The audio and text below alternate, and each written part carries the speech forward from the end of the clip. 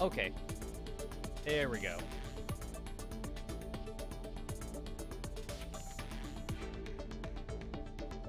Dual Randomness 2 hours, 2 days and 4 hours. I got time. I have time. Go ahead and I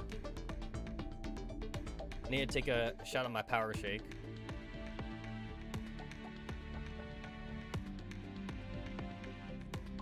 Man, I need to like stop using pure cold water for it. I need to like mix in some like room temperature water. It's too cold to drink, actually. I find that when I drink my power shake, I gotta like let it sit for like 15 minutes before I can actually drink it. So it's too cold. So I should like stop using pure cold water. But okay.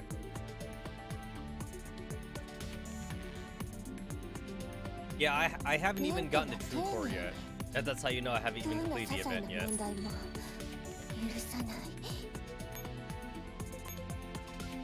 I'm still using the pre-Digimon 416 versus the Digimon version of 416. He actually got more serious post-Digimon, so I'm using like the old school. And then I still have a little bit of my dailies to finish up.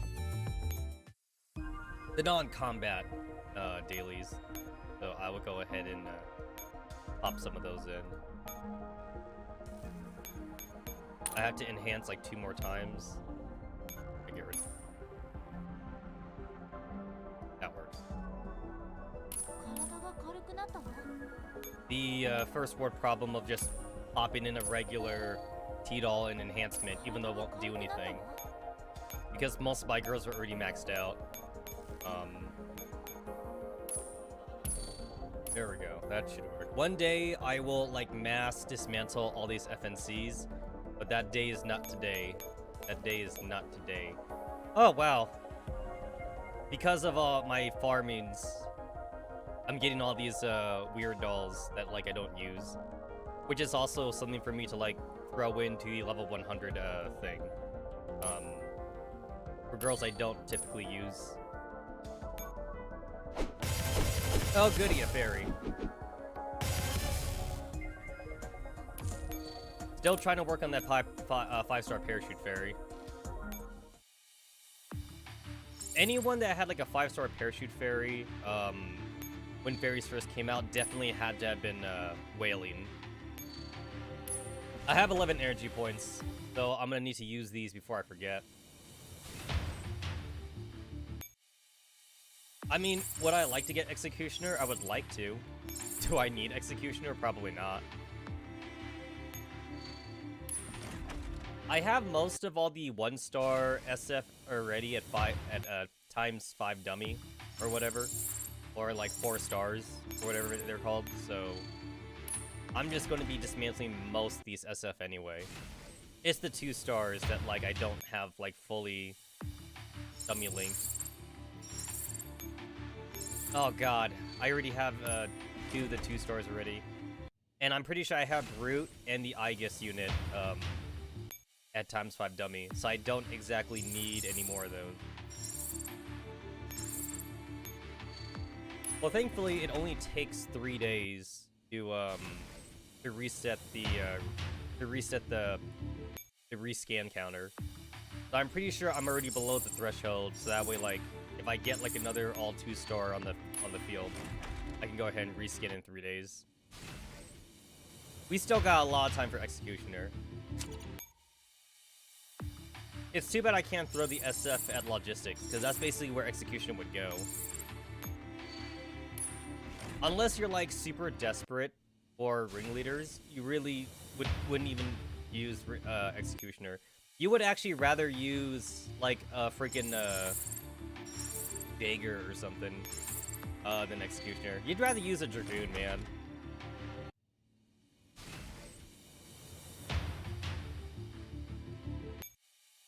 Yeah, I feel that's kind of accurate. You'd rather use like a Jaeger rather than Executioner. She's just that bad.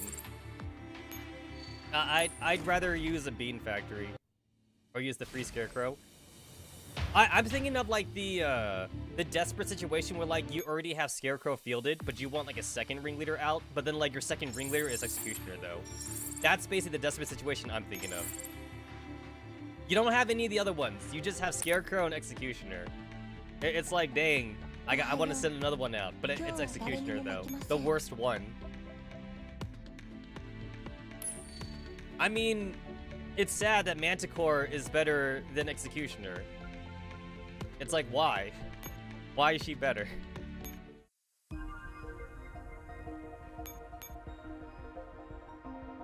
I have my Manticores at 100 affection. Not that it means anything. Manticore-chan OP. Manticore-chan. Still waiting for Mika to allow me to oath the Manticores. I'm still waiting for that. Still waiting.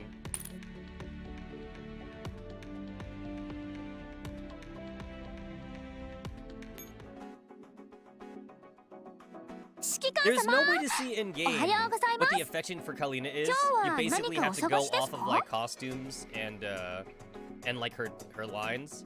But I'm fairly certain that my Kalina's at max. I am fairly certain that she's maxed out.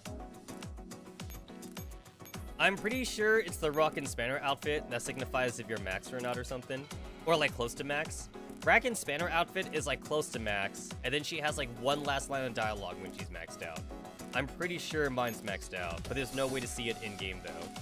Or there's no item, there's no number to see in game. To be fair, Manticore is better than like a third of the ringleaders. That is very sad. That's very sad, yeah. Basically, what Eliza should have been doing if she still cared about the whole like SF versus Griffin thing, if she still cared about that, she would have just made a bunch of Manticores instead of making ringleaders. Very expensive ringleaders. That's what she should have been doing. But she didn't. She didn't. Ah, shit, my monthly card expired. Alright, I'm gonna have to buy this on stream. Where's that? Boop. Alright, cool. Let me black out that screen really quick. I always get that monthly card. There we go. Processing. Processing. Payment successful. Hashtag not a whale. I'm a dolphin. I'm a dolphin, boys. Payment successful. You can tell what I've already purchased because it doesn't have the recommended on it. Ever since the anniversary, I have since purchased the $25 one and like the $50 one, and that's it. I have not touched the $100 one, the $10 one, the $5 one, and the $1 one. Although, there's almost no reason to buy the $1 one though. The $1 one doesn't get you shit. It's kind of funny that the $1 one even exists actually. That $1 one doesn't get you anything. Basically, the $1 one exists if you're like that close to like getting a costume set or something. What can I buy with 120 gems? Fucking nothing. Oh shit, you can. I mean, would you spend 120 gems on this shit? I'm pretty sure you wouldn't. In fact, I'm pretty sure Mika even discourages buying this shit. This is the good stuff. This is where you want to buy the good stuff right here. I mean, it's all about T-Doll slots and equipment slots. That's pretty much what you want them for. You don't need to buy Echelon limit past like 8, honestly. But if you're a whale, you can get the 14. Not that the game lets you use all 14 usually. It's like the times that you could use 14 is like the times when like it doesn't matter. It's like you want to use 14 echelons on chapter 1, you can. You can. I'm not sure why, but there's no reason why you wouldn't be able to not to. I mean, it's stupidly like stupid, but you totally could. You want to send 14 echelons in chapter 1-1? That would actually be physically impossible. It would 100% be impossible here. You can't even fit that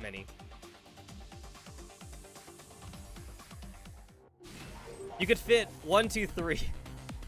Or 4, no wait. On the last turn, you put one dude there, and then you have to move that one there, and move that one there, 4.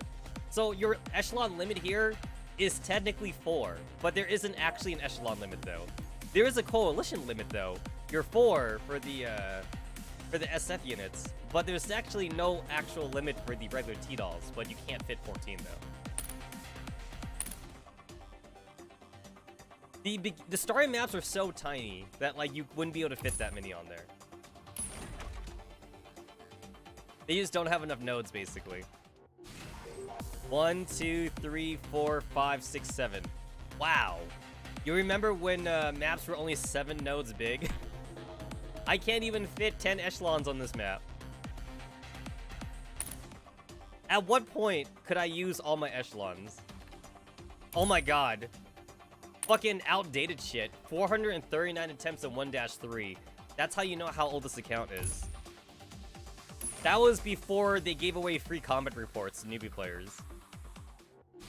1, 2, 3, 4, 5, 6, 7, 8, 9. Nope, still can't go max. Still can't go max on that one. 1-4, can I go max with 1-4?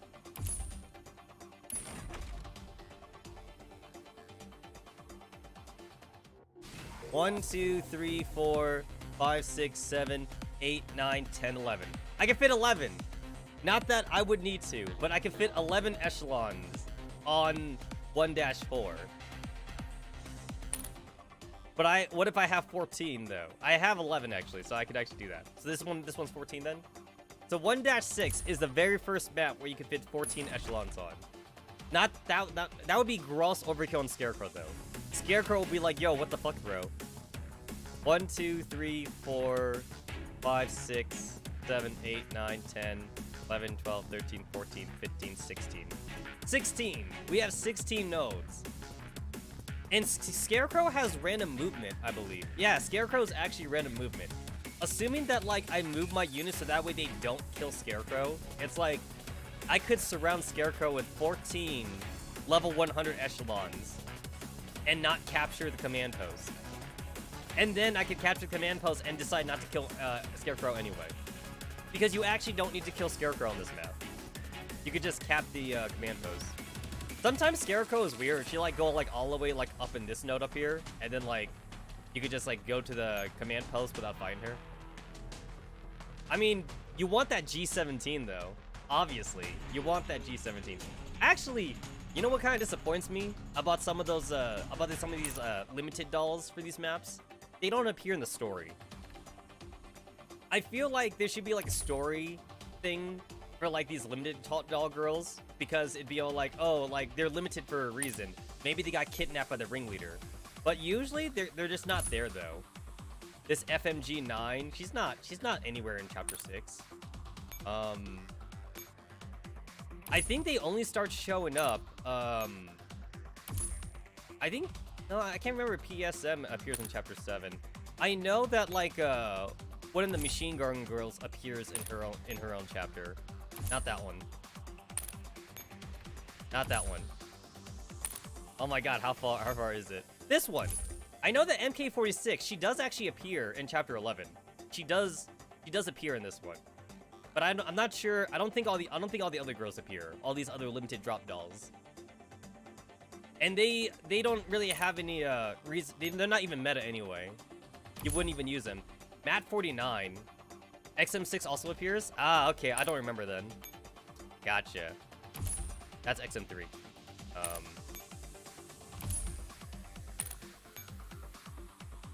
XM6. Wait. You mean XM3? Gotcha. Okay. You meant XM3. Yeah. Actually, now that you're saying it, I think you're right. I think you're right. I believe she does appear now that you're saying it.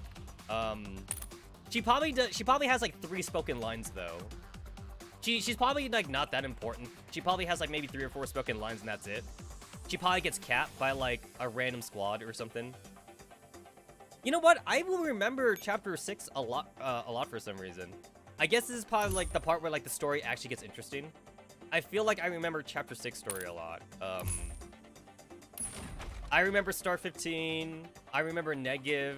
I just remember like all the bullshit in this story chapter. This is like this is where I got interested in Girls Frontline. I feel like prior to this, up to chapters 1 through 5, I was kind of just playing the game for the sake of playing it, and then I was like, yeah, I'll drop it. I'll drop the game eventually. But then like the story got interesting. I'm like, oh shit, I guess I'm not dropping the game anytime soon. I think I dropped my first money on this game after chapter 6. I think it was like chapter 7. No, it was chapter 6. Yeah, I think it was chapter 6. That's where I got my very first monthly card, I think. And then like you get Val for free. I remember. Val's actually pretty decent to have at the start of the game. I mean, I didn't get her until chapter 6, so she was kind of obsolete already for me. But like, if you got Val, like, literally in chapter 1, she's actually really good at that early on in this game. Although now my Val is just basically regulated to logistics though. But yeah, I even got her level 10 and everything because I was actually using her. The 3 grenade thing is actually pretty nice for like newbie commanders. But then that's when I discovered the joys of Reddit and the joys of adding like over-leveled commanders to my friends list so I could like just power through the chapters. I mean, to be fair, the loading screen when you load up Girls Frontline, they even suggest doing that too though. Like they're all like, hey, you should add overpowered commanders to your friends list so you could like power through the earlier chapters. There's actually a few like official Girls Frontline comics. They all say to do the same thing. And then like I don't know where the meme came from for like very buff MP5 because I know that's a meme. Buff MP5 and like usually that's like what they use to show off like a very powerful commander for some reason. You know, they're all like, oh hey, you have like a level 100 commander on your level 2 account, and then you could just send them over to do the mission for you. And then like it's always like MP5 that's like super buff for some reason. I'm not sure where that one came from.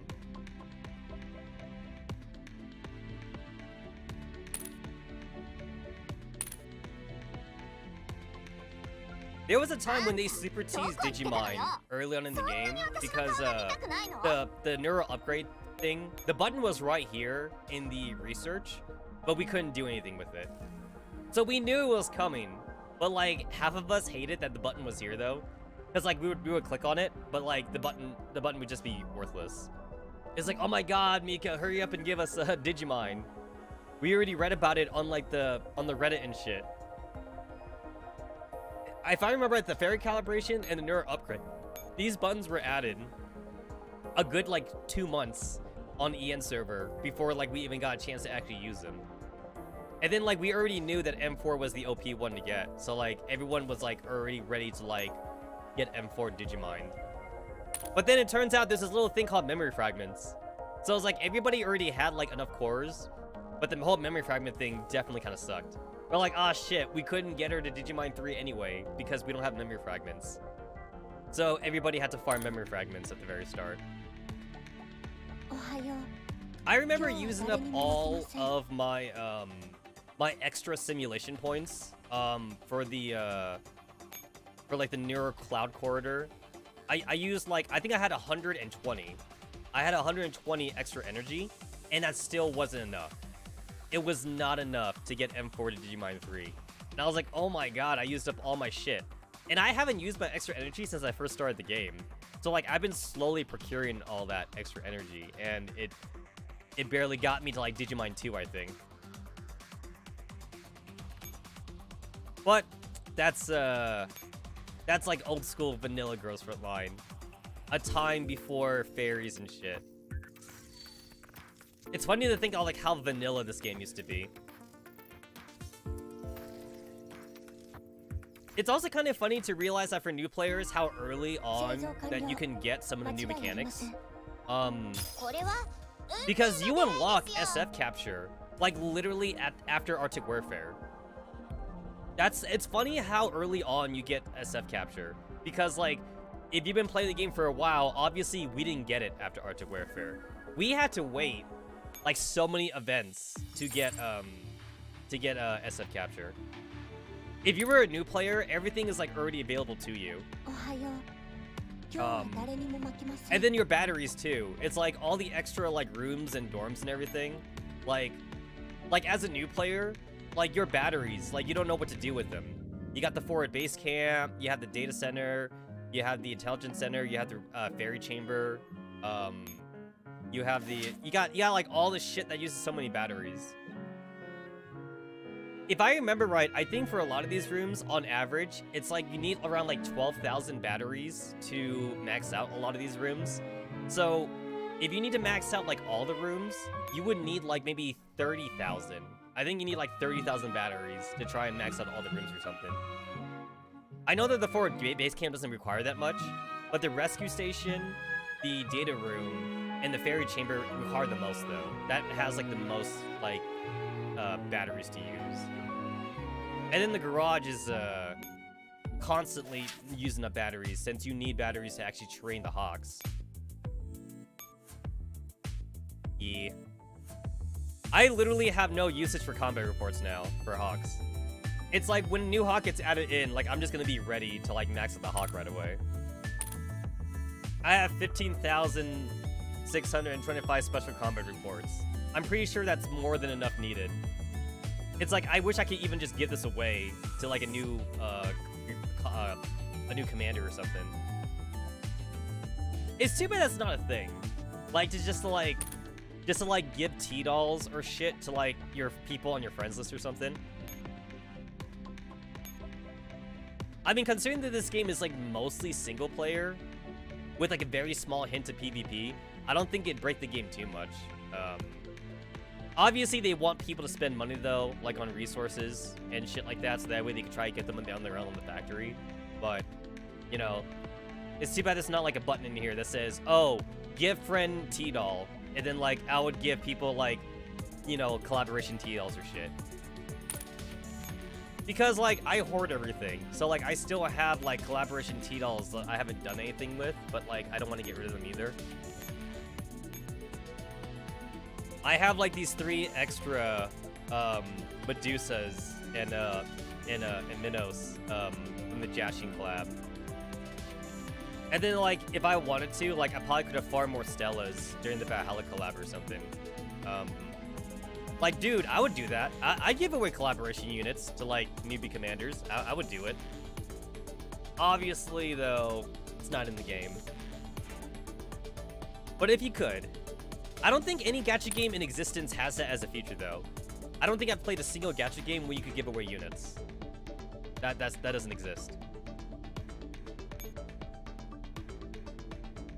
I think I might have played one gacha game where, like, you could give away resources, actually. Like, one. Literally one, though. But I don't think I've seen one where, like, you could give away units. You would probably grind more collab dolls to just give others in general.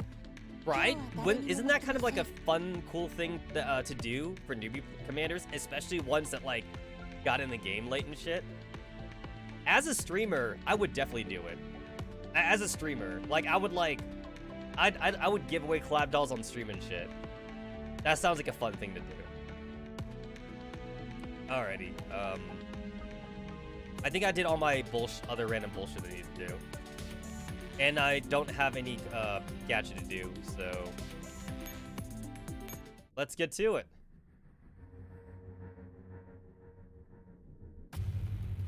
Okie dokie. So I'm all up to the commander all the way until Infernal Enlightenment, but like now I'm doing Angelia side first though, because like I tried to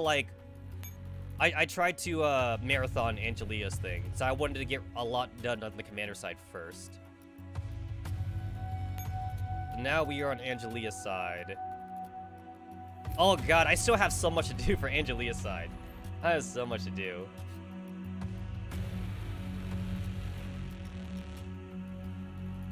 Okay, so I finished off on here. There we go. This is where I finished off on. The last time on Dragon Ball Z, Angelia got fucking drugged up on flowers, basically. And then there was like a plant cult. Which sounds like a fucking jab at like fucking veganism.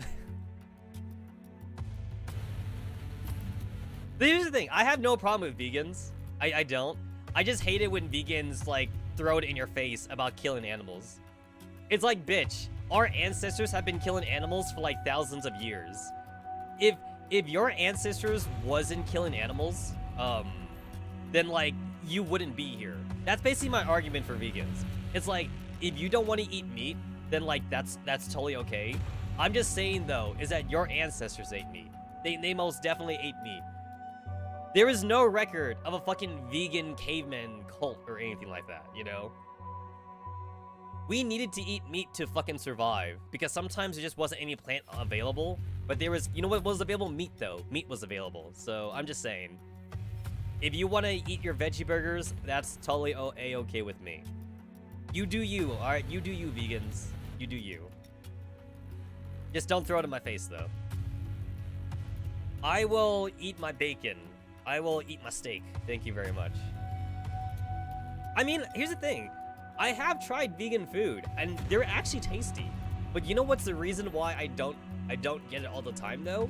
It's price. Vegan food is expensive right now.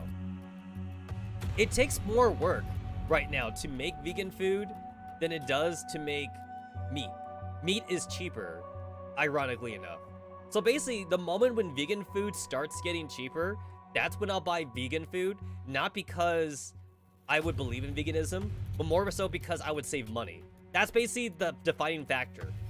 If I could save money, I will totally buy vegan food, but like I won't, because sometimes fresh food is more expensive than buying a rack of ribs, which is kind of crazy. Sometimes I could buy like a rack of ribs for like $5, but then to get like a bag of apples, it's like $7. It's like, bro, that bag of apples is $7. This ribs is $5. Like, holy shit, you know? Like, damn. Yeah, you know what? It's funny because my third account still doesn't have My second account still doesn't have G36. My second account is literally sitting on like 3 or 4 costumes. My second account is like 4 G36 costumes. That's like in the collection. And like my second account still has no G36. G36 is like unimaginably rare, which is like hilarious. And the funny thing is that like you also don't want to use a true core on G36 because G36 is technically a 4-star. So like you don't really want to use a true core on that. You'd rather use a true core on a 5-star unit, which is hilarious. It's hilarious how rare she is. Anyway, I gotta take another swig of my power shake.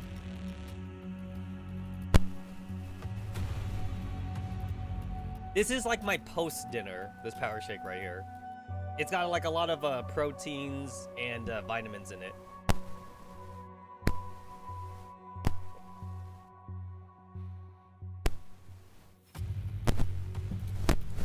If I remember right on my main account, I actually think I got G36 really early on, but like I didn't know how rare she was though. I just know that I just got her early on. You know what took forever for me to get though? 45. I remember using other SMGs for the longest time just because I never got 45 on my main account. I got a lot of 9s on my main account early on, but I never got 45 though. Like, I was using Ingram, because Ingram is also like a smoke grenade SMG. I was using Ingram just because I never got 45. I remember playing like Arctic Warfare, and I was still using Ingram in Arctic Warfare, just because I just literally didn't have any other good SMGs. My very first 5-star SMG was Thompson. And at first I was like, ooh, 5-star. And then like, I kind of learned that like, you know, shield SMGs are very niche. But like, it was like the only other SMG I had though, other than like Scorpion and like Sten. So I remember using Scorpion and Sten for a super long time. I got Vector early on though. I think I got Vector like when my account was like level 30 or something. I have a lot of like old screenshots where like I can look at like what kind of Titles I had for my old accounts and shit. I had like screenshots from like when I was account like level 30 and account like level 40 and crap. Dude, do you know what gives me fucking PTSD? Like the OG Commander base. Like I haven't seen the OG Commander base in like such a long time. Oh god. Oh god. Oh my god. This base though, this default background, this gives me PTSD, man. I was like, holy shit. Look at all these random NPCs in the background too, man. It's like I never noticed also. Like I never noticed like these random people in the back. Yeah.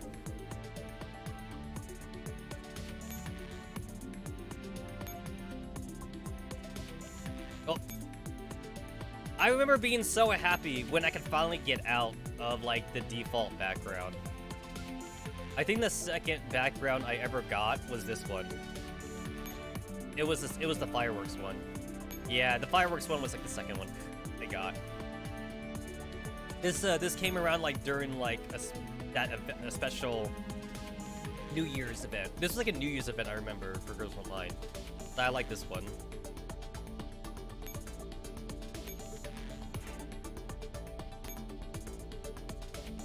Graffiti art, sky lanterns.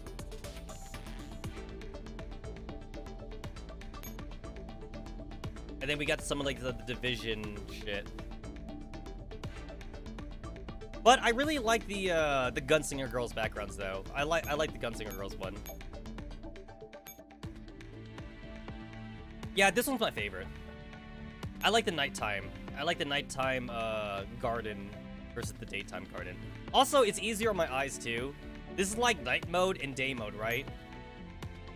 Night mode and day mode for like most websites. But like I use the night mode then. The day mode is very bright in my eyes. I remember back in the day when like most websites just had like a white ass background because nobody made a night mode for their website. Everyone had a white background like back in the day. I remember GeoCities. Some of you young kids may not remember GeoCities, but everyone had their own fucking GeoCities website. Oh my god, wait. I think my old website is still up. Do I even remember my old website? Holy shit. I had this very old website, and like, oh god, what was it about? I don't remember what it was about. I think it was about Toho. I had like this super old website. I don't know if I even ever bookmarked it or anything.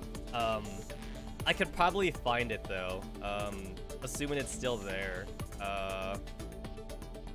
Oh god, I remember my very first website. I think it still exists. I think it does. This website, I think, is older than like some of the people on my subscriptions. Okay, hold on. Does this website still exist? Oh my god. Holy shit, this website still exists.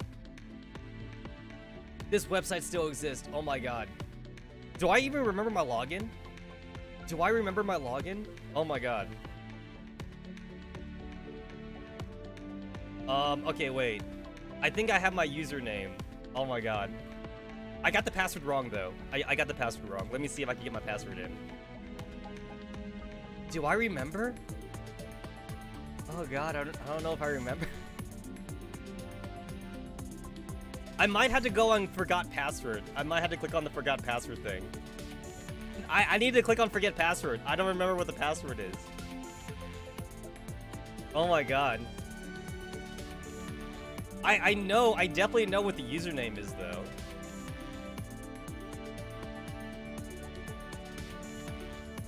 Wait. What the? Wait, does it not exist anymore? Oh no, I don't think it exists anymore. I think they deleted it. It's been like 15 years. I think it's literally been like 15 years. The username does not match any account in our system. Wait, does it not exist? Does it really not exist anymore? Did they delete it due to inactivity? Oh my god. But it was there for like 10 years though. Oh god. Does it not exist anymore? Oh, how sad. Oh, how sad. I think it's gone. I think it's gone. The actual domain though, like Like the web server host does exist, but I think my account doesn't exist anymore. The thing is that like my Firefox remembers that I logged into here because my Firefox automatically put in my username. So it remembered that at least. This website looks like it hasn't been updated in forever though. I don't want to show it off because like it's like super embarrassing. But I'm pretty sure this website's been around since like 2001 though. The year 2001.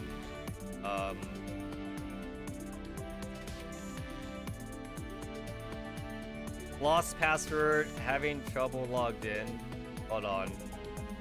I'm literally going to stop playing Girls Frontline right now. I need to check my old I'm like checking my old like my old email to see if it's anything in to see if it's like anywhere like in here. I'm like checking right now. Because I'm pretty sure it was this email. Was it not this email? No, it wasn't this email, I think. Was it not this email? I'm trying to think of like what emails I had 15 years ago. Like what emails did I have 15 years ago? God, am I fucking old. Do you guys remember the very first website that you legitimately looked up online? I remember the very first website I ever went to. It was a Mega Man website. I don't know why, but I remember the very first website I ever went to in my life. It's weird that I remember that though. It was a Mega Man website, and the very second website I went to was like a Game Chain website.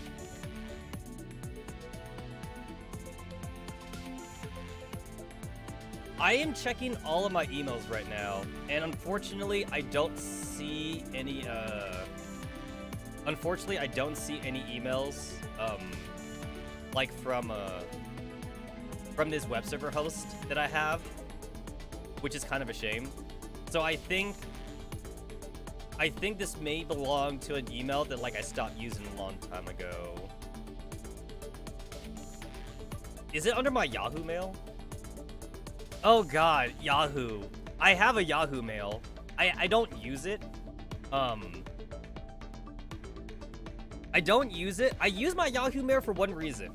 I use my Yahoo mail like for, you know how like some places require you to like sign up and like you don't want to give them your real email or anything like that. So you have like a throwaway email. That's what my Yahoo email is for. My Yahoo email is like my throwaway email to give to companies, so that way like they won't flood my regular email with like stupid shit basically. That's what my Yahoo email is for. That's what my Yahoo email is for. Let's see.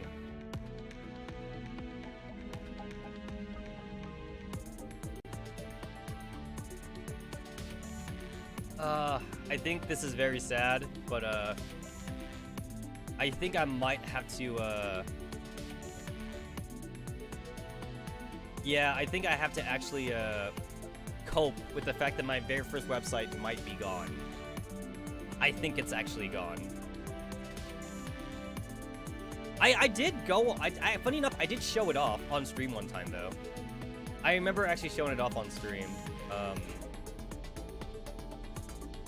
And like it has been touched in all those years. I think the last time I showed off was like a 2015 stream, and like this web server host, like they never got rid of it or anything.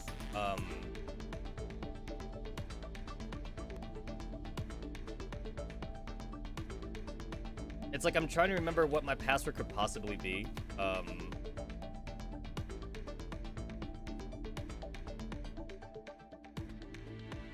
Member name or email? Oh god, yeah. I think like it just says like that. It's telling me that this username does not exist in their system, so they must have gotten rid of it due to inactivity. They must have gotten rid of it. Oh, that's so sad. That is so very sad.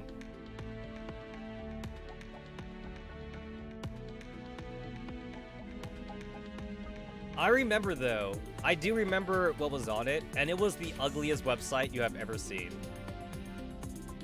It was such an ugly website.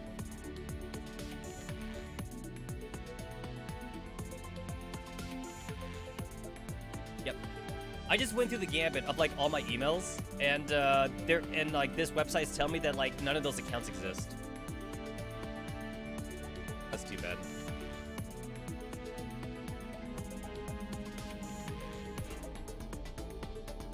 Huh. Wait a minute. Wait a minute. Damn it. Yeah, it definitely doesn't exist anymore.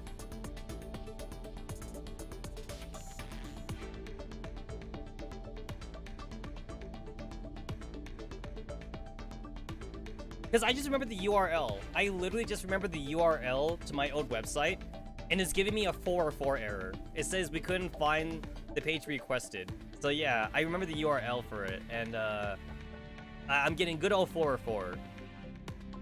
So either Oom45 nuked my website, or my website's just gone.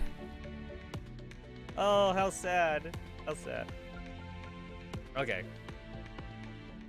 Okay, we're done. We are done.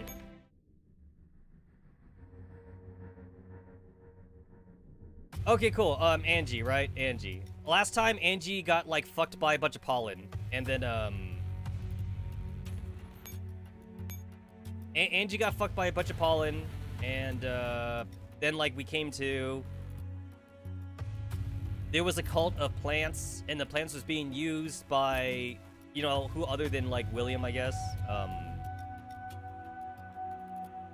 And, our human bodyguard has so far been entirely useless, and also like Team Defy kicking ass. That's where we left off on. Let's go ahead and see this one again. Oh yeah, and then RPK being like super tortury, right? RPK like breaking fingers and shit. She'd be like, give me the info I want, and then like. She went to, like, the server, but, like, the server, like, has no data and shit. Because, like, they already deleted, like, all the data that was, like, in the server and crap. Yeah, okay. I remember. Alright, cool. New shit for me, anyway.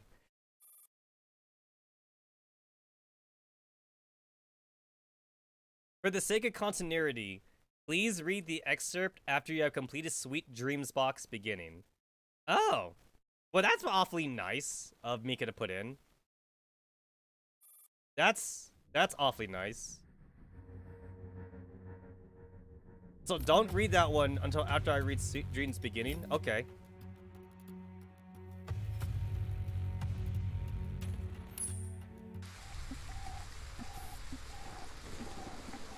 For those that like, for those that are wondering why like it was already checkmarked, it's because that was when I was jumping around all my chapters before. That's why this one already has a checkmark on it. On a stormy night, someone is rummaging frantically through the room. Damn it! Why now? A flash of lightning snakes across the night sky, lighting up the interior of the room and revealing a lifeless face reflected on the window.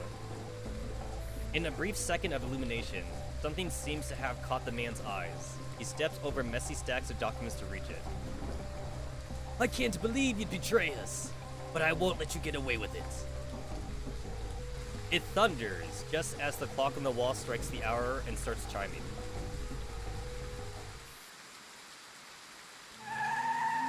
Screech! The car screeches to a sudden halt, interrupting Angie's thoughts. Damn it! A stray dog darted across the road out of nowhere. Good thing it was just a dog. Moroder turns to address Angie. Don't be alarmed. Some homeless guy dashed into the road and robbed a car in this area not long ago. That's why Air Chauffeur is so on edge. Dang. Some homeless guy, not a zombie. Oh, and I'm gonna take another swig of my power shake.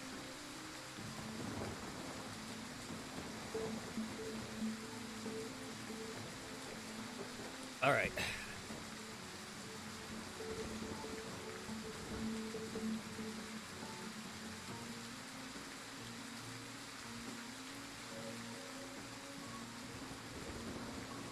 Homeless guy. A number of refugees refused to enter the allocated refugee settlements and have been hanging around sparsely populated rural areas instead. Alright. There have been quite a few burglaries and even murders. These people have no respect for the local law whatsoever. Ever since the incidents with the homeless refugees ganging up to grab passing cars, everyone has to be extra careful when driving out the city. The orphanage is at such a remote location. Isn't that dangerous? We have security measures in place at the orphanage. The security staff is authorized to carry firearms. But it's true that things haven't been too peaceful around here. Apparently, there's been a few thefts. I have a bad feeling about this. How long will it take us to get there? We're still about 30 minutes drive away from the Burley orphanage. We'll be an hour late by the time we arrive. It's rude enough that we're visiting at 8 p.m. Can't be helped. It's raining like crazy. Who knew there would be a traffic accident and we would be stuck in jam for so long? Besides, you only asked me to organize the meeting in the afternoon. That's because I only found out about a certain matter this afternoon. Oh dear. Well, things being the way they are, if you think it's too late, I can call and postpone the meeting. No, we can't afford to waste any more time. It's been a whole week since we've captured Leon at the Floor Institute, but she hasn't really diverged anything. Kay told me that she seems to be associated with the local terrorist group called the GIP. Oh, the German Independence Party. That's a far-right organization with quite a lot of influence. It was outlawed several years ago as they've grown increasingly violent. The party's nominal manifesto is a push for economic and political reforms, prioritizing the livelihood of residents in the Green and White Zones. However, they're against the current ASEAN and migration policies and want nothing to do with the governing contamination zone.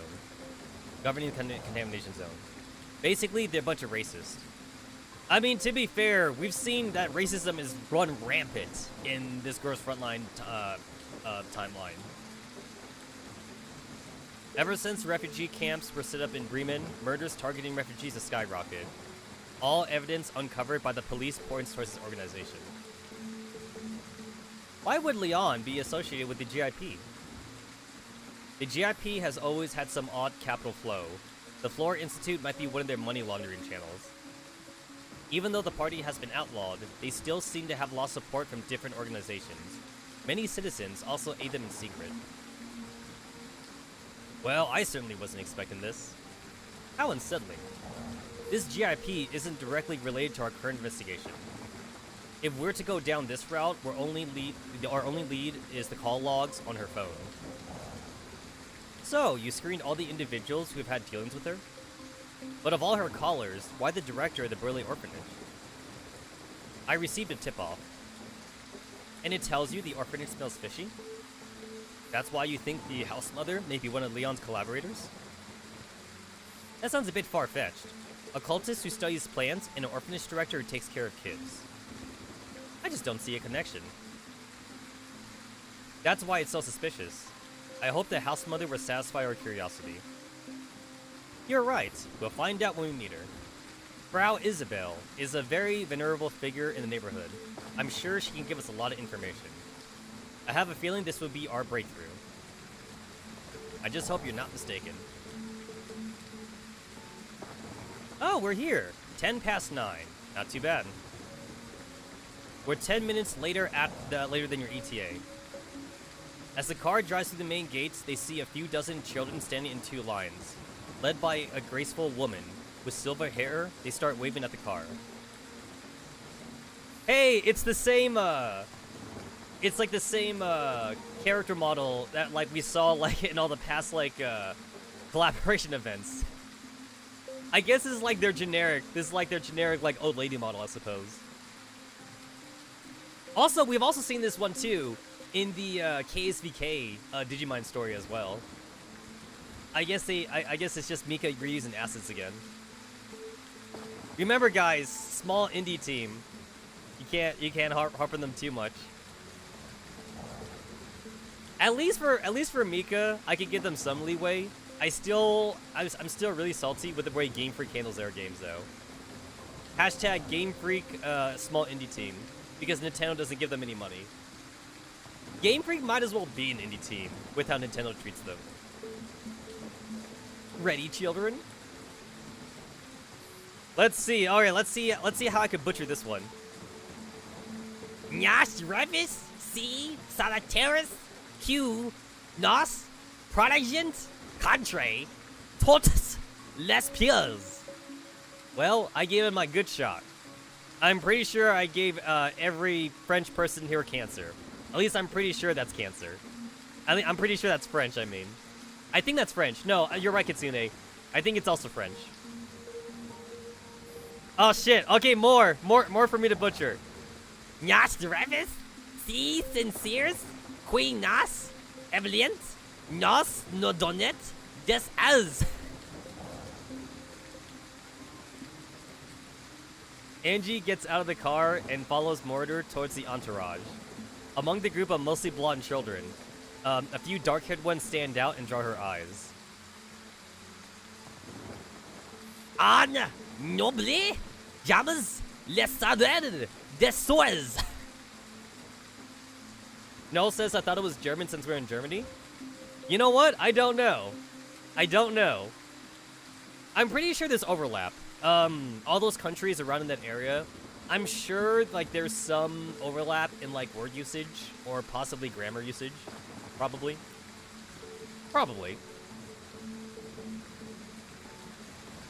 Des months, Gravanta, Jamais sur la pierre.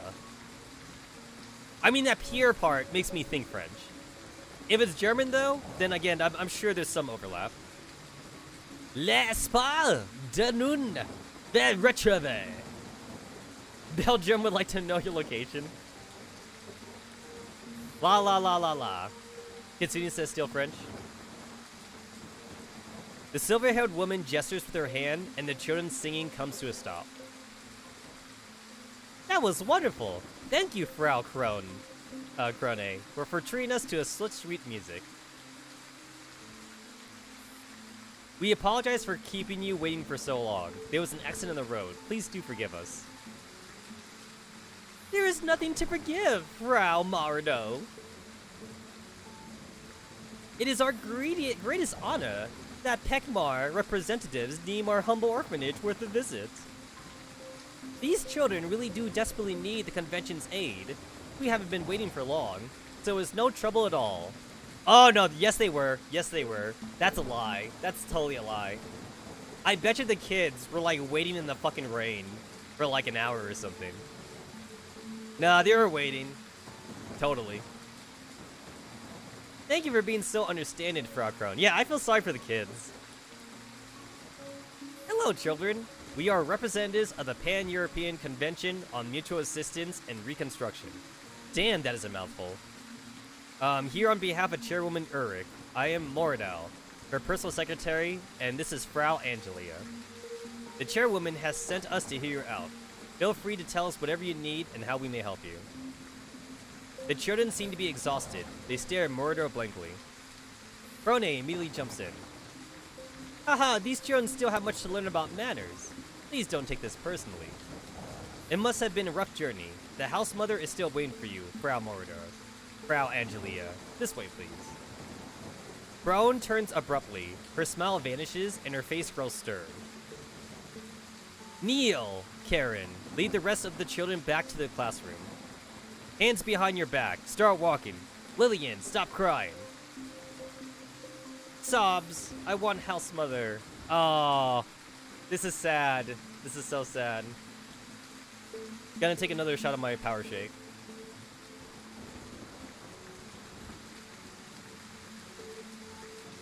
Guys, we're only one Griffin commander. We can't save the entire world. This is not a fantasy RPG. This ain't your pre-con or anything like that. Chia, Lillian is crying again. She's always wanting for house mother. Such a crybaby. The girl called Lillian is very small. Being told off by the teacher only makes her cry harder. The other children start whispering to each other restlessly. Silence, Lillian! Silence! Lillian, don't make a fuss in front of our guest. Come here. I'll take you to house mother. Sorry for that. Lillian is still very young. The house mother says that she requires special attention. Oh, no worries. We understand the young toddlers do require extra care. Thank you for your understanding. Adam? Adam, are you there? Ah, look at it's the generic. It's the generic male NPC. That's how you know this guy's not important. Frau Crone, what can I do for you? Go and patrol the grounds with Andre. But I'm just a temp, not security guard. With the representatives here, we must be on our guard. What if more vagrants come stealing from us again? Let's go, Adam. Stop complaining. Well, then he's dead. And also the generic bodyguard art. Ugh, why am I doing things I didn't sign up for? Is that really necessary? We have a few bodyguards with us. They can watch the gates. I'm really sorry for Angelia. Refugees have been breaking into our property to steal from our food stores for the last couple days. Nothing serious have happened, but it would be terrible if any of the children got hurt. Not to mention, we have such esteemed guests today. You're right. For the sake of the children, we must take this security issue seriously. Hops, take your men to secure the front gates and entrance. Yes, ma'am. I am completely useless to this story. Lucia, Rennet, you two come with me. Anche and Erwin accompany the staff on their patrol and identify potential risk. Understood. Understood. Boy, do I feel sorry for the fucking sods I had to run into AK-15. Patrol? 2 women? Bro, these 2 women could break your spine. Don't get me wrong, but these refugee syndicates are nothing to sneeze at. If they come across female targets, they do a lot worse than mugging them. Haha! I am sure there is a doujin for that. Excuse me, guys. I'm going to look up Sumino and end hentai really quick. Don't worry, my subordinates have all undergone rigorous training. They can easily handle 10 of you. Haha! I'm sure there's a doujin for that too, by the way. I'm sure there's also a doujin for that as well. Angelia is a very cultured woman. No vagrant would dare enter this orphanage with them here. Since Frau Angelia is so confident, you don't have to worry too much. Alright. The staff doesn't seem to have realized that they're dolls. I made sure their disguise is on point for this operation. Most people won't be able to tell the difference. Our job is to investigate. They will have to communicate with a lot of civilians. It's wise not to advertise their true identity. You have a point. Then please follow me. We're right behind you. It's a bit dark in here. Watch your steps. The house mother has been looking forward to your arrival. She was already telling me that the future of Bale Orphanage rests entirely on you.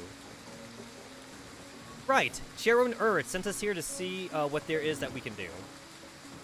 The house mother's tireless efforts in keeping the orphanage running so that way these poor children have a roof above their heads is truly commendable, especially under current circumstances. I'm sure she would be extremely heartened by your generous praise. This way, please. Normally, I would do an old lady voice, but, like, I know that, like, my old lady voice is super crazy, so I'm not gonna bother. Mordo and Crone keep up the small talk until the company reaches the door to the house mother's office. The door is slightly ajar. Crone knocks on it lightly, but there is no reply. Lillian's tiny hand suddenly clutches tightly at the teacher's skirt. House mother, are you there? The representatives are here. The teacher pushes the door open, only to reveal a dreadful scene.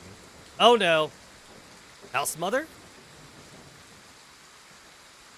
A middle-aged woman is sprawled on the floor. Her puffy, bluish face indicates that she has been dead for quite some time. No! House mother! I've only learned about you for 5 minutes, and you're already dead. Well, that sucks. Also, poor Lillian, by the way. So Lillian was crying for House Mother, and now House Mother's dead. So I imagine this would be a very traumatic experience for Lillian. Because I'm sure the House Mother was, like, Lillian's, like, mother figure in her life. And Lillian's, like, fucking 5 years old. So, yeah. Ah! That's more to her scream. Get out of the room, all of you. Sus. Emergency button. Hit that emergency button. Lucia, examine the body. Guys. I saw the security cameras. Bros, I'm telling you. I was looking at security cameras. I saw it. I saw somebody use the vents. It was Orange. I saw Orange use the vents. Renette, check the office. Collect visual records for everything. Roger. Cause of death appears to be asphyxiations. Time of death is at around 6 this evening. No, guys, it wasn't AK-12. I was with AK-12 the entire time. It couldn't have been her. I was with her. Unless I'm also, unless I'm also a killer. Because of death. There is a clear evidence of physical struggle. The drawers and the cabinets have been rummaged. All valuables have gone missing. On the surface, it looks like robbery and murder. On the surface, huh? Miss Crone, are there any surveillance cameras or security systems in here? No. Due to the lack of funds, we can't afford such equipment. I understand. We all know it couldn't be RPK, she is trustworthy. Madar, call the police. Make sure you ask them when they were arrived. Do it now! Right. Once everyone has their orders, Angie starts inspecting the room herself. Documents are scattered everywhere, covering the floor like a layer of snow. Imagine the memes if this happened during the Among Us height and not before it. A breeze blows in through the slightly open window and sends a few sheets floating the desk.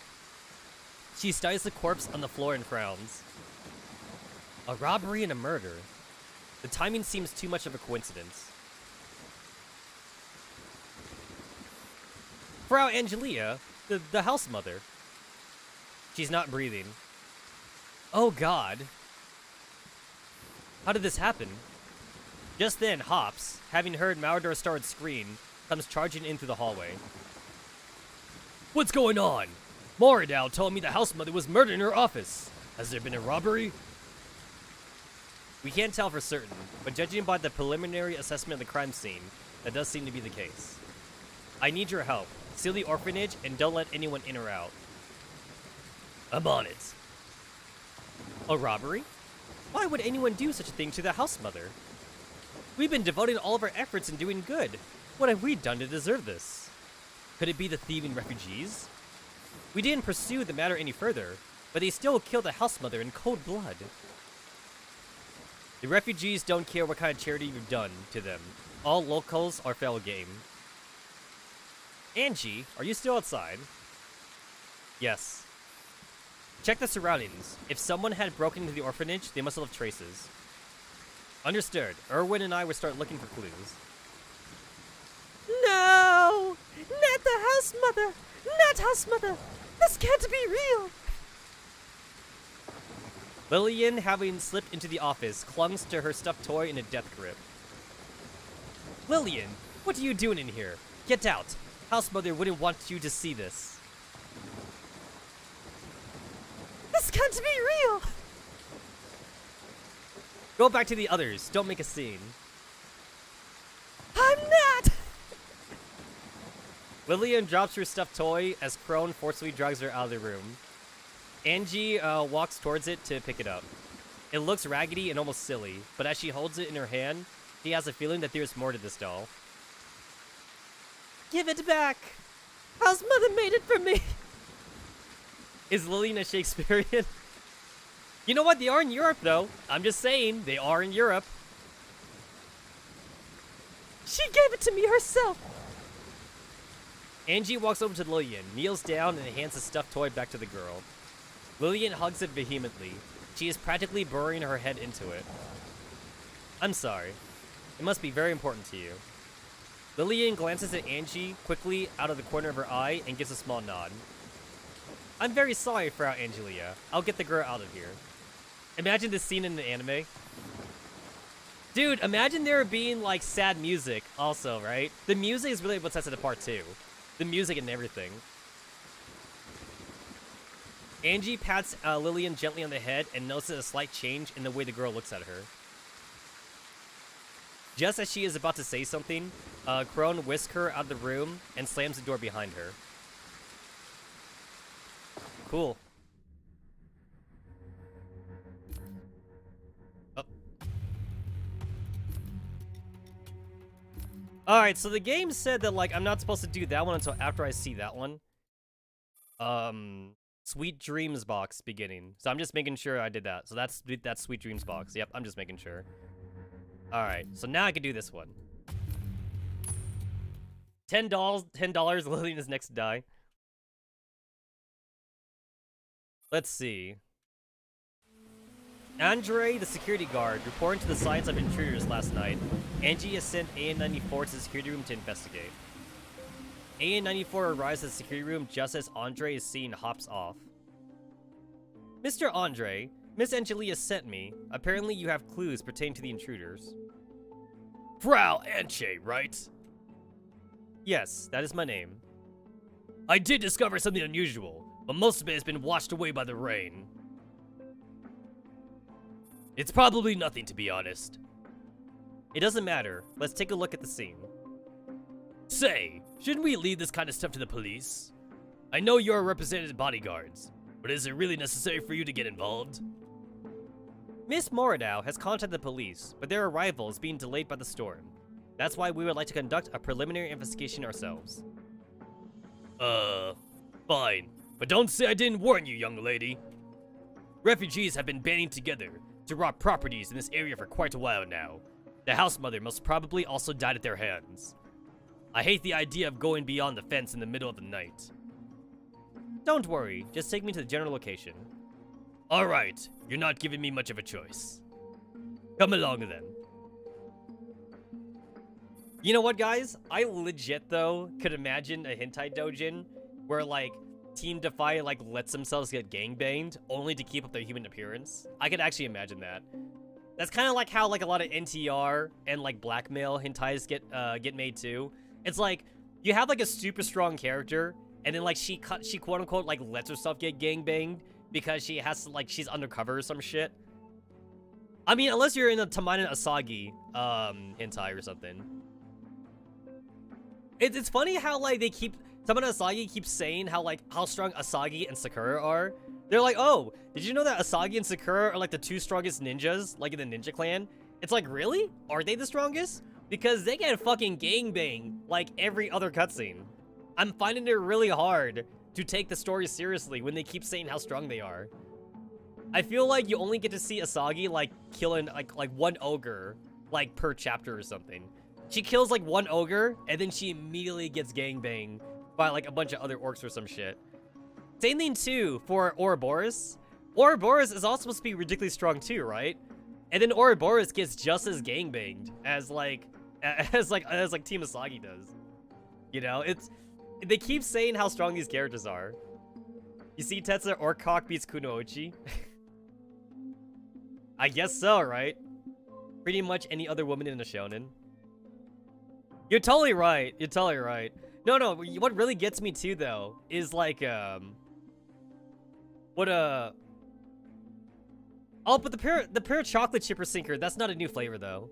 That's old. That's old. That comes by, like, every 2 weeks, to be fair. Yeah, that's not necessarily, like, a holiday thing. But yeah, like, even in, like, shonen stuff, though, you see, like, super strong female characters, but you know what's funny, though? The super strong female characters, as soon as their hands are, like, tied behind their back, they can't do shit, which is kind of funny to me. Like, you would have a girl who's, like, has, like, flame powers and shit, and you're all thinking to yourself, like, wait, can't she burn away the ropes? But then for some reason, she doesn't do it, though. It's all like, oh no, my hands are tied behind my back by this super strong guy. Now I can't do anything. I obviously must wait for the main character to come save me.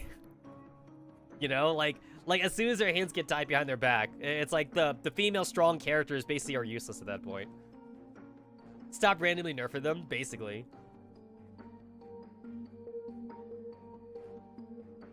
It's like it only makes sense if it's like a healer character, I guess, which is why a lot of girl characters tend to be healers.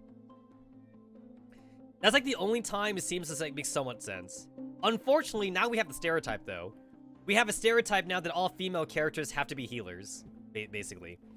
You don't see much in the way of male healers. Male healers tend to be kind of like an oddity. You always see them as swordsmen or shit like that, right?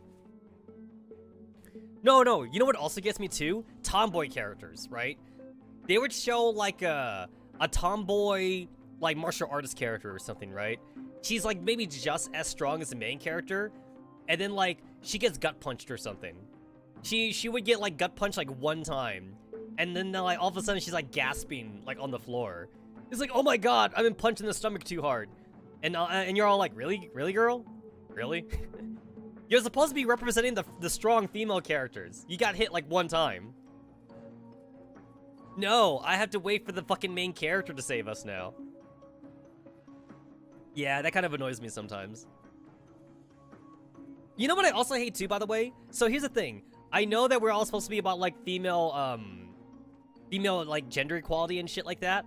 But one thing that actually kind of gets me still in modern day anime and mangas is that like, I feel that a lot of artists, they kind of feel like they have to be, they're kind of shoehorned into making female characters fight other female characters. And I feel like I see that even nowadays. It's like, if your team, right, if your main character team is like 3 dudes and 2 girls, then the 2 girls are going to be fighting 2 other villain girls, right? Like the writer, the mangaka or like the anime writer or whatever like that, when they make like the other villains, they have to make sure that they write like 2 other female villains, so that way the 2 female villains can fight the 2 female main characters. And like, I kind of hate that like they're still doing that stupid like gender versus gender thing, just because they're afraid to show like a dude hitting a woman, or they're afraid of like antis or some shit like that. I still feel like that's still a problem even in today's anime and manga. I don't know. Same thing too for like this one's more prominent in Western. This one's more prominent in like Western stuff, I feel. But in Western stuff, I also feel like they pull the race card too, though. Like a black person has to fight a black person, and a Chinese person has to fight a Chinese person. Like in Western stuff, it's race versus race also. It's like, oh, we got the Asian Kung Fu guy, so the Asian Kung Fu guy has to fight another Asian Kung Fu guy. And it's like, oh, we got a black dude, so the black dude has to fight another black dude. And then the white guy fights a white guy. And then you have like a Italian woman, so the Italian woman has to fight like another Italian woman. So basically they had to like match everyone up with like the same gender and like the same race. And it's like, and to me, the way I see it, if you guys really were about like gender and racial equality, then you wouldn't care who fights who, basically. It's like, you should have the black guy fight the woman, basically, or something. But then, like, I guess if you did that, now you're afraid that, like, Twitter and Facebook is going to get mad that you have a black guy punching a woman or some shit, you know? I don't know. I don't fucking know. But I'm just saying, I see that a lot in Western movies and Western anime lookalikes. Race versus race, or, you know, just gender versus gender. The race versus race is more of a Western thing, I feel. Japanese media is still doing gender versus gender, though. Definitely gender versus gender in Japanese media.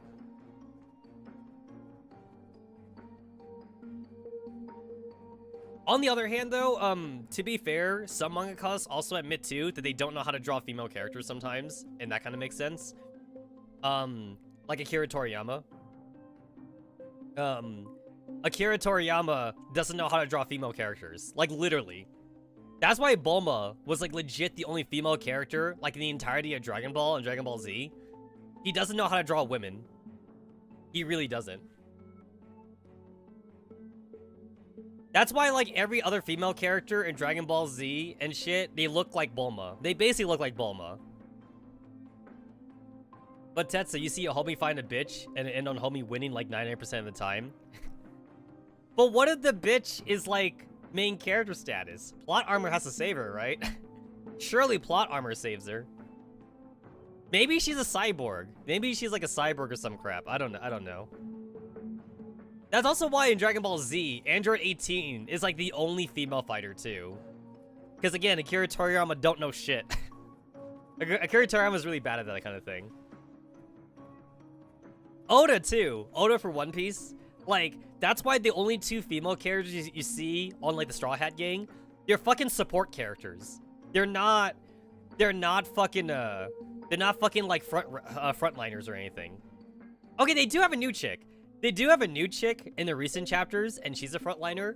But like before that though, the two chicks we had in One Piece was basically support characters. So yeah. BBC stronger than plot armor. It's even stronger if it's hentai. I mean, BBC is the strongest in hentai though. 100% is the strongest in hentai. Nothing beats BBC in hentai. And boy, if it's a hentai and you are a young Japanese male, prepare to be like the weakest character in that hentai. No, basically, if you're a foreigner in a hentai, you're super strong. If you're a young Japanese boy in hentai, you're super weak. You won't be able to do shit. Prepare to get cucked, man. Prepare to get cucked. All right, we got on the little hentai rant for a little while. I went off topic there. You're still waiting for One Piece to finish so you could binge read the entire thing? Bro, just to warn you, Oda said that he could continue One Piece for another 15 years. I'm just telling you. If you're behind at least by like 3 or 4 seasons, I think that's a good point to binge it at that point. You could binge it now if you've been behind. But yeah, Oda said he could continue for another 15 years. Oh, semi-spoiler though. Oda did say in an interview that he said, don't worry guys. He said One Piece is a physical treasure. Because here's the thing, there's a lot of theories. There's a lot of theories about One Piece not being anything. A lot of people thought it was going to be the bullshit thing where like Roger would not have a One Piece. And then when they go into the One Piece location, there'd be a letter. There'd be like a letter from Roger and it'd be like, oh, the real One Piece was the friends we made along the way or some shit like that. Like, and then Oda said, don't worry guys, I promise you One Piece is a real treasure. But we're not getting to that treasure in like 15 years though. So like that's the warning for that. Yeah. So like for me, what I do though is like I don't read One Piece weekly. I wait until like a season is done. When the entire arc is finished, then that's when I would binge read it or like binge watch an anime or something. For me, I do read the manga and not watch the anime, because like I'm afraid of spoilers. So like I will read an entire arc of the manga and then like I'll watch an entire arc of the anime, but like just for the combat scenes though. I watch the anime mostly for the fight scenes, and then like I won't really watch the anime for like the slice of life scenes and shit. Also fillers too, right? Fillers are a thing, so nah. But for Bleach though, Bleach, I was like every week for Bleach.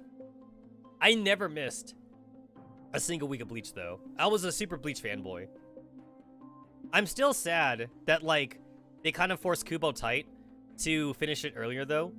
Cause like when Bleach ended, Kubo Tight said that he could finish Bleach in like 10 years. But they told him to finish it now though. So Kubo Tight never got to give Bleach the ending that he wanted to give it. Which is too bad. I kind of wonder where he would take the series. I know that a lot of people have problems when it comes to like super long series though, and they're all like, "Oh, like it's dragging on or something." For me though, I'm the opposite. When a series takes longer to do, I actually kind of like it as long as I know it's from the author themselves who wants to make it longer. Just because like I get attached to the characters.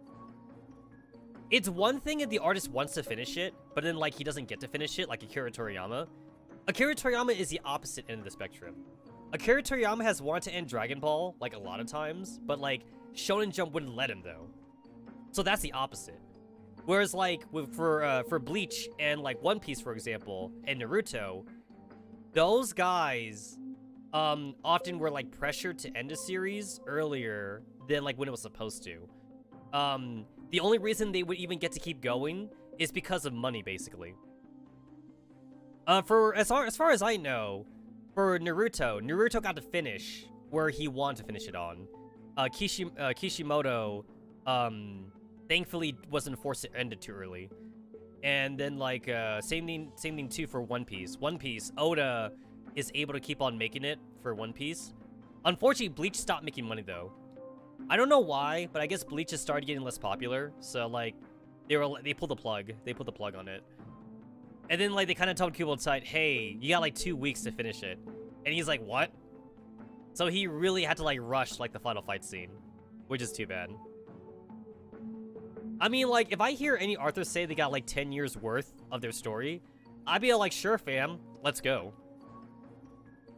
And honestly, the only reason why I like that kind of stuff is because not only do I get attached to the characters, I'm actually excited for, like, supplemental material, though. Like, if a story is still ongoing, you know what that means?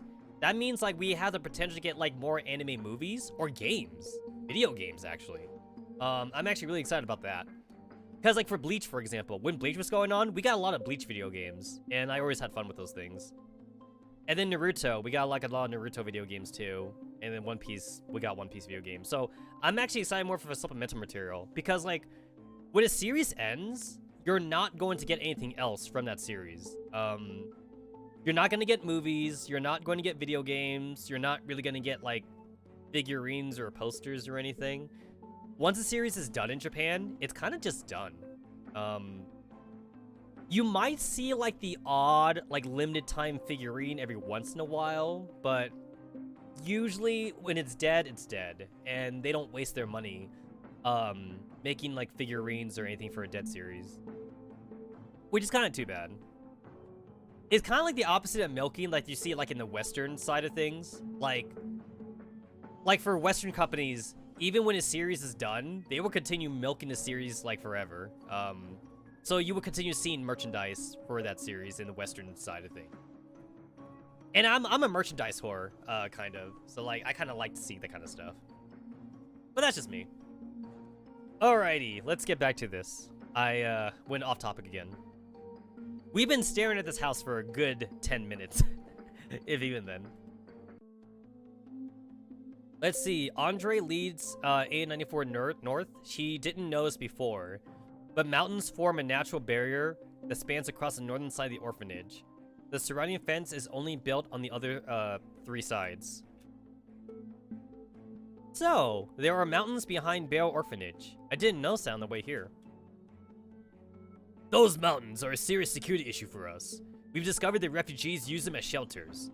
We've even found bedding, and over 2 weeks worth of food scraps in there.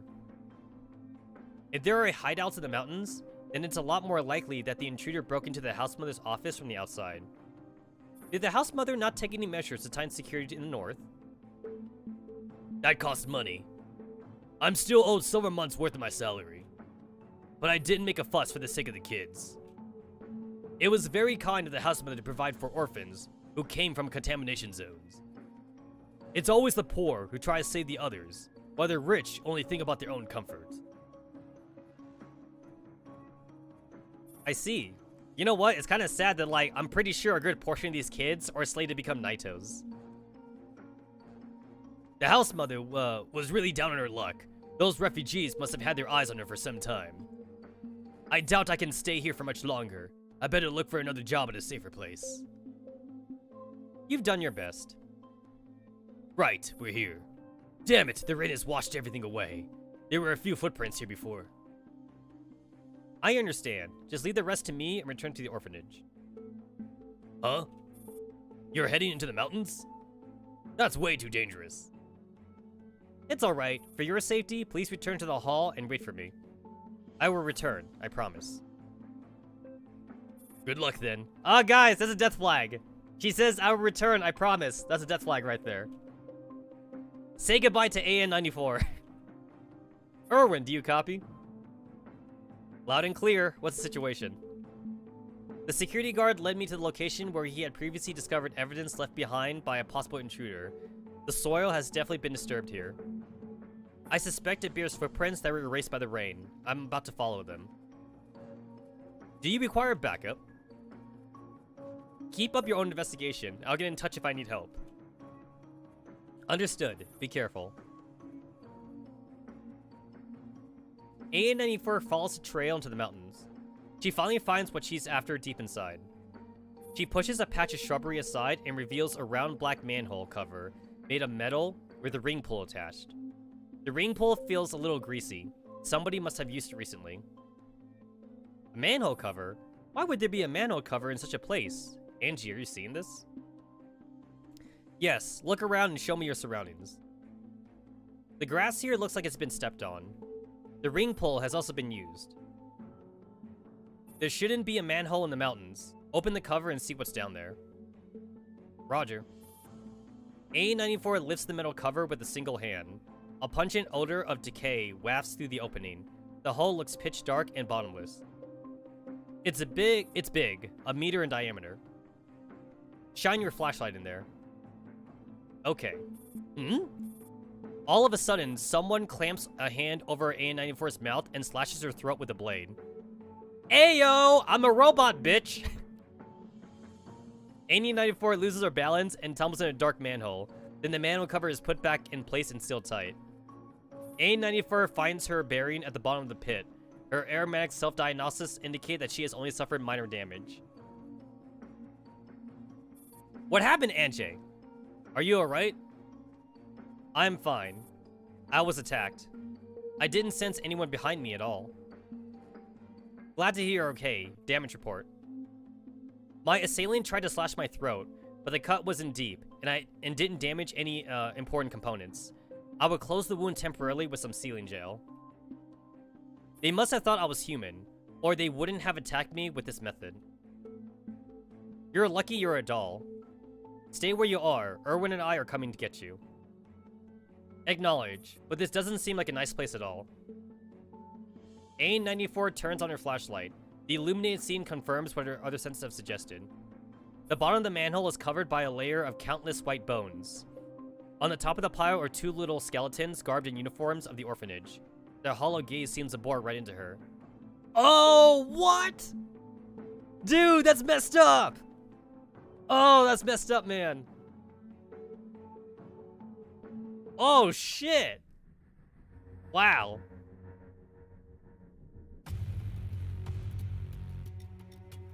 Alright, so 2, and then that's 3, and then that's 4. Alright. In before Cannibal Cult, it is what it is. Yeah. Alright, so here's number 2 then. Please see Sweet Jobs. You know what? That's good, though. So wait, you know what this tells me, though? So here's the thing. Here's the thing what I hate about the way this event's set up. If they put this here, they know that it's very confusing how things are unlocked. So if they knew that it's confusing, they should have fixed it. They should have fixed it. This whole hitbox thing, it's a hot patch. They either couldn't figure out a way to fix it, which sounds like bullshit, or they were too lazy. They either couldn't figure out a way, or they were too lazy to do something better. So instead, they put a hitbox here to tell you like the order that you should read the story.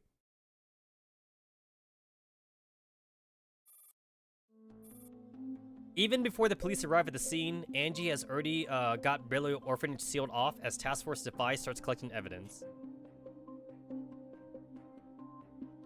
The children have been gathered in the music room. Crone is giving them a lesson to keep them calm. Look! The rats start following him! As if totally in trance, the rats trail out of the Pied Piper mindlessly. The music draws them to the river. In the mesmerized, rats jump into the water, one after another, until they all get washed away. RPK-16 enters the music room and takes a seat in the back. I know! The townspeople later refuse to give the Pied Piper his due reward, and only offer a single gold coin for his service. So the Pied Piper plays his pipe and kidnaps all the children from the town. Frau Crone, the house mother, has told this story many times. Silence! Mind your manners in front of our guest. Upon noticing RPK-16 sitting in the back, the lively and boisterous children immediately grow hushed and uneasy. Aha, don't mind me! I am not sus! Says the sus. Just think of me as Frau Crone's assistant. Bitch, you're the most dangerous one here. That won't do at all. In spite of the tragedy that has struck the orphanage, the investigation is still in progress. We would like to keep aiding the orphanage in its operation depending on the situation. Are you sure? Of course. That's why if there's anything you want, do go ahead and tell me, okay? I'm a magician who can make wishes come true. RPK-16 reaches into her pocket and fishes out sweets that she has prepared beforehand. The children immediately have her surrounded with glowing eyes. She smiles as all the sweets are seized up in an instant. Hooray! Another nice lady with lots of candy. Another? The dark-haired lady with you had also given us lots of snacks before. Pity she isn't here right now. Dark-haired lady? You mean Miss Muradal?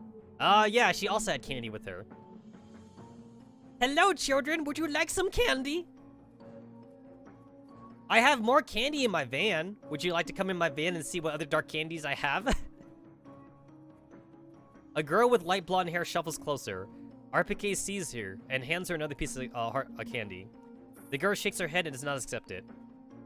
Call me Renette. Renette, what will happen to us with house mother gone? Will we be sent elsewhere? Will we have to starve? Both my parents are missing. House mother took me in. She said I could stay here for as long as I want. But if the house mother isn't here anymore, would the orphanage also close down? Well... Doomkampf! What a silly question. With the house mother gone, there'd be no one to tell us off, and we can eat as much as we want. I know that one! I know that word! Doomkampf. Yay! Ha ha ha ha ha. The young children laugh and seem altogether unaffected by what happened, but the older ones look considerably more worried. They look expectantly at RPK-16, hoping she could give them some definite answers. RPK-16 smiles. She could easily make up something to comfort these children, but just as the words reach the tip of her tongue, she stops.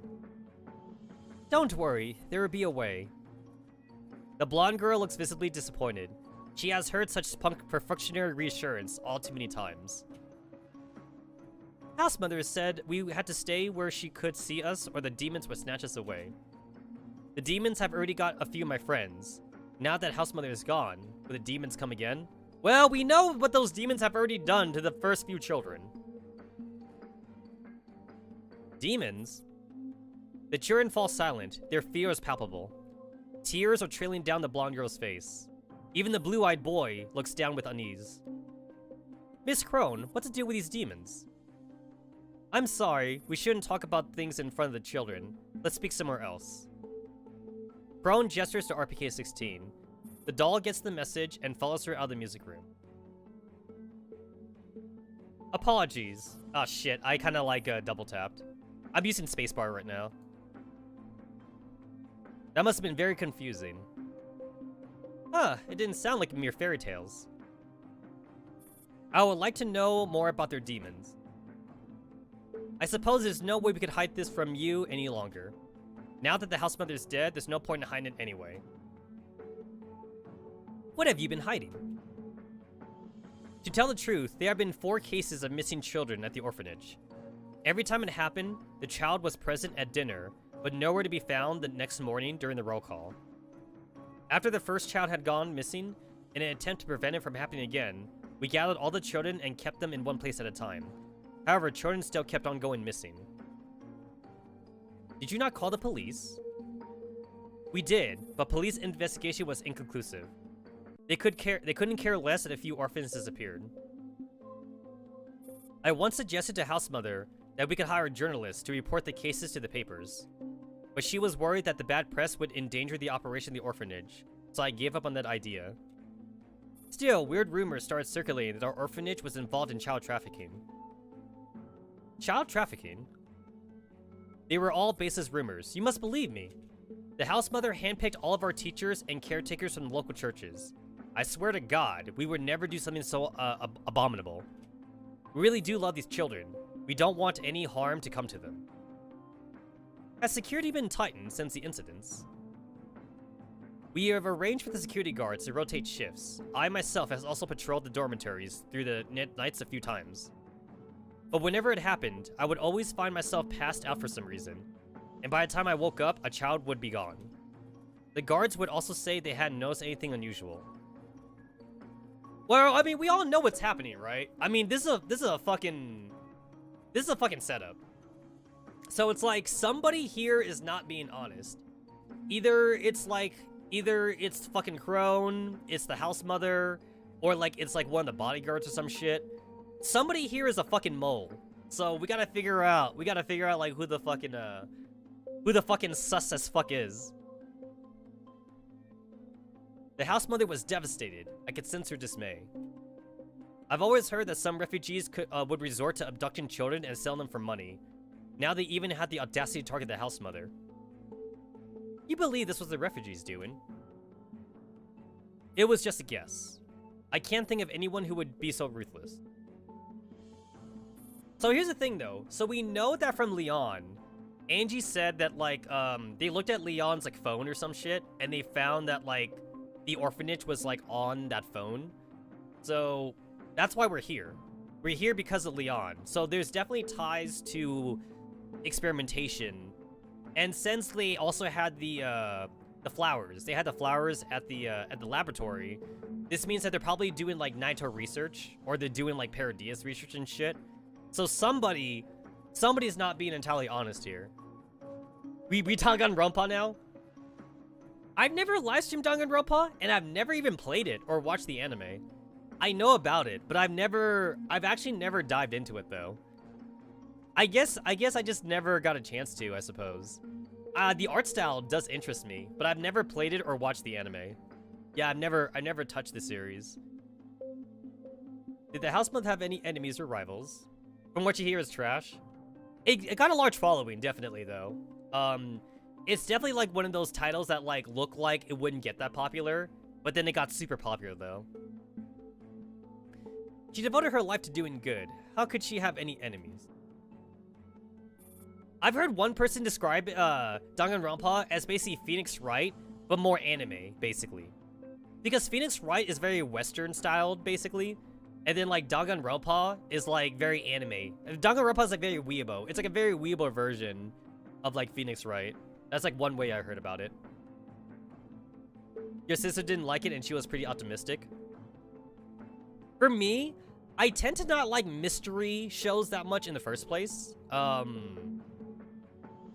Like, same thing for Phoenix Wright, by the way. I played the entirety of, like, the first two Phoenix Wright games. I just didn't get into it. And, I did use a guide. I will fully admit that I used a guide for Phoenix Wright. I didn't really try to figure it out on my own. I basically treated Phoenix Wright like more like a visual novel for the most part, and I just didn't get into it. I think the characters are fine. I don't think I had any problems with the characters themselves or anything. It just didn't grab me. It didn't grab me or anything like that. Yeah, like I said, Ace Attorney is very Western styled though. Capcom decided to make Ace Attorney not very weeabo. So like, that's why Ace Attorney is also popular among the West though. Danganronpa is very weeabo though. So I could see why Danganronpa would be more niche compared to Ace Attorney. But yeah, I didn't get into Ace Attorney though. I never got hardcore into it. I did watch the Phoenix Wright live action though. I actually liked it. I thought the Ace Attorney live action movie was very drama, funny, very over the top, and I actually liked it because of that. Probably because it was live action. I did not watch the anime though. I know that there's an anime. I did not watch the anime, but I did watch the live action, and the live action was funny as shit. You didn't know? You don't know, bro, the live action. I implore you. You gotta watch the live action. It is hilarious. It's the first game. The live action takes place on the first game, and like, it is super funny. The actors are really good, by the way. The actors are actually really good.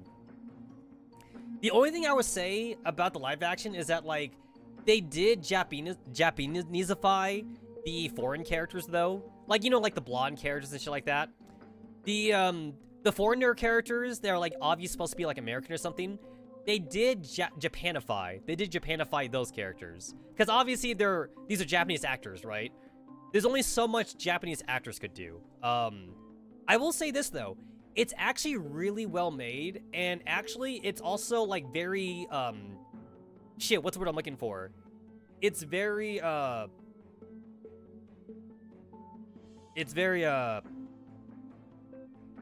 it follows the first game really well, is what I'm trying to say. They don't like make like different they don't like go off the rails or anything. So like you won't have to worry too much about the first game being butchered, I guess I'll say that. But yeah, it's they did have to take some liberties with like how things were shown off from the game to the live action, obviously, but it's still very, very well done though. So definitely. My sister loves Professor Layton though, but she didn't really like Phoenix Wright. And there is that crossover game, if I remember, that Phoenix Wright Professor Layton crossover game. I never tried that one. I know that Professor Layton is more a bit on the puzzle side, and anyone that has watched my stream knows that like I really suck at puzzles. So I don't know if I would be able to play a Professor Layton game. But my sister loves those game types. She's like a super puzzle gamer basically. She loves puzzle games. Professor Layton and Phoenix Wright was two series I never thought would get a crossover, but it got a crossover, so that definitely happened. Anyway, let's get back to this. Just get good, mate. I'm sorry, I'm too smooth brain. I am too smooth brain for puzzles. And she was a philanthropist. What rival could there be? No suspects then. Without the house mother, I'm afraid these poor children would have to suffer. Why is that? This could very well be the end of the orphanage. Can't anyone succeed the house mother in her position? I believe you're a suitable candidate. Crone sighs and shakes her head. The house mother kept the orphanage running with her own savings. Money has always been tight supporting so many children. With the house mother gone, we will run out soon. And due to the cases with the missing children, no one would be willing to help out an orphanage that allegedly participates in child trafficking. Our only hope was receiving funds from Pekmar, but now that you've learned what happened, I doubt our application would be approved. So why did you tell me about this? Once the police gets here, you and the other representatives will find out about our history soon enough. I thought it would be better if you hear about it from me. I see. I appreciate your honesty. We liaise with the commissioner regarding your Pekmar funding. Oh, and I do have another question. It could be a bit impertinent. Go ahead, I will not take offense. Did you enter the house mother's office this evening? I was with the children the whole time, preparing for your arrival. The children can testify for me. And you didn't leave them, not even for a little. Oh, I did head outside for a short while. It started to storm after dinner, a little after 6 p.m. Some of the younger children were spooked by the loud thunder and started crying. Lillian is particularly afraid of thunderstorms and kept asking for the house mother. I couldn't soothe her, so I phoned the house mother. She said she would take care of Lillian and asked me to bring the girl to her office. I did as she asked me, and then I returned to the hall to read. After a while, the house mother told me to collect Lillian and take her back to the hall. I don't remember the exact time, but I'm certain it was before 8. I knew because I definitely heard the Rose cuckoo clock chiming the time around the house mother's office while I was escorting Lillian down the hallway. Which means the house mother was still alive at 8 o'clock. I believe so. Other than the clock, I didn't hear anything else coming from the office. Lillian was with me. She can back me up.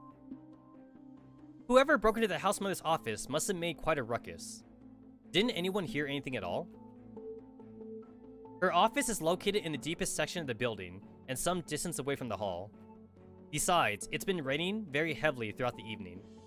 Neither the children nor I heard anything unusual. Then congratulations. If everything you said is true, you're completely in the clear. To be fair, if the house mother did die to asphyxiation though, that's like one of the more quieter ways to die. assuming that there was no struggle, is all I'm saying. If there was no struggle and like the person like maybe like got the sneak attack on the house mother, then like she could have like died without being able to scream or anything. It depends how strong the other guy is too, though, because like if you're trying to choke somebody out, obviously they're gonna be struggling. Like if it was like a T-doll, or something, then you know, you probably got no chance. One last question, apart from you, who else has free access to this main building? Other staff members can also enter and exit the building, but they have all gone home since it's late. I only stayed behind to receive your party. The security personnel also has a set of keys. Air Andre, whom you met earlier, is on duty tonight. The only other person I could think of is Air Adam, our handyman.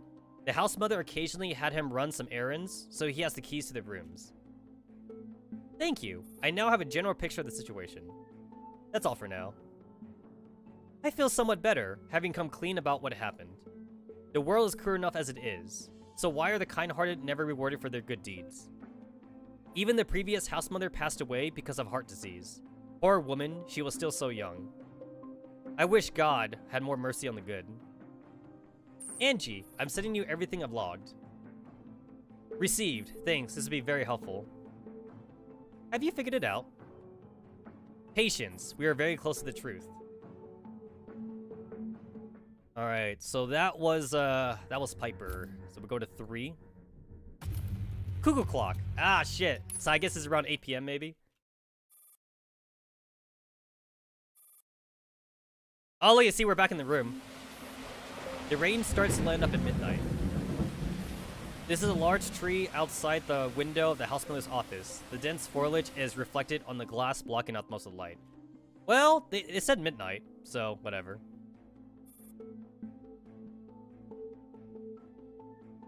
Ah, so this is after. Okay, this is afterwards. I thought I was going back in time, but I guess not. Alright, so this is midnight right now.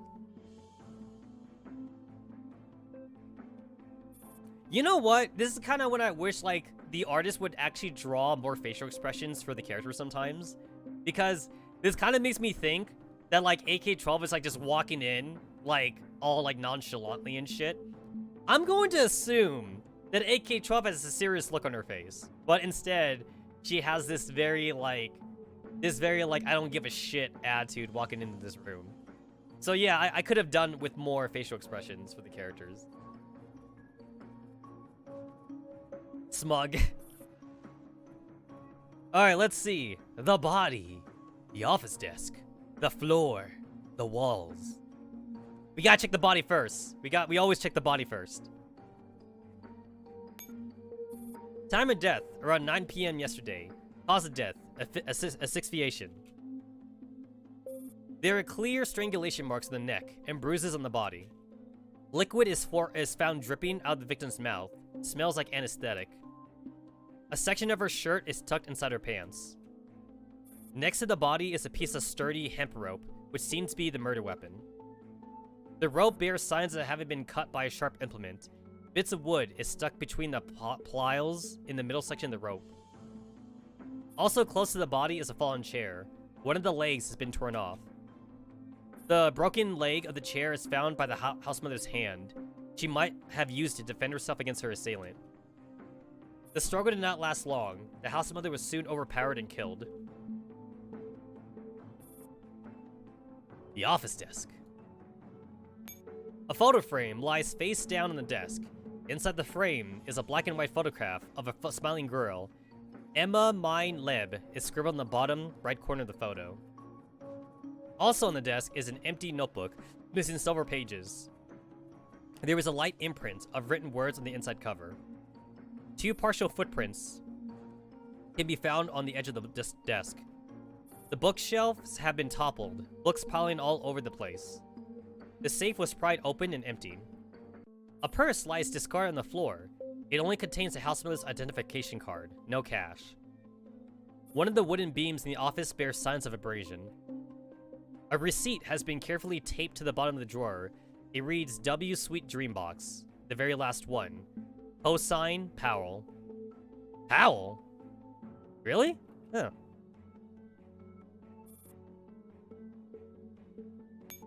Documents are strewn across the floor. Footprints can be found on the papers. Judging by the sizes and gaits, 3 distinct individuals seem to have walked over the documents. The third set of footprints were created at a different time than the other 2. There doesn't seem to appear anything noteworthy of scattered documents and books. The trash can in the corner contains a discarded piece of wet towel that emits a similar odor to the smell of the victim's mouth. The assailant might have attempted to sedate the house mother with anesthetic, but resort to murder after they failed. There are multiple scrape marks on the floor, possibly the cause by the physical struggle between the house mother and her assailant.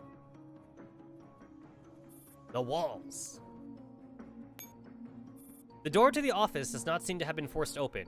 There is a marked absence of dust over a small area of the wall to the left of the doorframe. A seamless nail is attached to a dust-free area, which suggests something used to hang here.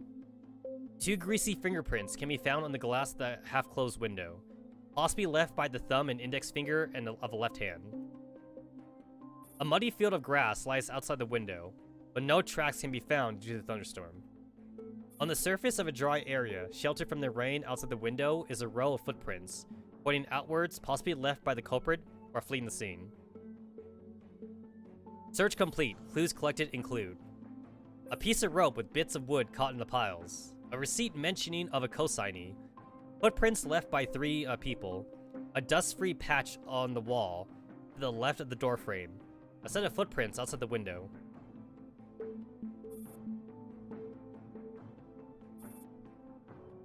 Murder Mystery Detective Show.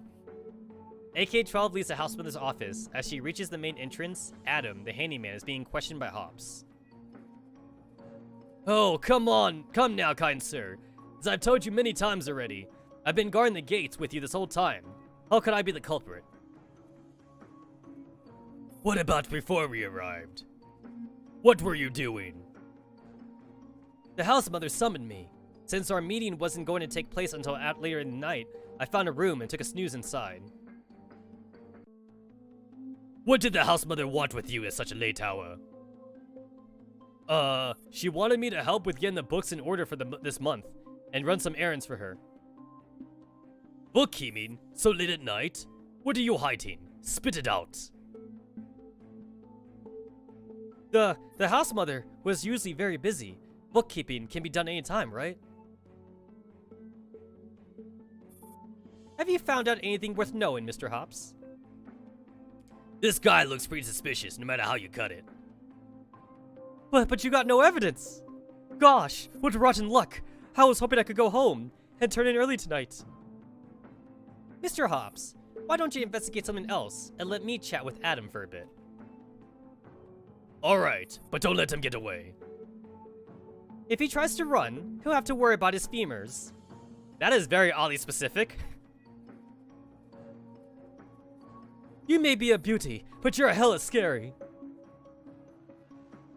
Hop shoots Adam one last glare before taking his leave. So Adam, where should we start? As if I said, I'm just a simple handyman. I don't know much about anything else. Right, you're telling Mr. Hops about bookkeeping.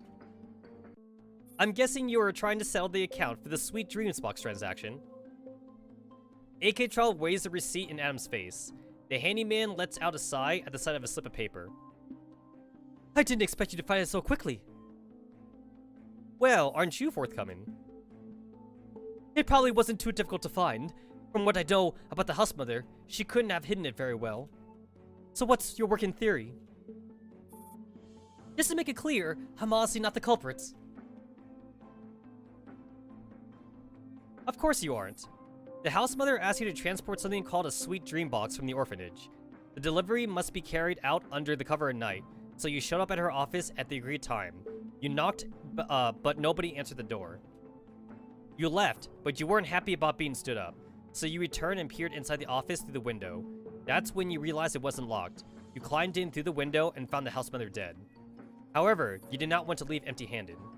You rummaged through her shelves for something valuable, but you probably didn't have much luck since the room was already turned upside down. In the end, you took the cuckoo clock that was hanging on the wall to the left of the door. Your trail in the office could easily be tracked by the footprints you left on the documents strewn across the floor. Dude, AK-12, she got it figured out, bro. She got you. She got you figured out. You got a good eye. The gold rose is probably the most valuable thing about the cuckoo clock. That's what you took it for, I suppose. So it's made of gold. Okay, let's say you're right. Could you explain the task that the house mother gave you? Well, long story. I'm mostly in charge of transporting supplies at Burley Orphanage. Sometimes, I run some personal errands for the house mother, such as delivering the Sweet Dreams boxes mentioned on the receipt. I've carried out 4 deliveries altogether. I was awarded very handsomely for every run I made. The house mother warned me that I mustn't be spotted moving these boxes, so the deliveries always took place in the middle of the night. What exactly is a Sweet Dream box? A custom wooden crate made with 3 plywood panels, pretty sturdy, about 150 by 80 centimeters.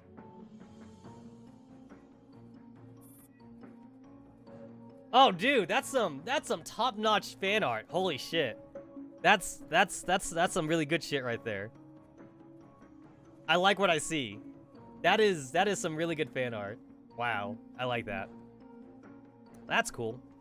I like that Ask Angie is one of the options. I like to see that there. Hey, you gotta hand it to the community, right, boys? You gotta hand it to the community. What's in the box? Haven't a clue.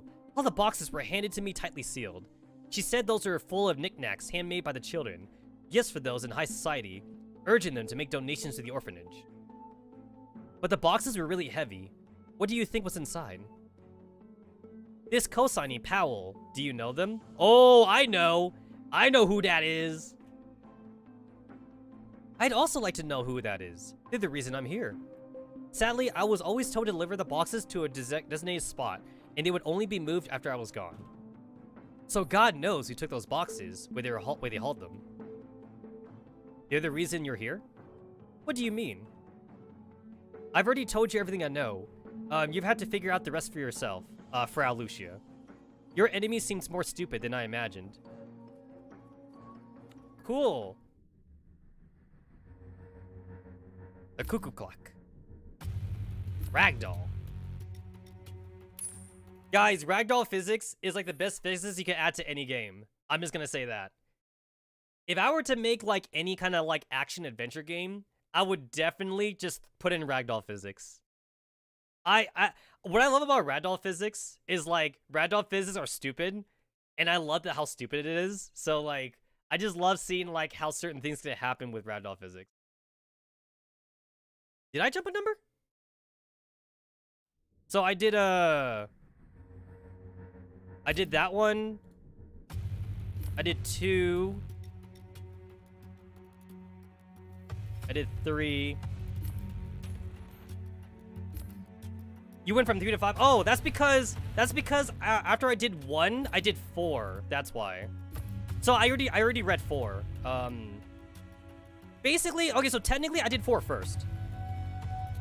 Technically, I did 4 first, but then like 4 said to read Sweet Dream Box. So yeah. So then I did 1. I did 1, then I went to 4. But then after that, I started going in order. So I went 2, 3, and 5. I mean, for the most part, you can't blame me for doing 4 first because like it's there.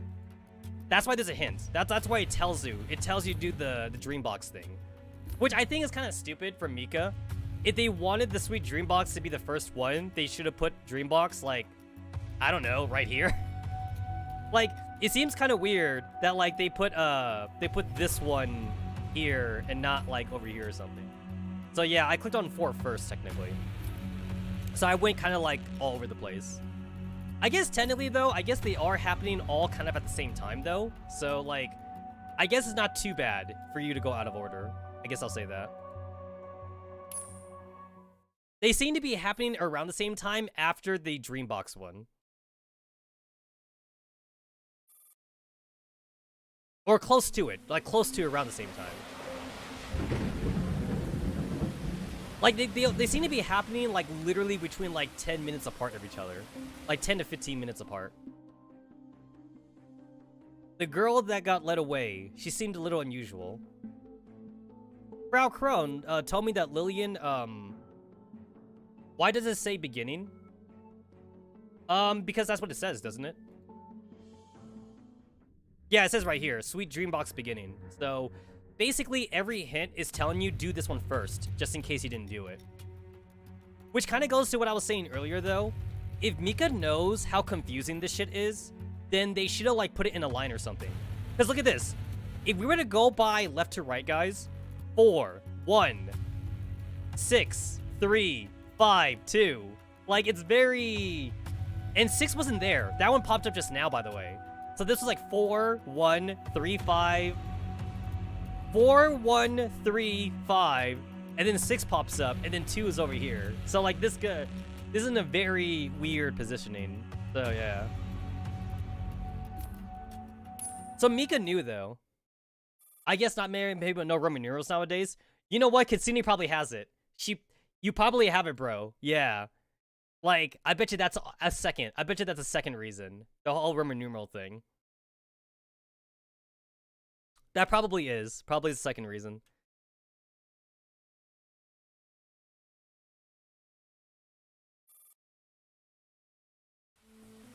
I also know that they don't teach cursive anymore in school. Like, when I was going to school, we were taught cursive handwriting. But, like, from what I've heard, though, they don't teach that no more. Unless you're taking, like, art school or something. If you take, like, art classes, I think they teach it. But they don't teach it, like, for regular curriculum. I think I learned cursive in, like, 1st grade or something.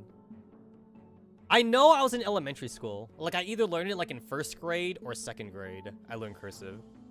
I want to say 1st grade. I think I was, like, in 1st grade when I learned cursive. I kind of remember a lot about, like, my early schooling. Sort of. I remember some of my teachers. I do remember some of my teachers in early school. The fact that there's a generation of people who can't read analog clocks makes me uneasy. Bro, you know what we need to bring back, by the way? Pocket watches. Not wristwatches, pocket watches. I've always thought pocket watches were really, like, I don't know, gentleman-like. I always thought they were like a sign. They were like a sign of, like, how fancy you are. I love pocket watches. Guys, I have like 13 pocket watches. I'm not even kidding. I have like 13 pocket watches, and like about like 6 of them are anime styled. I have like 6 anime style pocket watches, and then like the other 6 or 7 I have, they're just fancy. They're like just fancy pocket watches. It has your name on it? Oh, dude, that's fancy. That's fancy if it has your name on it. But yeah, I have some anime. I have some anime pocket watches. I think I have Rosen Maiden, and then I think I have Maho Shoujo Luriko Nanaha. And then I think I have one for another slice of life anime. I would have to look back to it, honestly. I have some anime pocket watches though. I've never used them though. I've never used them, obviously, but like they're there for collector's purposes though. I feel like if I go to a convention, I should put a battery on it or something. Does it go through dimensions? Oh, I think Toho. I think one of them is a Sakuya Toho pocket watch. I think it is. I should show it off when I find it in all my otaku stuff. Some of it is still in boxes, by the way. I'm still not fully packed in right now, but I think one of them is a Toho Sakuya pocket watch. I gotta show that off. But yeah. Does it fake my own death? Maybe it does. Yeah, I do have quite a bit of Toho merchandise. I gotta, once I find all my otaku merchandise. That could be a whole live stream, honestly. That could be a whole live stream. I don't have it. I have modern. All my pocket watches are modern pocket watches that have a battery in them. I would love to get a wind-up pocket watch, though. That's old school. That is old school. I would love to get one. Actually, Kitsune, you could actually get them pretty cheap as long as you don't mind them buying them broken on eBay. You could find some broken wind-up pocket watches on eBay for like 20 or 30 bucks. You would get them broken, and then like as long as you don't mind trying to restore them yourselves, if you have any like desire to learn about that. I've always found like old school pocket watch mechanics to be very interesting because it's made out of gears, right? Like modern pocket watches are digital. There's like a motherboard inside a modern pocket watch, but old pocket watches have gears and there's oil. You gotta like drop like a piece of oil in there to like make them work and shit. I've always wanted to learn pocket watch like crafting basically. I legit like tell you guys, I watch a 2-hour video on YouTube. There was a 2-hour YouTube video I saw about a guy who works on pocket watches. Like, that's his job. His job is to work on pocket watches. And like he had a 2-hour video where like he opened one up. He said he got it on eBay for like $15 or something. And like the hands were missing too. There's no hands on it or anything. It was like a really old pocket watch. I think it was like from the 1800s or something. And he restored it basically. And like he opened every piece. There was like fucking 30 pieces, like 30 or 40 like individual cogs and wheels on that thing. And I was like, damn, holy shit. You know what I would be afraid of whenever I do stuff like that? I'd be afraid of sneezing, like sneezing or coughing. Like you would need to wear a face mask and like make sure you like sneeze away from like your work desk to make sure you don't blow everything away, right? I do the same thing too when I work on my computer. Like I try to make sure that like if I do open up my desktop or something and I had to take it apart, I try to make sure I don't sneeze like directly like on my motherboard or something. Sometimes like I've done that with screws. I'd have like my screws like on a pan or something and I would like sneeze and then my screws are gone. I'd be like, oh shit, my screws are they're not in the pan no more. I have a magnetic pan now, so like I don't have to worry too much about it though. It's a very strong magnetic bowl. So like now the screws kind of like stay in place. But yeah, like it's like I want to learn pocket watch like craftery just for myself, like not for any other reason. I just think that's very posh. I think that's like very cool thing to learn. Even if it has like no practical applicants like nowadays. I mean, I don't know, maybe gears. Maybe it would teach me about how gears work, I suppose, right? Maybe that's like the one thing I might be able to learn from like pocket watch crafting, I suppose. Learning about gears is probably like always somewhat useful knowledge to have, I guess. Even if a lot of things nowadays is like based off like circuitry and like motherboards, I suppose.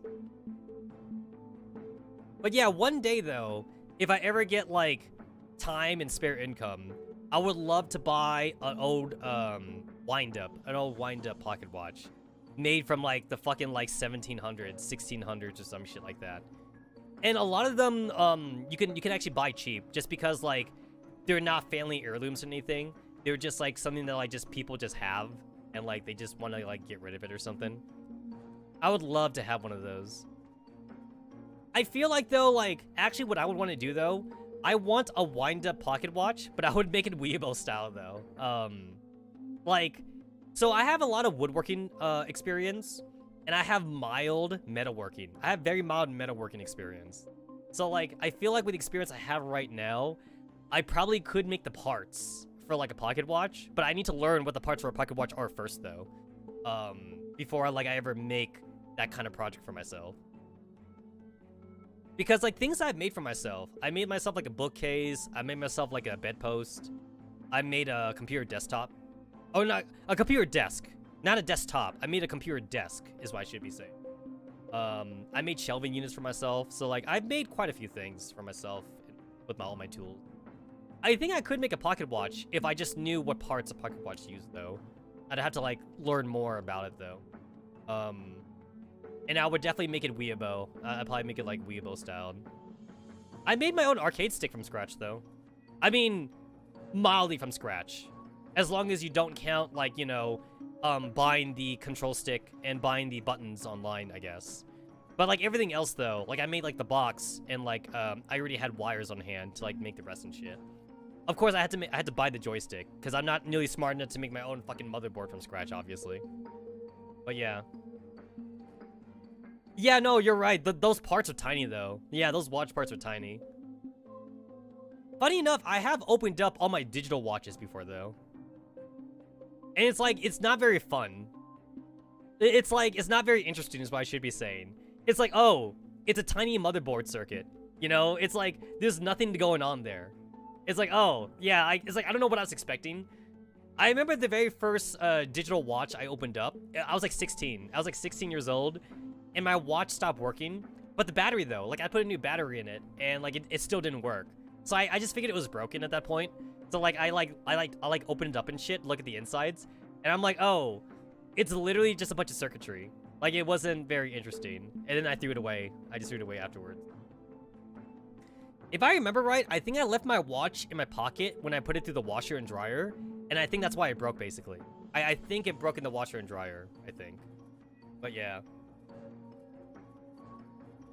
Did you guys know that like pocket watch technology, like the wind-up ones, got fairly advanced though before digital watches came in?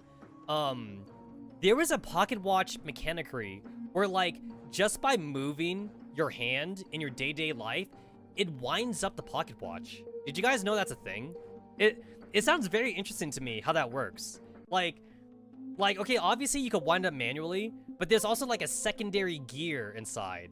And like just by moving your hand in your day-to-day life, assuming that like you had the pocket watch on you, or like your shoulder pocket, right? Like you know how like a lot of like pocket watches were like in your pocket? By moving your leg or something, it winds up. It slowly winds up the pocket watch just by moving.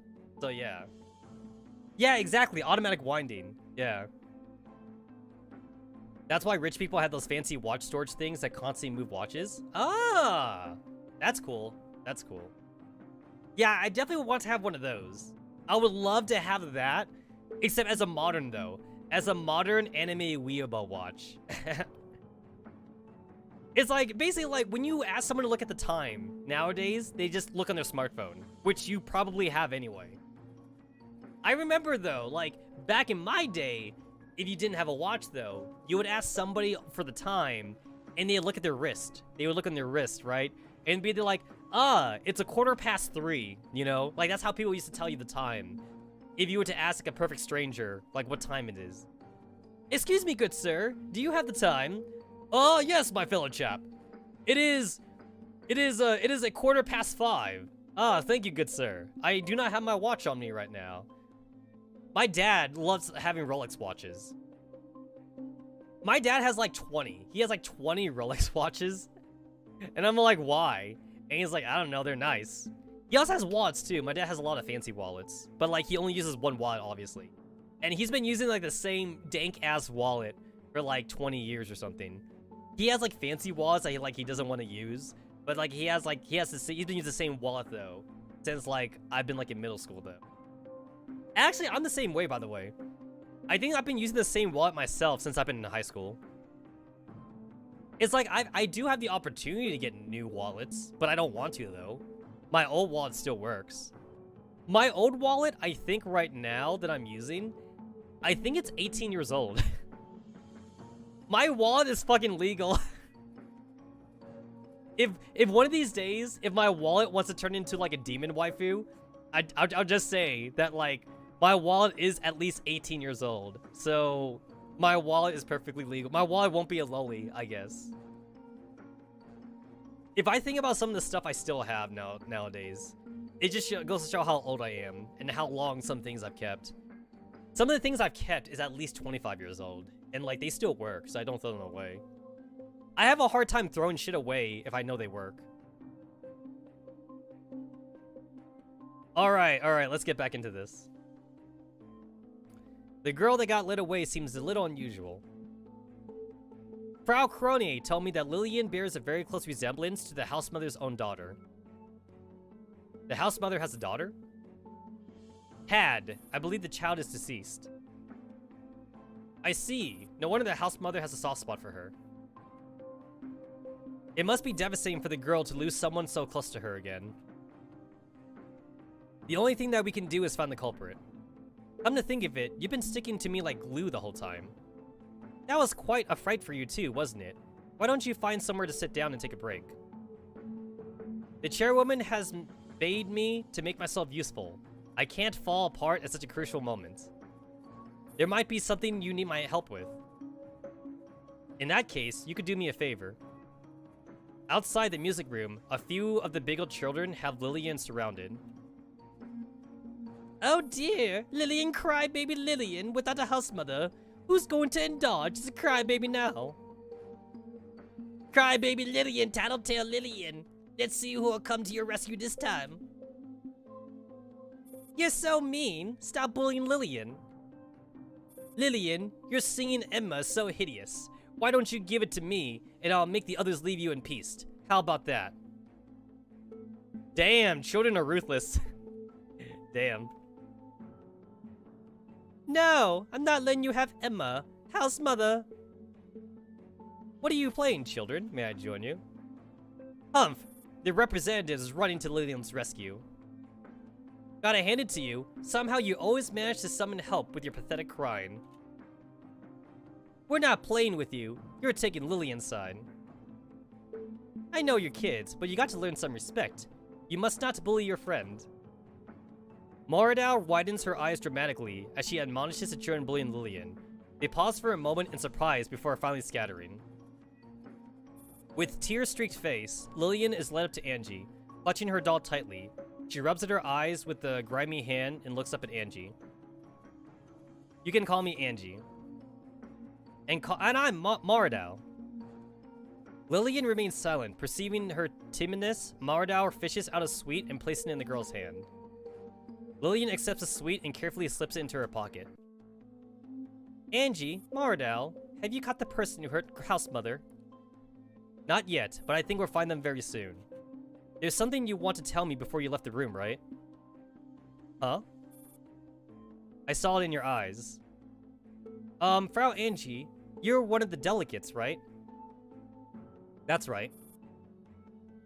Then you're a good person? Good person? House mother said I mustn't let anyone other than the good person on the delegation know what about what she told me. I'm not sure about the others, but I suppose I am a good person. I believe I also count as one. Lillian peers at Moradao apprehensively and shakes her head. Wow, I'm a bit offended. I just gave you candy, you know. Moradao is not a good person, but Angie is. Feel free to tell me anything. Don't mind Moradao. It's okay. You're still waifu material. Lillian looks up at Angie and gives her a small nod. Angie leads the girl into a corner of the hall out of Maradao's earshot. Damn! Feel offended more. From what I've been told, you were the last person House Mother was with before she got attacked. Did she tell you anything? Can you describe what happened to me? House Mother said she wanted to mend my doll for me, so she asked Frau Krone to bring me to her office. House Mother scared me a little bit back then. She didn't say anything. She kept staring at me as she sewed up my doll. After a while, she started crying. I ran up to hug her and told her not to cry. She started crying. I don't know what made her House Mother so sad. As I watched her cry, I also started crying. Sobs. House Mother. Oh, I'm so sad. Lillian bursts into tears again as she recalls her final moments with the House Mother. Angie kneels quietly to her, waiting for her to collect herself. She keeps weeping and wiping away her tears with her hands. Angie takes out her handkerchief and dries the girl's face. After a while, she finally calms down. She looks up again at Angie, who nods at her encouragingly. House Mother saw that I was crying and wiped away my tears. She told me not to cry and started telling me stories. She would usually only tell me one story at a time, but back then she told me story after story, as if she was trying to tell me all the stories she had ever known. What happened next? Then she said it was almost 8 and I should be going to bed, so she phoned Frau Krone to come and fetch me. Oh! She knew she was gonna die. Yeah, no, she knew. That's so obvious. Yeah, she's like, she knew she was about to die, so that's why she was talking so much. She gave me back my mended doll and told me that she made up her mind. She said a delegation was coming, and a good person among them would be able to help us. She told me to give this doll to the person. Are you really a good person, Frau Angie? What do you think? I think you remind me a lot of House Mother. Ayo, Angie's orphanage win.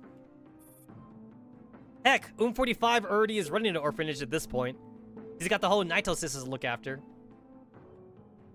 Although 416 seems to be the care mother at this point.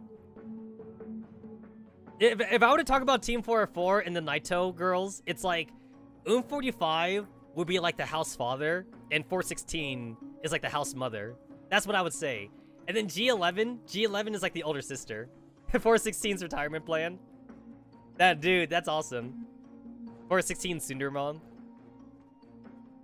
Lillian offers the doll in her arms to Angie. Angie takes it solemnly and looks it over. On the back of the doll is a patchwork that obviously looks newly sewn on. She applies some force to tear open the seam, revealing a folded piece of paper hidden inside the doll. The paper is wrapped across a shaped metal, which has the letter W etched on the back. She unfolds the paper and scans its contents before promptly shoving it into her pocket. What is that? It's a letter from Housemother, telling me that Lillian is a good girl. Housemother said I'm a good girl. Angie turns and looks at Lillian with very gentle eyes. Lillian, you have done a brilliant job at protecting Housemother. Alright then. Well, shit. It feels like a Danganronpa investigation. Honestly, it really does. It totally does. Yeah.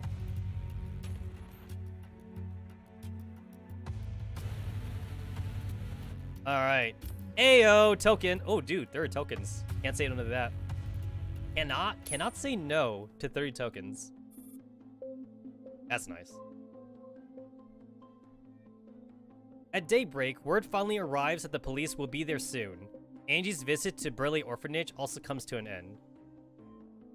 Hops, could you please gather everyone here? I need to make an announcement. An announcement? What is it? Just do as I say. That's right, Hops! You've been so useless so far. Do as I say.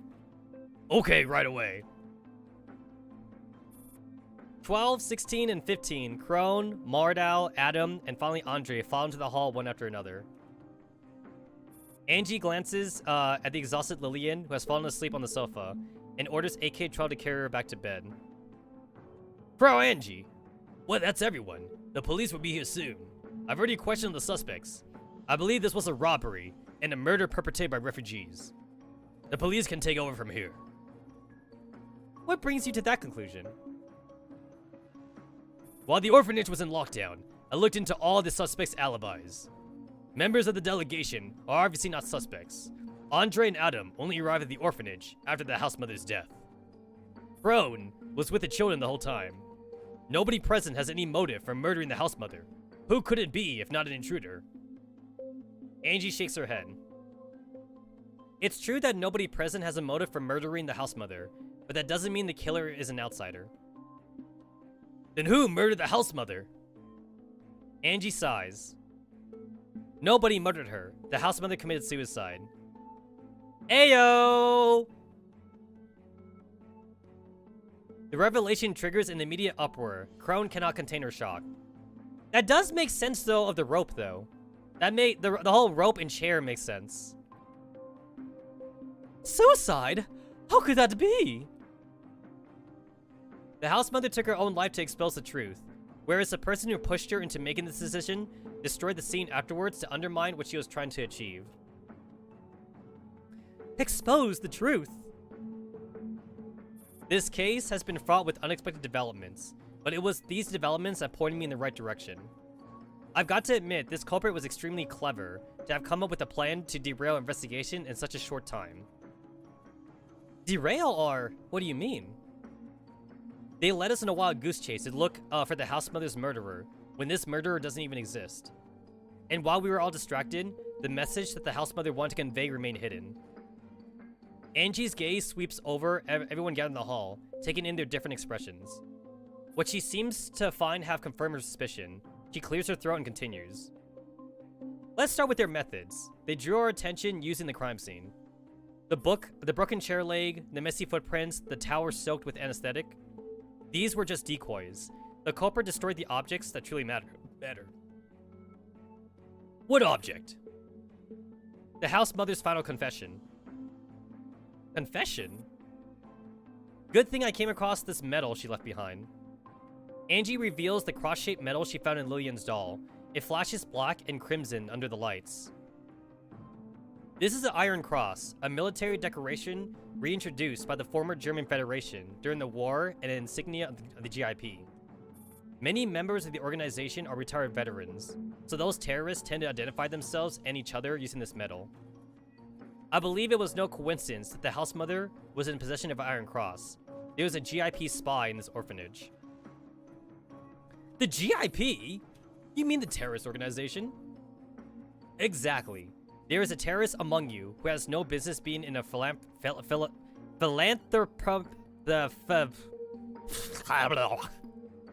I know what that word is. Philanthropic orphanage. Isn't that right, Mr. Andre? Ayo! You may have destroyed the house mother's confession, but it's only a matter of time that we restore it after further investigation. I don't know what you're talking about. Are you accusing me of murder? No, as I said, the house mother wasn't murdered. But that doesn't mean you aren't a cold-blooded killer either. I'm just an ordinary security guard. Are you? You were no ordinary security guard when you went for my subordinate.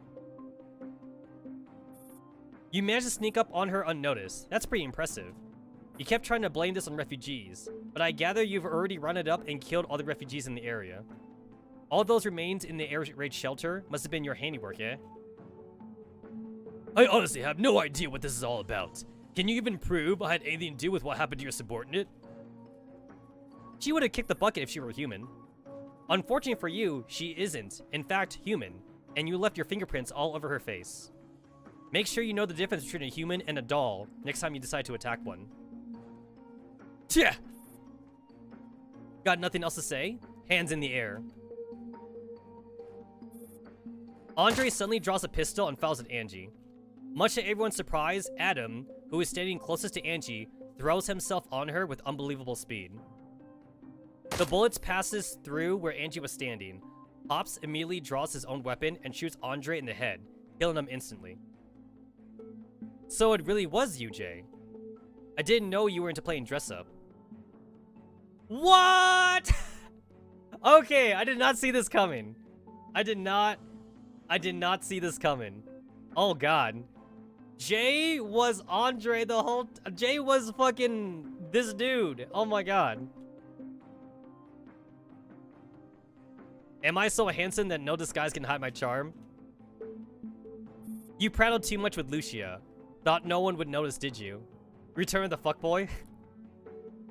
I dropped the hint on purpose. But you big oaf, what the hell is wrong with you? I infiltrated this place and spent over a month undercover just to gain that GIP bastard's trust. Do you have any idea how much effort it has taken the Stacy to uncover this lead? So you were working two jobs at the same time. Bro, Angie's safety is my priority. Why, thank you. Angie pushes Jay aside and scrambles to her feet. She rummages through Andre's body clothes and pulls out another Iron Cross. He's been holding on into this. So it really was him. Sadly, he can't tell us anything now.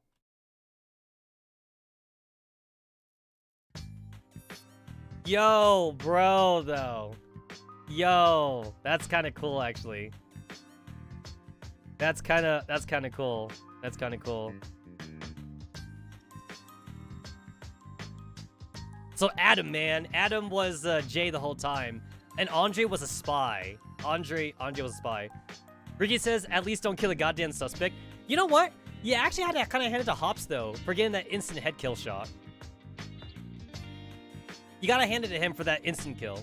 But still, though, you're right, though. He should have, like, gone for, like, I don't know, like a leg or something. He could have gone for, like, a leg or, like, his chest or, like, an arm. Instead, he went, boom, headshot. Dude, Hops be on, like, fucking, like hacks or something.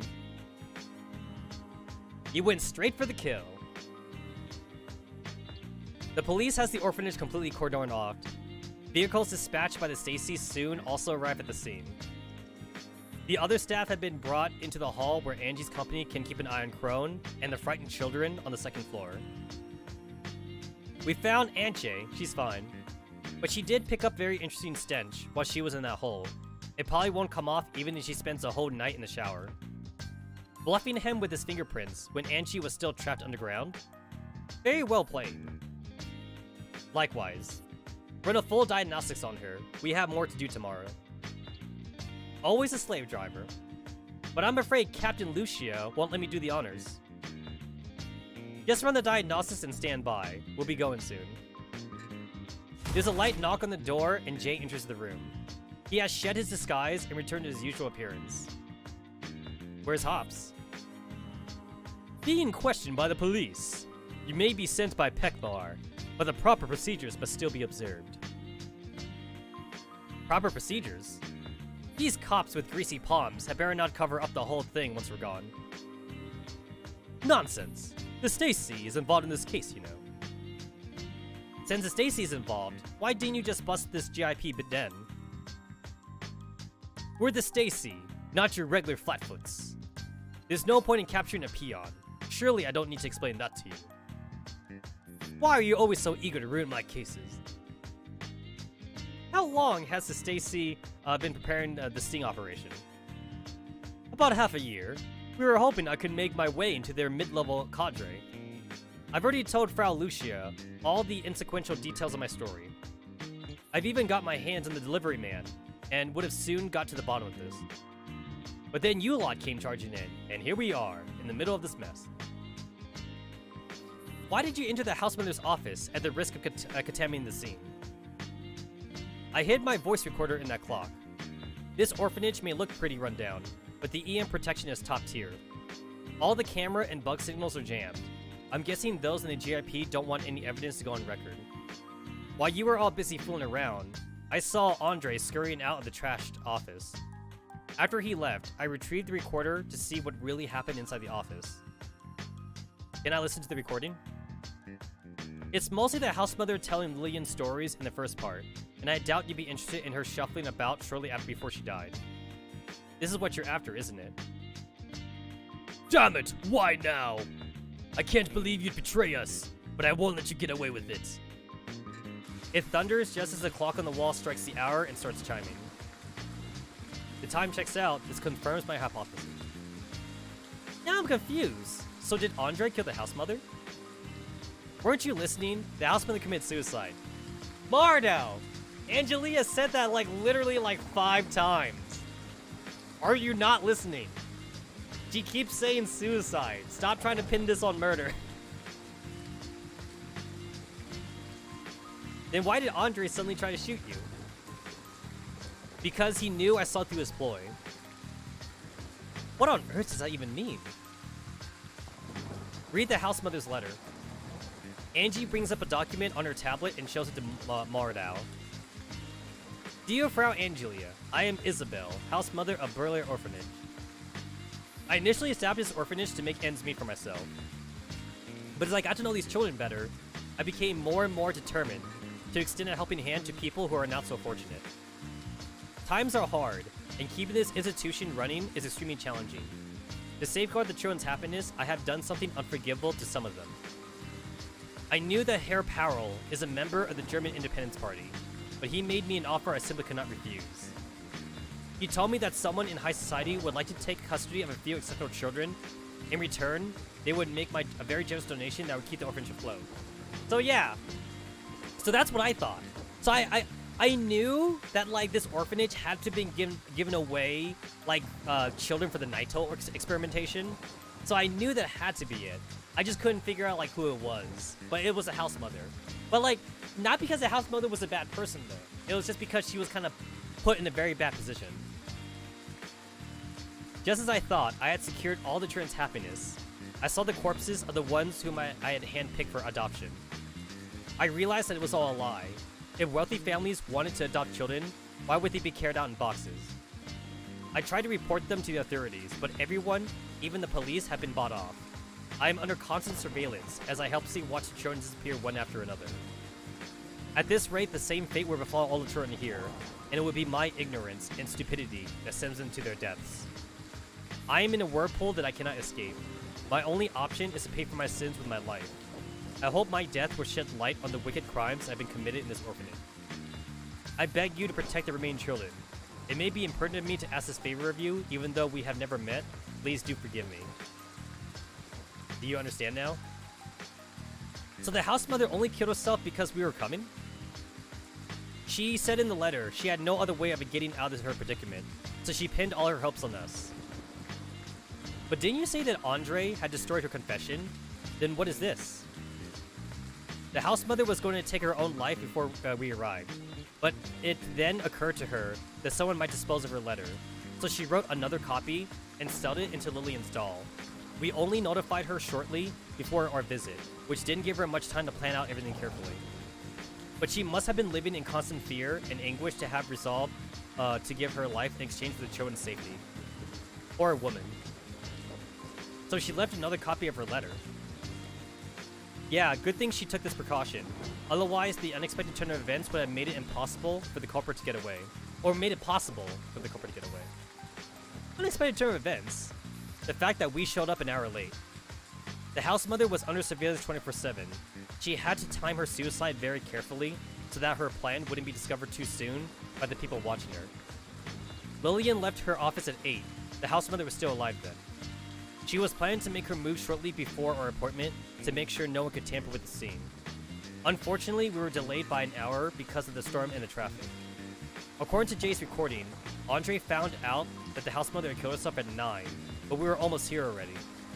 To destroy all evidence before we arrived, he laid a few false trails at the scene. If it hadn't been for my Defy dolls, I wouldn't have figured out the truth so soon, or identified the mole before the police got here. If the house mother was right and the police had been bought off by the GIP, then they would surely write this case off as a simple robbery.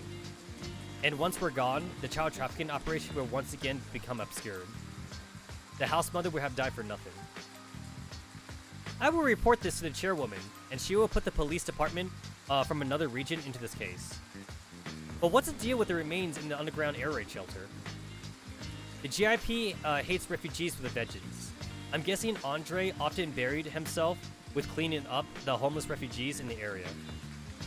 The small skeletons were probably children who suffocated in the boxes and the bodies just got dumped there. The house mother must have discovered them, and that's why she was so determined to expose the GIP. This is outrageous. This place is too dangerous. The children cannot stay. I've got to hand it to the house mother. She must have known that with us at the scene, even these dirty cops can't do anything out of line. We can get the children out of here right under the GIP nose. This was the best she could do as a show of defiance. I will get in touch with other orphanages and arrange for them to take in these children. Turning an orphanage into a child trafficking den. Absolutely unforgivable. But sadly, not the first time. So basically, when it comes to like these Naito operations, dude, Paradies, man. You go to any orphanage, you gotta look to see if Paradies is into it. The world is ripe with unforgivable sins. That's why people need to come forward and fight back, but that often comes at a heavy price, sometimes at the cost of one's own life. Fran, the police is done with this. We may return. Good, then let's go, Moradao. Okay. Angie suddenly stops when she gets to the door. What's the matter? Wait for me in the car. I need to talk to Jay about something. Sure. Hops, let's go. Angie watches Hops and Moradao leave the room and closes the door behind them. Then she turns around and faces Jay. Jay looks unexpectedly at Angie, waiting for her question. Jay, what can we learn from the information we have? Where were the missing children sent to? We have been aware of what the house mother tried to expose for some time, but we haven't been able to get much out of Adam or the invoices. Otherwise, I wouldn't have gone to go undercover for so long. What if I give you this? Is that a bank account? At this point, might as well go with tanks and full battalion just in case Paradies is in an orphanage. The real Adams? Understood. I'll get my people to look into it. We didn't find out about this account while investigating Adam. Where did you find this? This is the actual viable lead that the house mother has left us in Lillian's doll. Huh? Didn't you say that she stuffed her final letter in the doll? Lucia recreated the letter by brushing over the writing imprint in the house mother's notebook with a pencil. Damn! It was never a second copy of the letter. Damn! Dude, Angelia be throwing me all over for a loop. Angelia playing with my feelings. Then why did you... The house mother only wrote that letter as a decoy. What she really wanted us to find is this. We should be able to learn a lot by cross-referencing the transaction records for this account with the invoices we found. I'll get on it. I'm counting on you. But I've got to remind you, the house mother went to such great lengths to maintain secrecy because she knew her enemy was close. You mean... Like her, our common enemy could be right up by our side. Some things are best kept on need-to-know basis. I still don't trust you, Stacy folks, too much. But since you're in the same unit as Kay, I suppose that makes you more reliable than the rest of them. Once our target is confirmed, I want you with us. Are you sure? I can request for more people from my superior. You know what my concern is. I need you to make sure that there aren't any traitors in your ranks. I'll make the arrangements. Wait for my call. Dude, Angelia be making like fake ass shit like so many times. I got thrown in for so many loops. Okay, hold on, logistics. I've taken so long in that chapter that like I got logistics to take care of. Oh shit, I'm maxed out manpower. My manpower is officially maxed out. Alrighty. Hold on, let me check this. My General Lu is about to be level 10 actually. This will be her level 10 skill. However, speaking of dupes, I got my second General Lu. So boop, popping you in there. Hold on. Let me pop you in a dorm first before I do that. Let me pop you in a dorm. I can't put you in the same echelon, unfortunately. So I guess this one is I guess this one's fine. Oh. This one's fine. Sort by acquire sequence, my second one. Boop.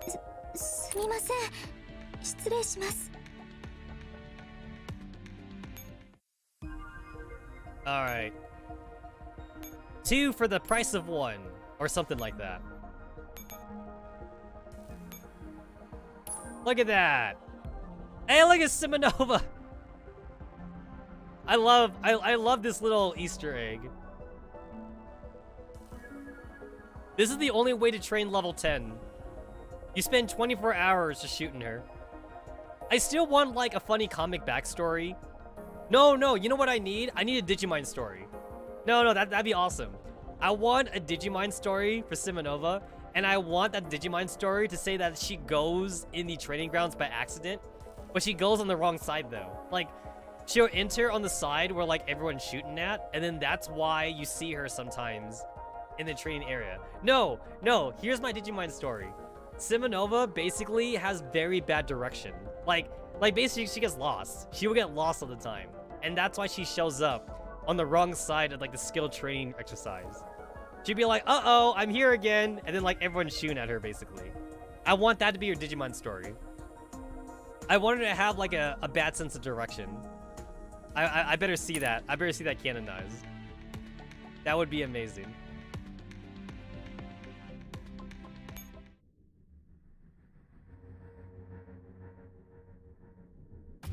Go ahead and just zoom out. All right, just making sure. Yep. Got that.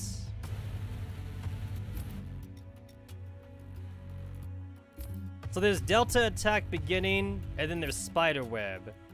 Okay, so I guess we do that one. You see, look, this one makes sense. You see how this? 1, 2, 3, 4. See how that one makes sense? But this one though, 1, 3, 5, 2. So like you would click on these in the wrong order if you're not careful. This one makes sense though. 1, 2, 3. 1, 2, 3. Ah, we're back at the wall. The good old wall. Outside the refugee settlement, Jay, who is dozing off against his car window, suddenly feels something ice cold pressed into his face. Reading numbers is hard. Reading letters is hard. Who's that? Oh, she's so waifu! Also, now, like, everyone's starting to look like they do in the splash screen now. Like, everyone actually looks like they're supposed to look like now. You're asleep, Piff. You're sleeping just like that in the car? That's very careless. Mardau? How did you spot me? You stopped your car right on the roadside.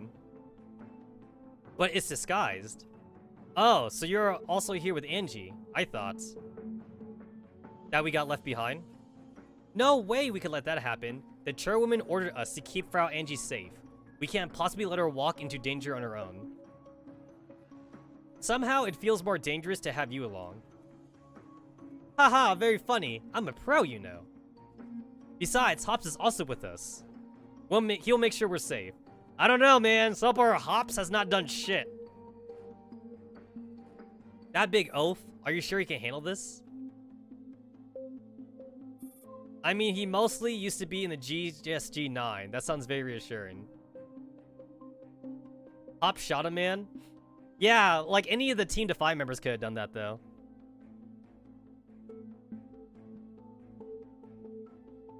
Also, he shot a witness, too. So that's another thing, too. You could say that Hops also fucked up, though.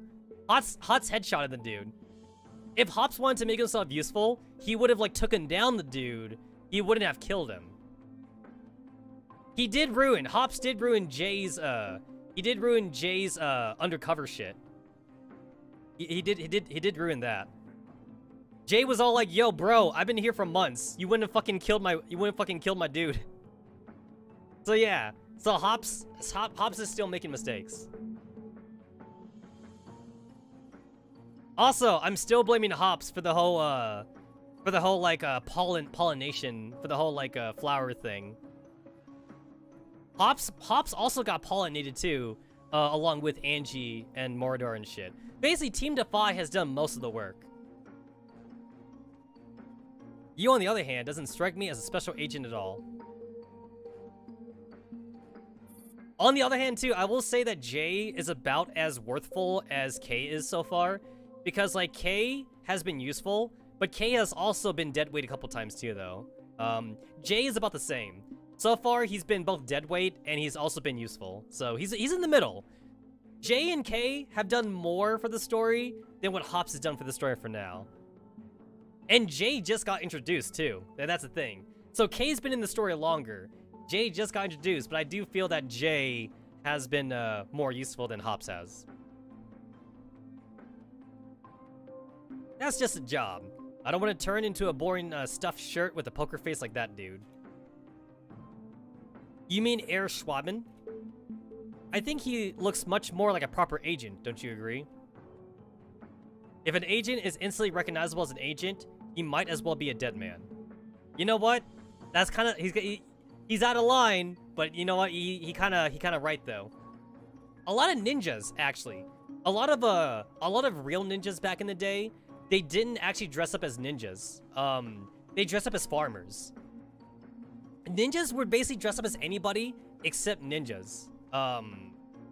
Like they were like farmers, they were hobos. If you were a Konoichi was probably a prostitute.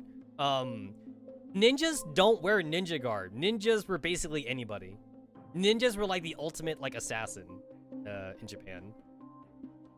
Ninjas very often were like hobos. Being a homeless person was like one of the best ways to be a ninja. And if you were Konoichi, being a prostitute was like one of the best things you could do. I mean, like, how vulnerable is a dude when like he's dick deep into you, right? And then like you got that post-nut clarity where like you could like interrogate the dude. So like after his post-nut clarity, the Kunoichi is like, oh, please tell me, oh lord, tell me about how like you're about to like double cross the lord from like the other area. And he's like, oh, I will tell you everything, prostitute. Even though you're just a prostitute, for some reason I'm gonna tell you everything. And then like after he tells her everything, then like she just kills him and shit. So yeah, ninjas don't exist. They're now known as spies. How do you know? How do you know? The fact that you think ninjas don't exist means that they're doing a good job of not letting people know that they exist. How do you know there's not a ninja in your house right now? How do you know? You don't. You don't know. That's how good they are. For all you know, next time you go to work, man, one of your coworkers is a ninja, man. You gotta watch out. I'm gonna tell you guys this. Next time a super hot girl decides she wants to talk to you, be careful, man. She's probably a ninja. She's probably a ninja, man.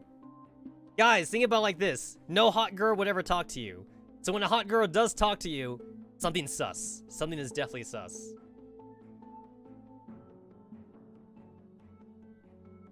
You don't know because your roommate never lets me in his room? That sounds sus, bro. That definitely sounds sus. You gotta watch out. We talking to a dead man, man. We talking to a dead man right here, boys. If we stop seeing him in the Discord chat, we know what happened. We know what happened. We all gotta watch out. Anyone could be a ninja, but you just don't know it. Ooh, should I relay your friendly advice to a certain air poker face? Ahem, forget about air poker face. Why don't we talk about something more interesting? More interesting? I come across a lot of girls at my work, but I've never seen anyone as cute as you. Haha! Oh, good old Jay. Why don't we go out for dinner after this is all over, eh? Do your job, and I might just think about it. Here, your iced coffee. Thanks. Not bad. Hope that woke you up. Alright, let's get to the rendezvous point. Where are the others? Moradao points towards the end of the road. Angie and Hops are having a conversation on the sidewalk where Task Force Defy are standing guard around them. Situated ahead of the group is a wall that seems to extend endlessly over the horizon. Jay gets out of his sedan and follows Moradao to join Angie's company. Ahem! Guten Morgen. You were a good 5 minutes late. Gotta be punctual, man. You gotta be punctual. I thought you weren't coming after all. Nonsense. The operation wouldn't go smoothly without me. But if I remember correctly, didn't you say you were going at it alone this time? That was the plan, but the moment I left the building, these two have been stuck into my ass. Frau Angelia, please do not try to leave the safe house using unconventional methods. Ugh.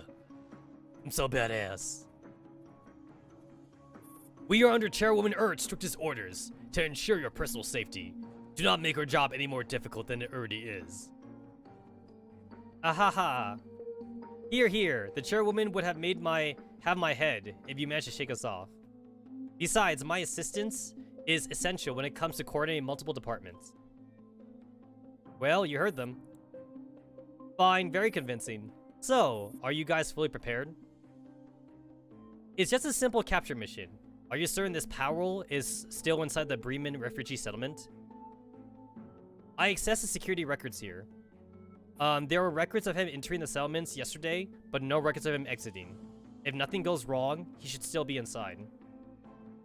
However, this man never uses a communicator, and often changes the time and location for his meetings. It'll not be easy to find him in such a huge settlement. As long as he still is within the wall, we'll definitely find him. All clues from both Paradias and other sources points towards this man. But please tell me there's no chance that he could leave the settlement through some kind of secret passage. The concrete wall behind the around the settlement goes around 5 meters beneath the ground. The garrison would have noticed anyone who dig a tunnel that deep. I hope you're right.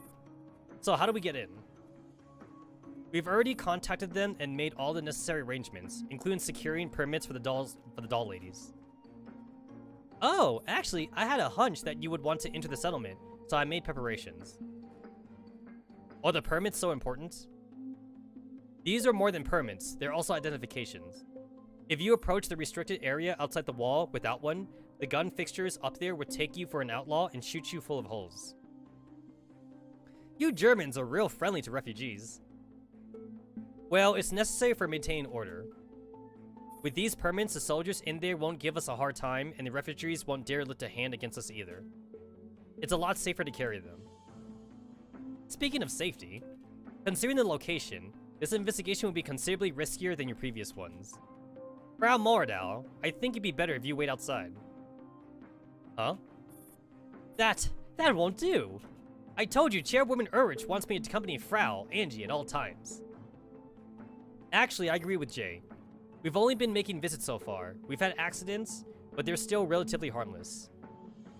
But it's going to be a capture mission this time, and the risk factors of operating in a refugee camp are very high to begin with. There's a high chance there will be a firefight. We can't take you unless you can at least defend yourself. Do you know how to fire a gun? Not really. But the Refugee Relief Organization is funded by the government. I have a few contacts in there. We'll need information to locate this man called Powell. As a government official, it's a lot easier for me to talk to the refugees and get information from them. Otherwise, everyone would want to run the other way if they saw a bunch of scary-looking strangers. Besides, we have an agent from the Stacy with us this time, so there's no reason to worry about me, right, Jay? Since you have such faith in me, always at your service, my lady. We won't be dealing with anyone from the Refugee Relief Organization, as we can't be sure there are no GIP spies among them. But if you know what you're getting yourself into, then be my guest. Okay, I'll make myself useful. Angie waves her off and makes her way over to Defy Dolls. Girls, all prepped and ready to go? Yes. Things never go according to plan, do they? What do you think, Anche? I trust Lucia. I mean, geez, what else would she say? Our plans always unravel because of the dolls that are rode out after us. Who's going to be the one that messes up, I wonder? Enough. I know you're itching to move. But are you sure this is a good idea? Waltzing into the refugee settlement without any backup? Such slipshod plans aren't your style at all. All of our leads got cut off. If we don't start taking a more aggressive approach, we'll have to come all this way for nothing but a long-distance vacation. It's quite ingenious though, isn't it? The most stupid prey can be lured out by the most obvious bait. It works all the time. According to the ancient philosophy in the Far East, some fish does willingly rise to a fisherman's hook even if there's no bait. Well, let's just hope that this won't be the day when the trick doesn't work. We'll only worry about that when it really becomes a problem. Before that, we must get ourselves out of this impasse. Angie returns to her German associates with Task Force Defy in tow. Alright, everyone's here. Quick briefing. Our objective is to find the man in charge of delivering orphans in his refugee settlement. He goes by the name Powell here. Since he's active in 3 different zones, we have to intercept him before his next delivery. According to the evidence we have gathered so far, the GIP is currently trafficking children for Paradies. This man is very likely a liaison and an enforcer of the GIP Paradies partnership. I need information from him, so he must be captured alive. I'm looking at fucking you, Hops! I'm looking at fucking you. No more headshots. Oh, there's something I'd like to add. I have personally witnessed what you ladies are capable of, but it's still very important to let sleeping dogs lie. Do not make a scene that will attract any attention. It was undoubtedly the GIP that ultimately pushed the house mother to take her own life. If word gets out that we're going after their contact, they might decide just to go ahead and kill him. Also, I followed Angie's instruction and didn't tell any of my colleagues about coming here today to prevent this operation from being leaked. I assume you haven't told anyone either? Frau Angie said only Hops and I are allowed to come with her. I did guess that we're coming to the refugee settlement, but no, I didn't tell a single soul. Neither did you, Air Ops, right? I alone will suffice the task of protecting Frau Angelia. Then I suppose everyone gets the message. If anything goes wrong, we're really on our own. We'll split up once we're in. Keep a low profile. I'm afraid I have to object. Why? If we're all scattered, I cannot guarantee your personal safety. Ugh. I would never have agreed to this plan had I known you were planning to enter the refugee settlement. Ugh. I'm sorry, there's something in my throat. I don't need your permission. I'm Angie, I can do whatever the fuck I want. I doubt you could stop me now, even if you wanted to. I know that's why I will actively participate in your capture mission. However, I hope you won't take this operation lightly and let your guard down. The refugee settlement is isolated from the rest of the city with a wall and turrets because this place is teeming with criminals of the most nefarious kind. The garrison can only prevent the refugees from stepping foot outside, but maintaining order within the settlement is completely beyond their capability. You seem awfully prejudiced against these refugees. I'm just preparing for the worst. If we end up in a large-scale conflict, it's questionable whether our corpses will ever be found. Is that so? In that case, please keep an eye on Miss Moradal over there once we're inside. She's, shaking like a leaf. I'm not! Still, your warning is duly noted. I will only have my dolls work separately. But everyone else must obey my command. If you can't do that, now's the time to turn back. I will obey. No more questions, then let's go. Dude, Hops just became the fucking Angie bitch. You wanted this team? You become my bitch. No questions asked. Dude, I'll be Angie's personal bitch. I'll bark for her. Woof, woof. Bark, bark. I'll be your doggo. Alright, spiderweb. For the sake of the continuity, please read this excerpt after you complete a Delta attack beginning. I did that for once.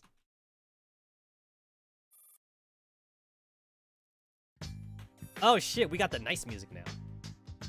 After a brief conversation with Moradal, the military officer at the checkpoint heads inside the sentry box to make a phone call, all while observing Angie and co. The mechanical gate of the refugee settlement soon starts rising slowly. When the gate is fully open, the speakers inside the wall, which have been silent for a long time, start playing music. Welcome to the free Hanseatic city of Bremen. We wish you a pleasant journey. Do they expect us to visit the refugee settlement as tourists? I don't think the PA system has made a peep ever since the wall was built. This is the main gate that leads directly to the city. It's practically impossible for refugees to be granted passage, so this gate has pretty much never been opened. There are very strong objections to interrogating refugees into our population. It would take a lot of lengthy discussions for the Volkskammer to reach a consensus, and the issue won't be solved until then. It isn't our issue to solve. So this is why the settlement has degenerated into lawlessness. Lucia. Yes, Angie? Take your team and scout this area quickly. I'm going to make some human friends and see what we're dealing with here. Understood. The streets look clean enough, but they're lined with dilapidated brick apartment blocks and wooden houses, most which predate World War III. It looks pretty bleak. Not many venture out during the day. Most of the residents are unemployed, and there aren't any shops or other entertainment facilities for them to go to. Regular refugees only tend to head outside to collect rations distributed by the government. That makes for a very convenient place for cooks and hustlers to get around. Power has picked a great place for his business. Pekmar has organized fundraising events and contributed a lot for the reconstruction of the settlement. At least it is now reasonably habitable. This used to be a wasteland with nothing apart from ruins, dirts, and weeds. Really? That's all well and good, but the way I see it, this is essentially no different than a ghetto. Hey, but you gotta admit though, guys, guns and ammo. I mean, I know that like this is like a lame-ass background that they're reusing, but I'm just saying though, they got a gun and ammo shop for the refugees to buy with their non-money, by the way. Well, it's a long and gradual process. Long and gradual, eh? You see those people who are avoiding our eyes? Their complexion suggests they're infected with Elid.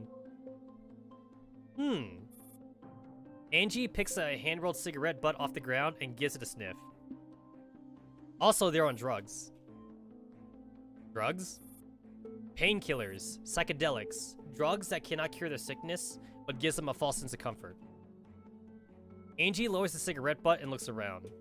A few gaunt and emancipated refugees are glaring at them with malice. Angie returns her gaze squarely. The group mutter under their breath and retreat deeper into the alley. Why are we stopping? This settlement seems even more dangerous than I expected. Angie flicks a Okay, well, this seems like this name shouldn't be here. This is a narration. This is not Angie speaking. Unless Angie's talking in the third person, which I highly doubt she's speaking in the third person, so this probably is not meant to be here, this narration. Angie flicks the cigarette butt away and cleans her fingers with her handkerchief. Humph, it's just drugs. Hardly surprising in a piss hole like this. Hops, you sound like a conservative. I'm not particularly political. What? You can't put me under investigation just because I'm telling the truth. I wasn't questioning you. The Stacy also takes the refugee issue very seriously. It's natural for people who have lost hope of salvation to turn to other things. I suppose no one's offering any treatment for these people. The Bremen government is very eager to establish a comprehensive healthcare system and provide the required facility and equipment for the refugees.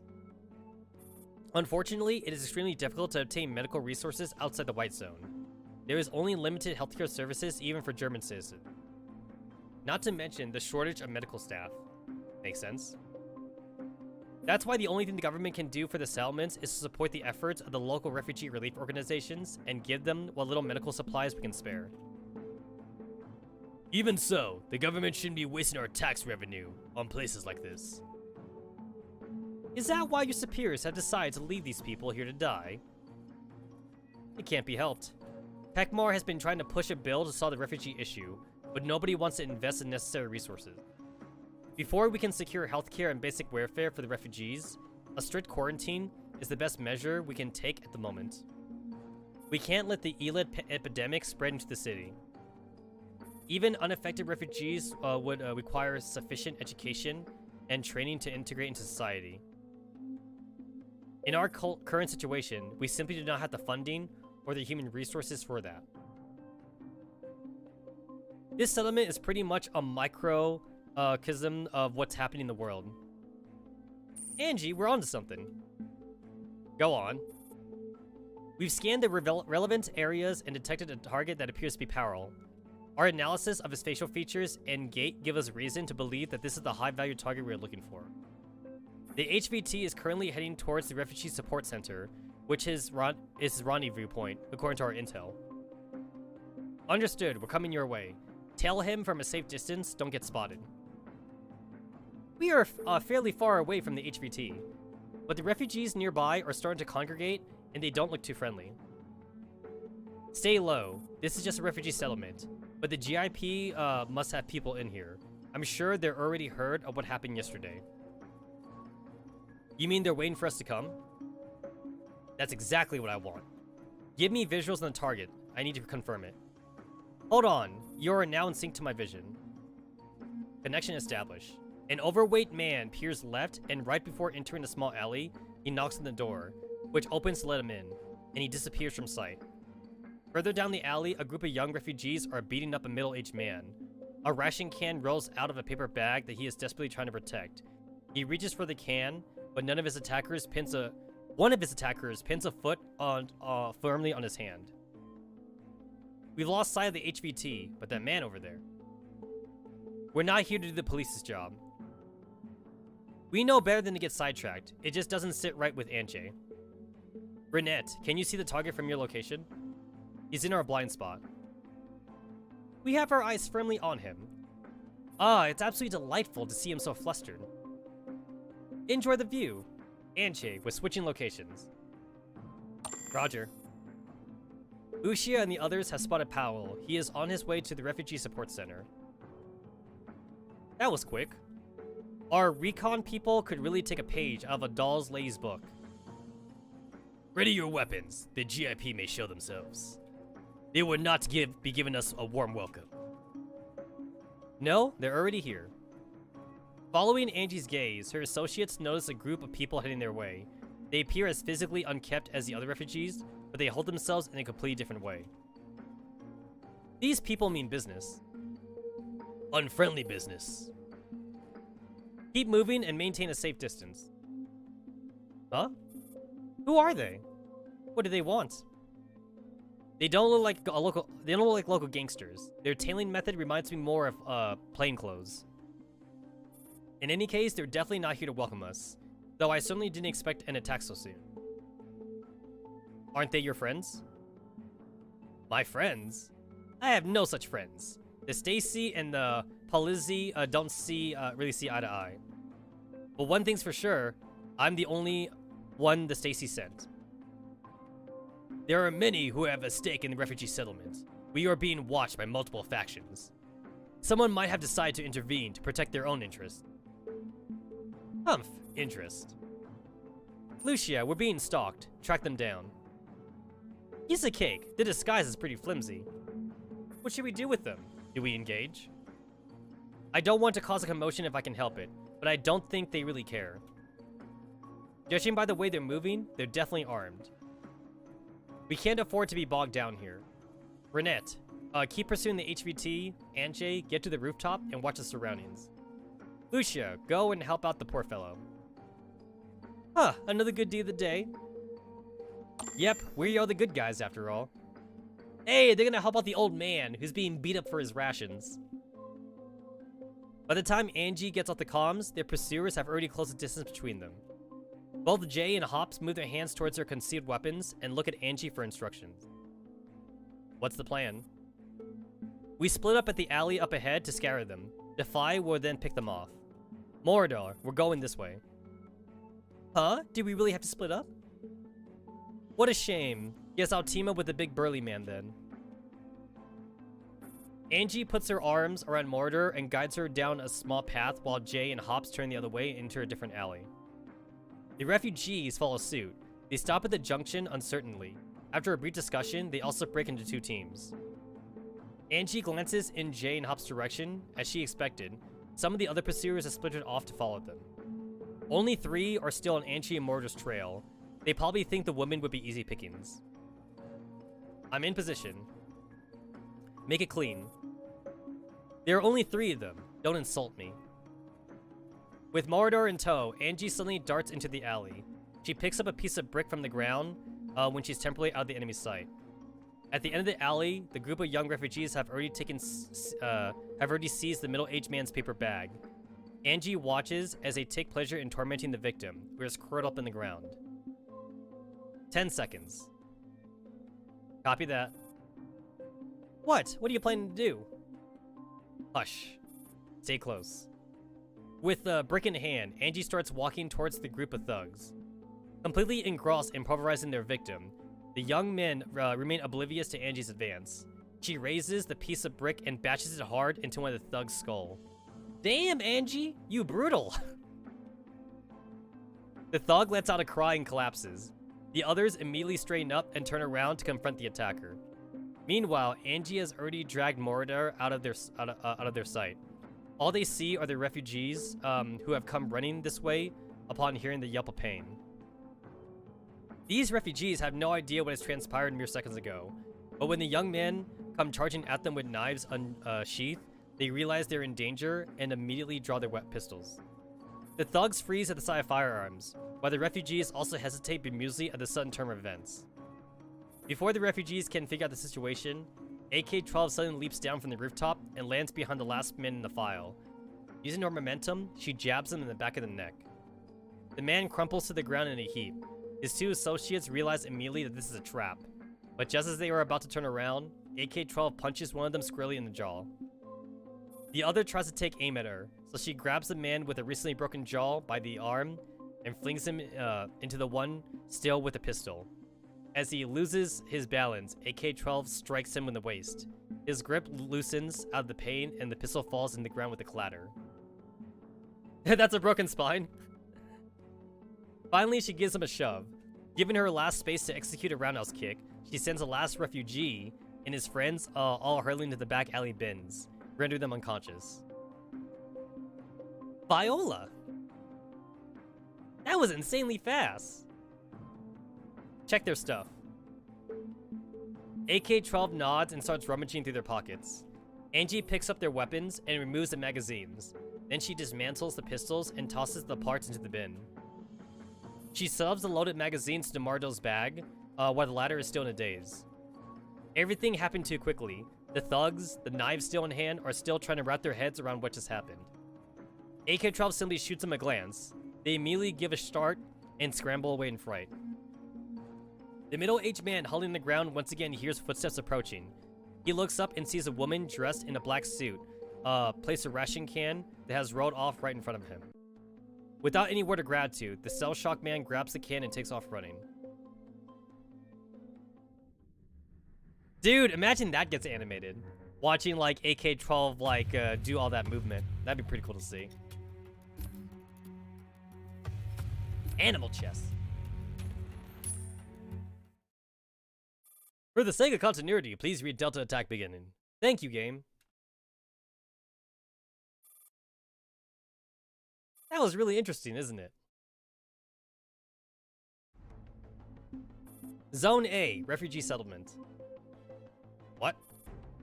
The broadcast and the refugees here, neither is making us feel very welcome. The refugees are openly hostile to well-dressed people who obviously don't belong here.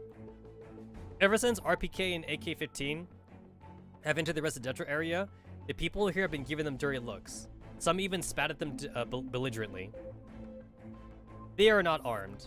Simple acts of provocation, driven by extreme animosity, are no threat to us.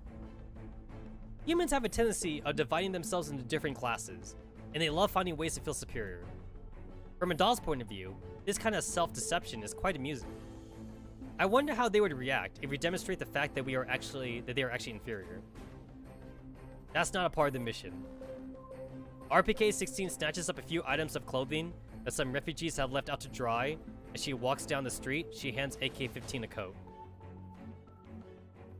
We can add it to our itinerary, like right now. I believe at least 2 wannabe hunters want to experience what it feels to be hunted. Are we being followed already? Yes, but they're not particularly skilled, just like the ones that latch into Angie when we first arrived.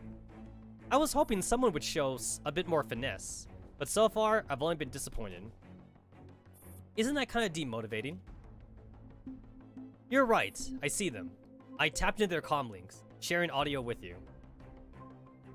Looks like there's more than 2 of them. Well, it's only polite to bag them all. Angie told us to avoid firing our weapons. My dear, firing our weapons isn't the only way to eliminate our enemies.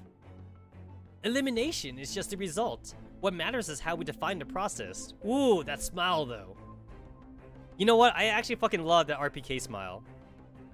Step on me, mommy. What are you planning to do?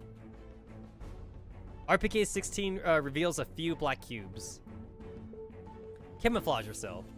Then let us have some fun fishing.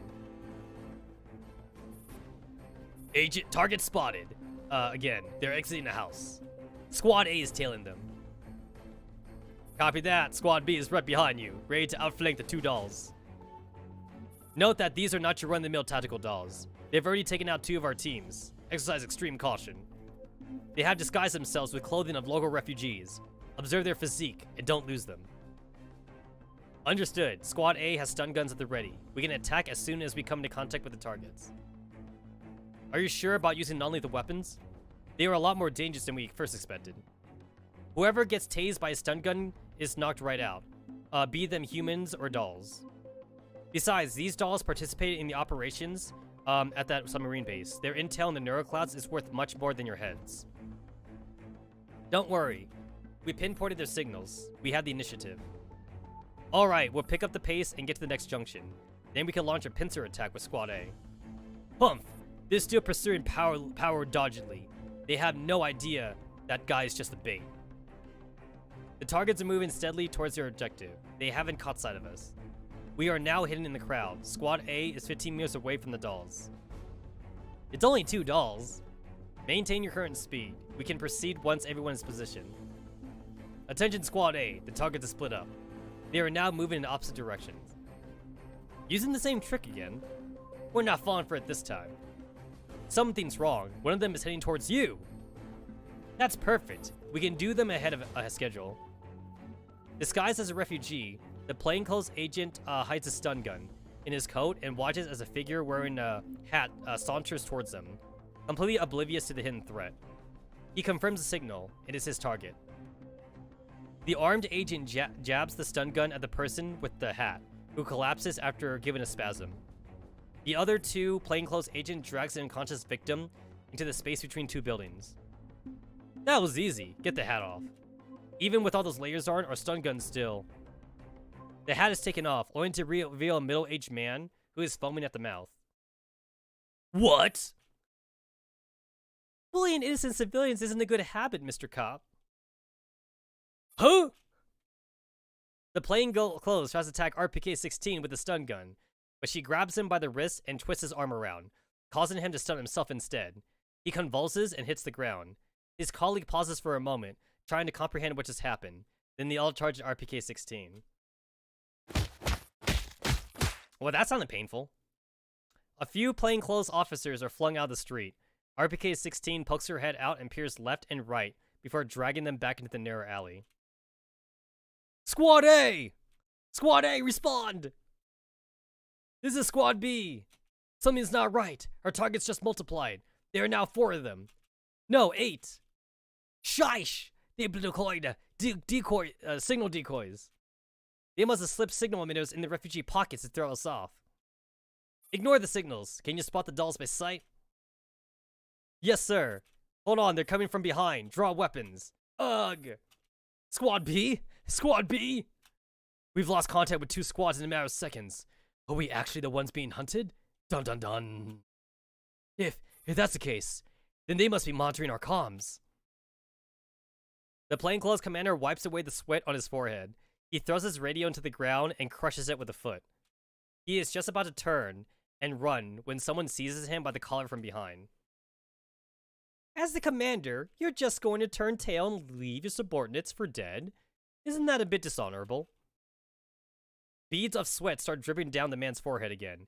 He suddenly draws his pistol and turns around, trying to shoot RPK-16. Unsurprisingly, RPK-16 grabs his arm with a nimble twist. The man finds himself flung across the air before crashing heavily into the ground. I'm done over here. Have you captured their commander? Snatched him just as he was about to leg it. Blasted doll! Do you know who I am? You mechanical lowlives. What gives you the right to do this? Oh dear, quite the bigot, aren't you? Thankfully, unlike humans, we dolls are very open-minded and tolerant.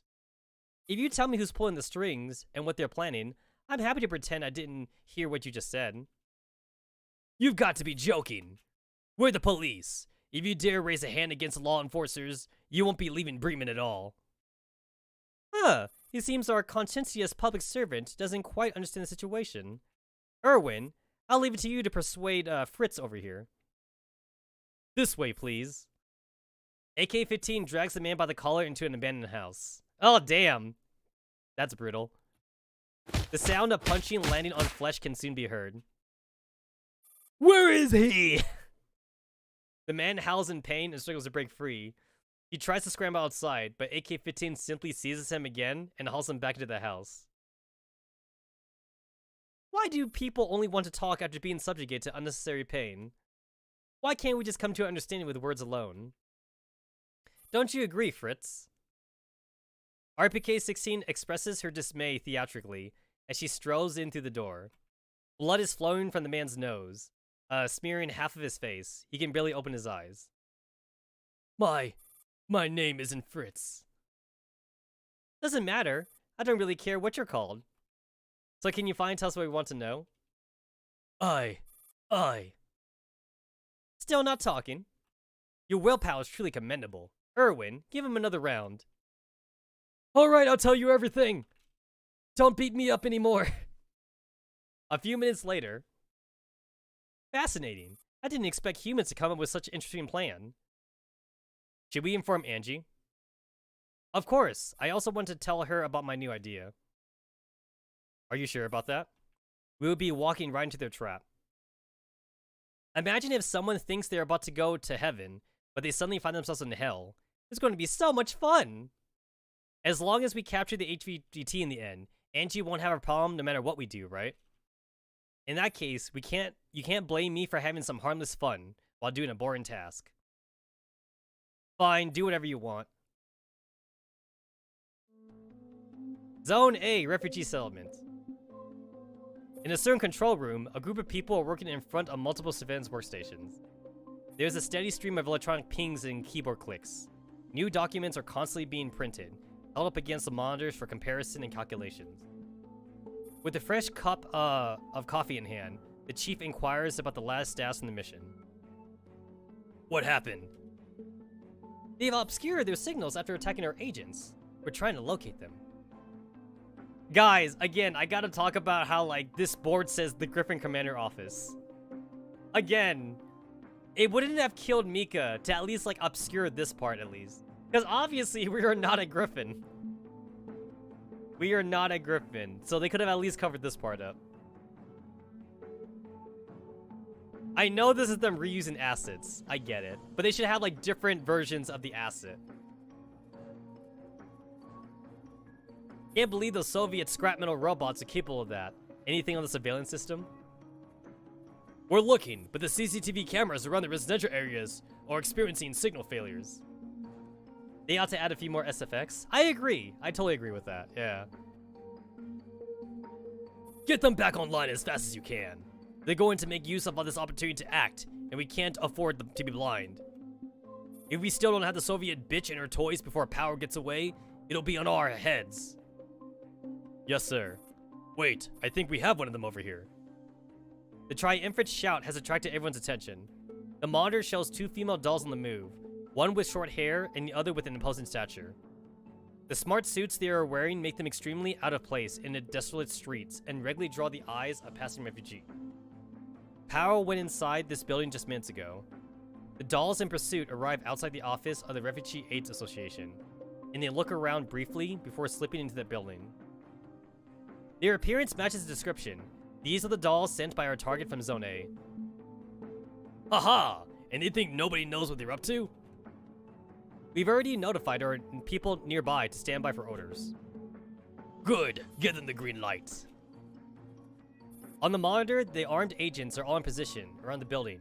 At the chief's command, they storm in the office. Meanwhile, in the control room, everyone is observing the situation through the armed agent's camera feed. First floor clear, no sign of inanimate objects. We're outside the last room, preparing to break in. Boom! Clear. Clear. Sir, we haven't found any dolls or detected any threats. Awaiting further directives, over. What? Check again! Did they escape through a different exit? I'm not seeing them on any of the security feed around the building. This makes no sense at all. This may be a trap! Right now, should be there. The comm links is breaking up. Repeat! Hey! Verdammt! What the hell is going on? Our comms are being jammed. No, someone else is forcing their way into our channel. Someone else? That's right, sorry to intrude. Upon hearing the slightly sarcastic female voice, the chief gestures for everyone to keep quiet and puts the call on speaker. Then he bids his subordinate to start tracing the signal origin. This is our first time touring the refugee settlement, so we don't really know our way around. You guys have been such a great help.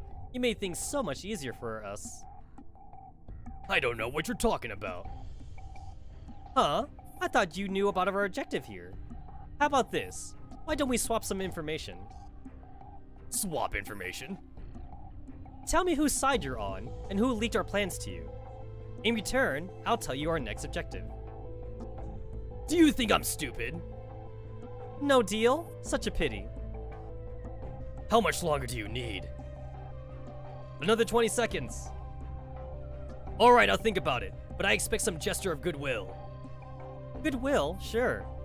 How about we have this conversation face to face, in an open and friendly manner? What?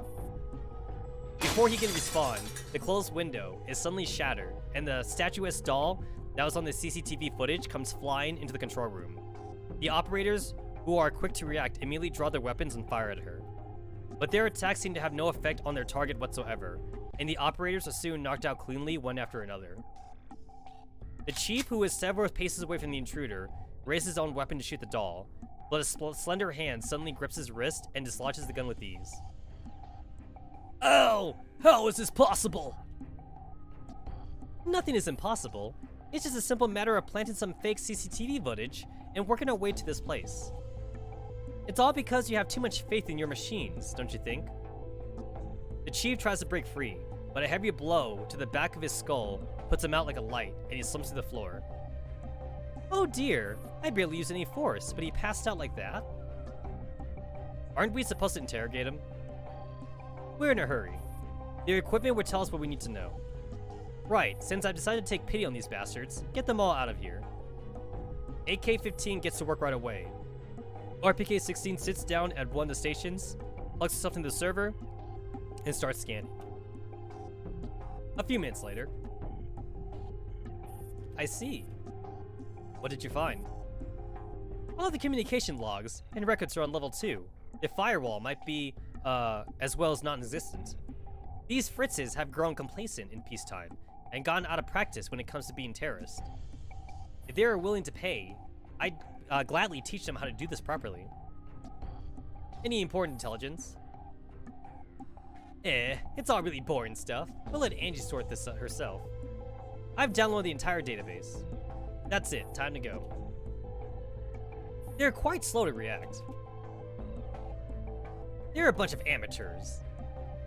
Like I said, if they have the cash, I don't mind making an entire course out of this. Boom!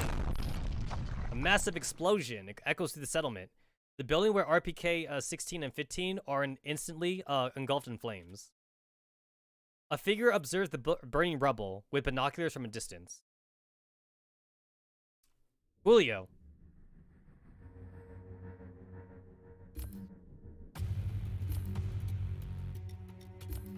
I'm just making sure. 1, 2, 3, 4. Awesome. Hint. Please do a Delta attack beginning.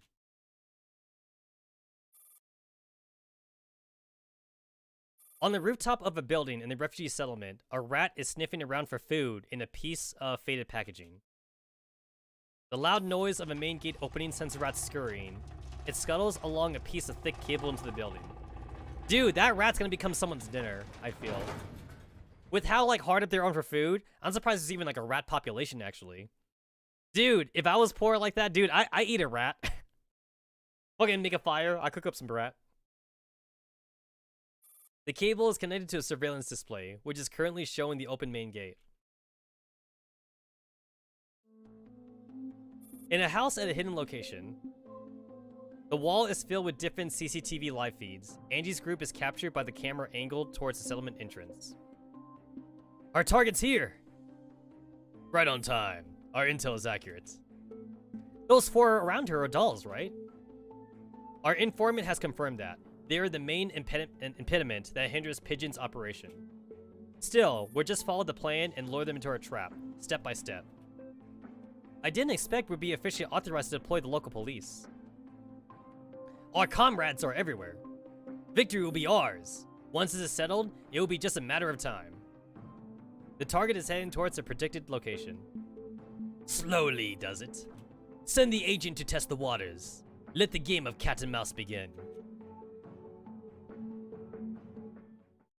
Somewhere in the refugee settlement, a man is putting on a coat with the help of an attendant.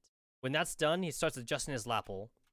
The sun shines through the filthy glass window into his large and fleshy figure. Air Power, should we check in with them?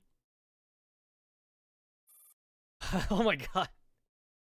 He's bigger than I thought. We aren't on such good terms that they would share information with us voluntarily. I'm just a tool that has some use for them now. I know that very well. Besides, the rats are here, aren't they? That's all we need to know. He chonk. Dude, I bet he gets paid very well, though. For all the trafficking and shit that he does, I bet he gets paid very well. That's why he's fat. No, I'm sorry. He thick, boy! He thick. Right. Have we got everyone? Yes. As per your instructions, they are all trustworthy candidates that we've cultivated. With their numbers, they should be able to contend with the enemies for a short while. But will you be able to convince them? What I'm about to tell them is what they're intimately familiar with. What they want to hear the most. None of this should have come to pass. I once had so much faith in Germany. William wants that Naito Kuni. I was certain that they would let me continue my operations in the refugee settlement as a philanthropist. But now everything has changed, and no one would stand up for me. Now we're on our own. Power clears his throat and walks through the door. He is now in a spacious indoor space, where a large number of refugees have congregated. These people used to be police officers or firefighters in the neighboring regions. Some are even veterans, who are quickly forgotten after the war. But no matter their identity, they all bear signs of severe silvification. Their faces are all contorted with pain and malnourishment, giving them a ghastly appearance. At the sight of Powell, all conversations cease and the room becomes eerily silent. My friends! They are extending their corrupt grasp into our home. They have already built this looming wall to suppress our freedom, and everything has taken a turn for the worse. This isn't how the world used to be. Our home is being exploited, ravaged, razed to the ground, reduced to rubble. But we did nothing to deserve this. What crime had the sick and infirm committed? What about the children who have had the misfortune of being born in a fetid garbage dump?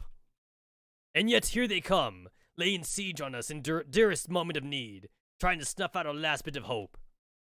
Do we bow our heads and patiently accept the torment that they are inflicting? No! Never! This is our home! That's right! This is the only home we have left. I have visited Hana on North Street this morning and brought her something to eat. She was so weak and frail, but with her dying breath, she was still calling out to her child, who was shot dead by turrets on the wall. We all know who is responsible for murdering this child and his poor mother. Damn Bremen! They've never treated us as humans. Blood for blood. Exactly, blood for blood. They have finally shown their true colors. They are forcing our hand by taking away our basic right to live. We are not to blame. They have brought this upon themselves.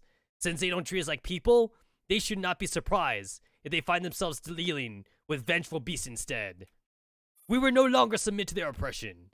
It is time we let them know that we intend to fight for our lives. Smash their hubris and retake our dignity.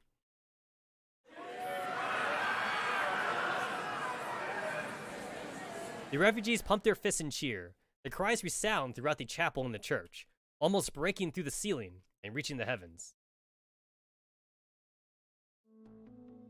What an idiot. Moradel mutters under her breath as she stares out the window.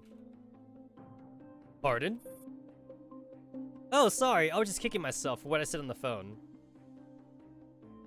You mean your call with Chairman Urge? Yes, maybe I'm being naive, but is it always impossible to salvage a situation? Your question is very naive in of itself. Really? What are your thoughts on the matter? The way I see it, there are 3 ways of perceiving the world. What do you mean? The first way is through the other's description. If people say the world is a good place, we believe that. The second way is through our own personal experience. We can discover that there is darkness in the world, darkness that can taint people's soul. The third way is through things that are inflicted upon us, pain that we are forced to suffer, even if we try to avoid it. Most people adopt the second way. They still believe that the world would change even if they encounter hardships. But the real world never changes. It may present itself differently to you, but it is essentially always the same world. I disagree. As Chairwoman Urt's personal secretary, your naivety will only cause you regret. I believe that's just the conclusion you've drawn from your experience in the war. Everyone thinks differently. Having a little chat. Mordau, what's the situation? Oh, right. The chairwoman has already dispatched a helicopter.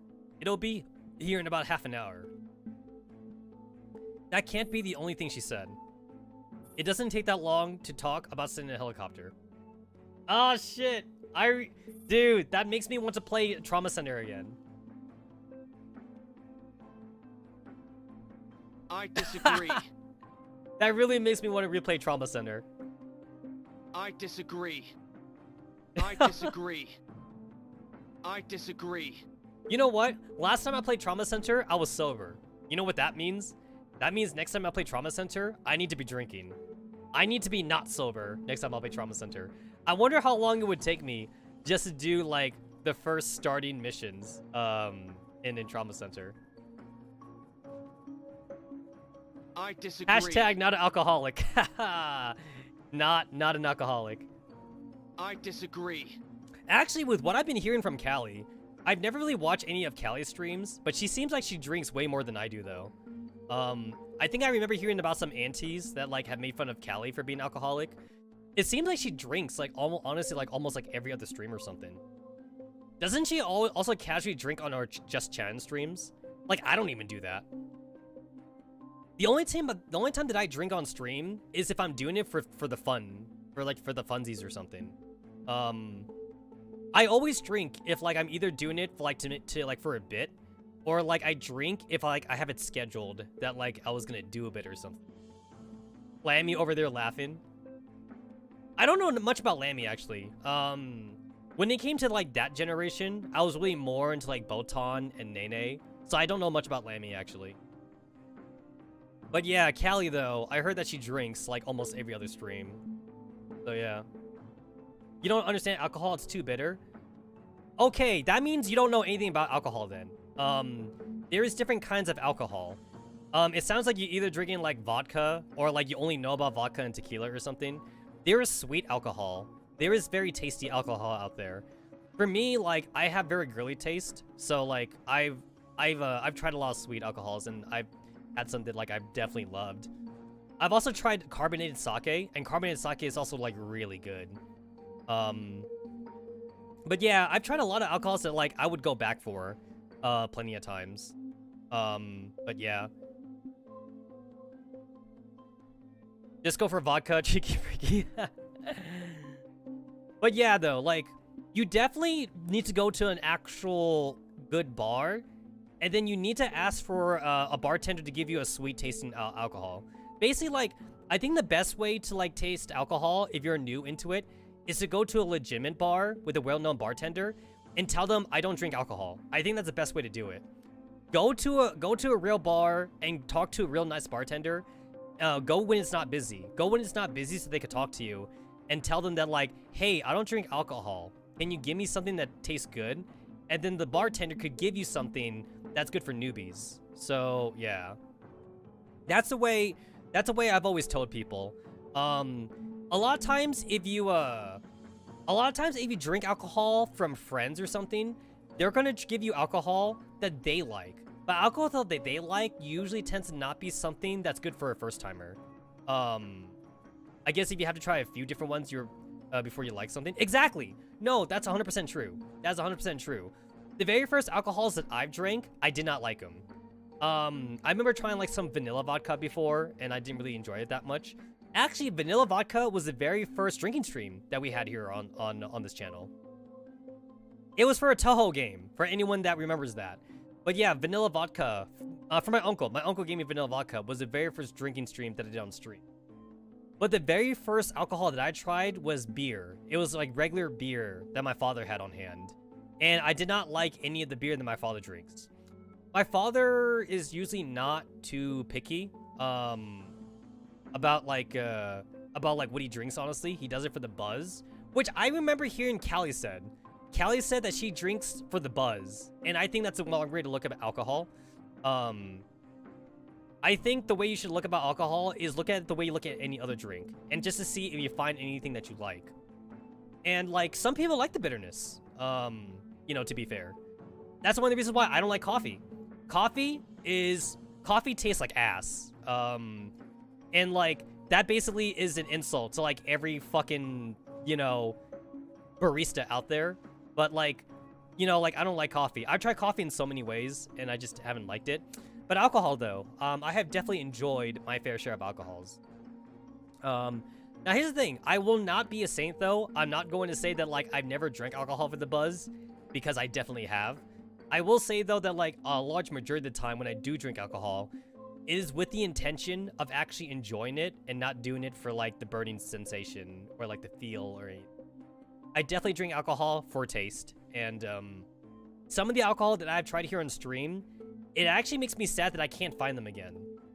I tried this one alcohol on one of my drinking streams before. It's called Blue Bunny Sake.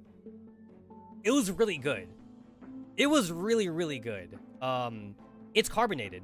It's carbonated sake. It was called Blue Bunny, and I tried 2 different flavors on stream. I tried blueberry, and then I tried strawberry, and it was really, really good. And the store that I got them at, they stopped selling them, and I was like, "What? You stopped selling it?" And I was like, "Damn, where can I get it?" And the guy was like, "I don't know, online or something." I was like, "Oh, damn." It's like I don't want to order it online though, but like I haven't been able to find it though. I've been to like so many. Isn't Blue Bunny an ice cream brand? It is. It is. This was like I'm not sure this is either a Japanese brand or like a Chinese brand of sake makers or something.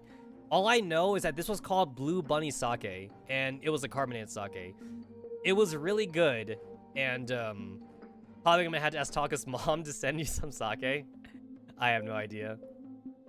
All I know is that like I bought it one time there. I bought it one time here at a store that I always go to, and they stopped selling it. And I think the only way for me to get it now is online. Especially with the whole pandemic thing going around too, of course. I'm sure alcohol is like not on the high priority list of things that get shipped around at least. So I'm sure if I do want to buy some again, I would have to buy it online.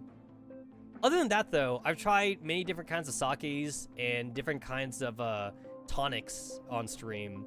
And I don't think I've ever found any that like I particularly super enjoyed that I would do again. The Blue Bunny sake was the only one that I liked. It was called Blue Bunny because the bottle was blue. That's why it was called Blue Bunny, I guess. I just know that it was really good though, and I wanted to buy it again, but I haven't been able to buy it again at all. Funny enough, I have never drank rice sake on stream though. I've drinking rice sake with friends, of course, but I've never actually drank it on stream. I've never drank Amatsukaze on stream either. Maybe I'll do that one day on stream or something. But yeah, it depends on what country you live. Then alcohol will be on the important list. I guess you're right. I guess you're definitely right about that. But yeah, I haven't had a drinking stream in a while, so I definitely want to do another one. Possibly after we do the Girls Frontline tournament, which is still on the table. Dude, that Pokemon Legends game definitely like pushed back all my streams. If it wasn't for Pokemon Legends, I definitely would be on time right now. But hopefully after I'm done playing Girls Frontline though, we open up the streams again for like more other outlandish shit. I also have a list of hentai games too that I also need to stream. Obviously not on YouTube. We will be going to a different stream for the hentai stuff. But there's definitely a few that I also want to try going through. So that's definitely on the table. But yeah. Let's just admire fucking Marvidao and Angie for a little bit while, right? Okay, let's get back on this. I feel like what I'm talking about right now, this is Marvidao going, But yeah, let's have another drinking stream again, boys. Let's drink to each other. I also always usually drink too for the New Year's, but obviously that didn't happen since I got COVID. Yeah, it turns out, guys, your doctor does not recommend drinking while you have COVID. I wonder why, right? Usually, like I would drink like a glass like during the countdown, but you know, that didn't happen. Ricky, everyone knows that the children's alcohol is apple juice.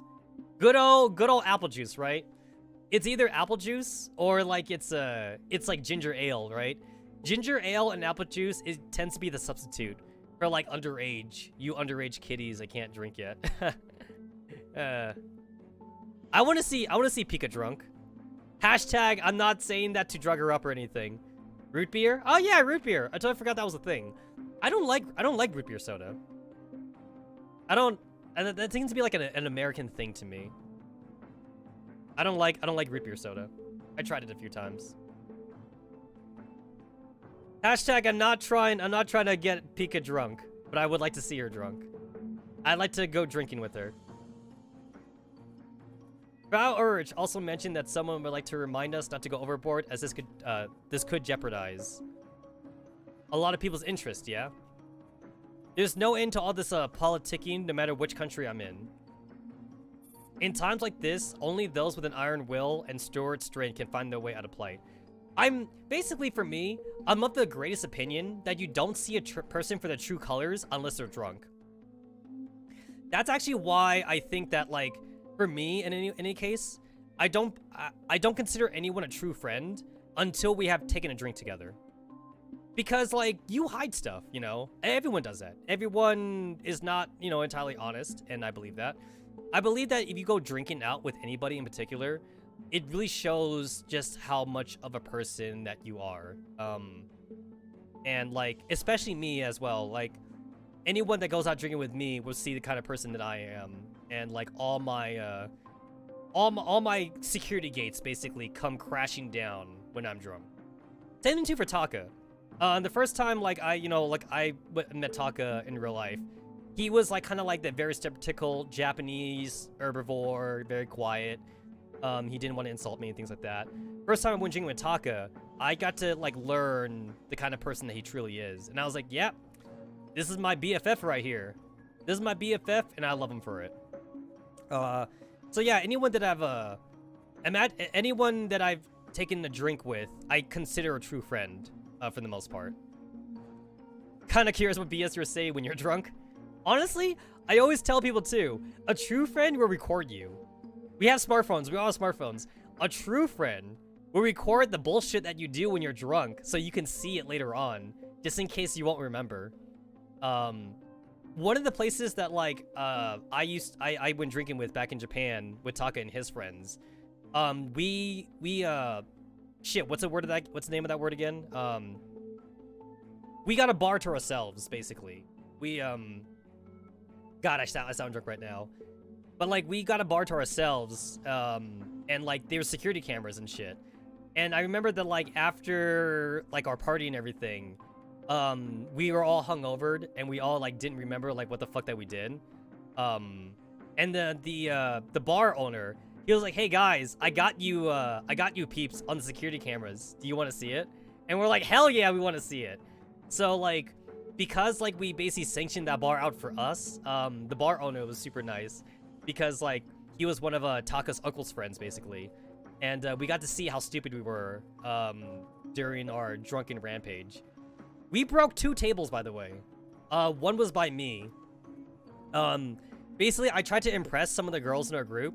I was like, yo, watch me do a backflip on this table. And guess what? I didn't nail it. I did not nail that backflip. I landed, like, squarely, like, right on my stomach, basically. And I kind of, like, crashed right into it. And then the girls were like, oh, that's so cute. And I was like, wait, hold on. I got this. I got this. Obviously, when you're drunk, though, you don't feel pain anymore. And I was like, yo, Taka, show them your front flip. Because Taka can do flips and shit, too. So Taka also tried to do a flip. But he ended up breaking a chair when he tried to do that flip. And then the other table that we broke, that was basically all of our faults. We were all, like, we were all, like, bashing the table with, like, our bottles and shit. And we're all like, yeah, BFFs forever, yeah. And, like, we kept on, like, hammering the table. And then the leg, like, gave away or something. And then, like, the table just kind of just fell over and shit. We drank, like, a lot of hard sake. And then, like, I remember being, like, super racist, like, during that thing. It's all kind of fuzzy, though. But the security camera showed the rest of it, though. And I was like, yo, what's with this Japanese sake bullshit? I need some American drinks here. And then, like, the bartender was like, yo, I got American drinks here. I was like, yeah, like, I'm the Gaijin, and we all need to drink, like, American drinks. And I remember, like, one of Taka's friends, like, oh, shit, I never tried American drinks before. And he was, like, super scared and shit like that. And I remember, like, I think the alcohol content was, like, I think 14%, like 14 or 16%. The sake that we tried out at first was only 4 to 5% alcohol.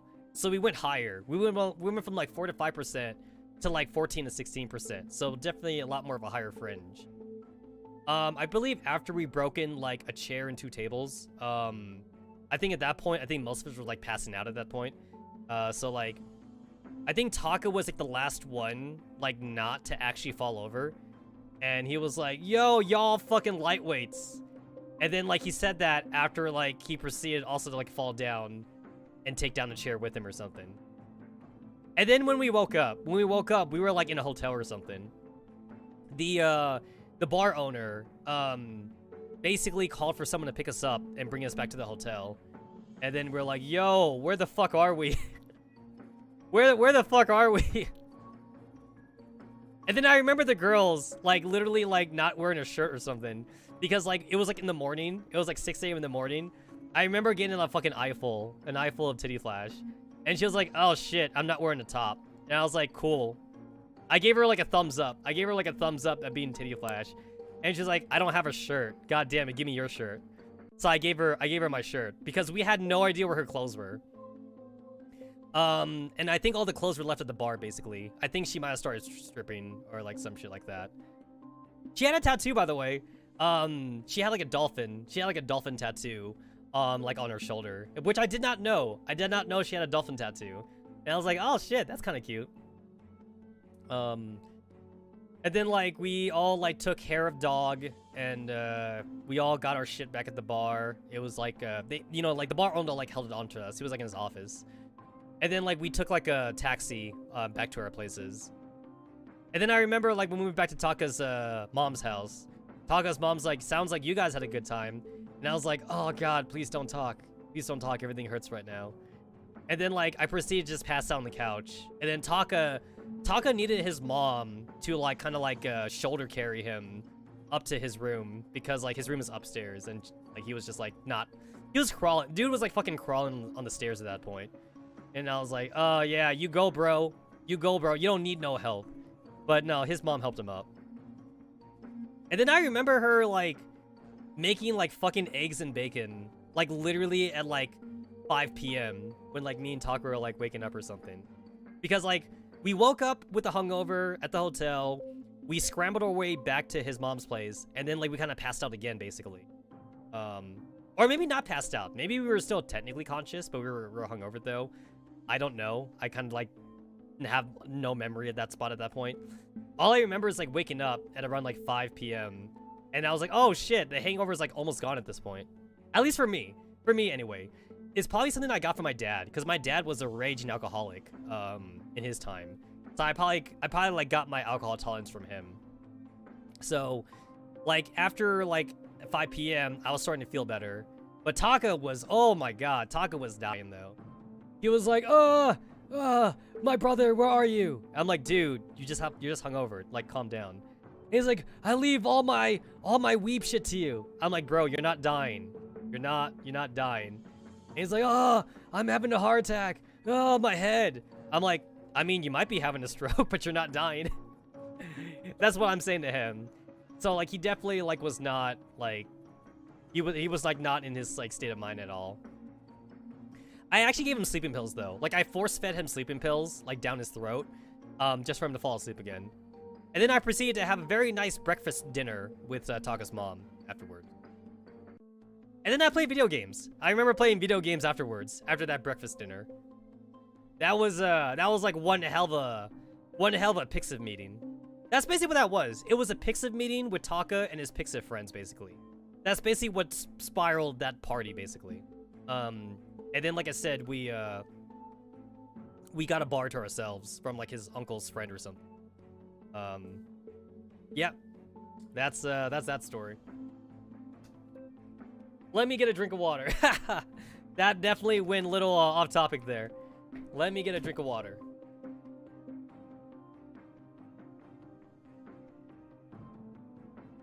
Reservation! That's the word. That's the word I've been looking for this whole entire time.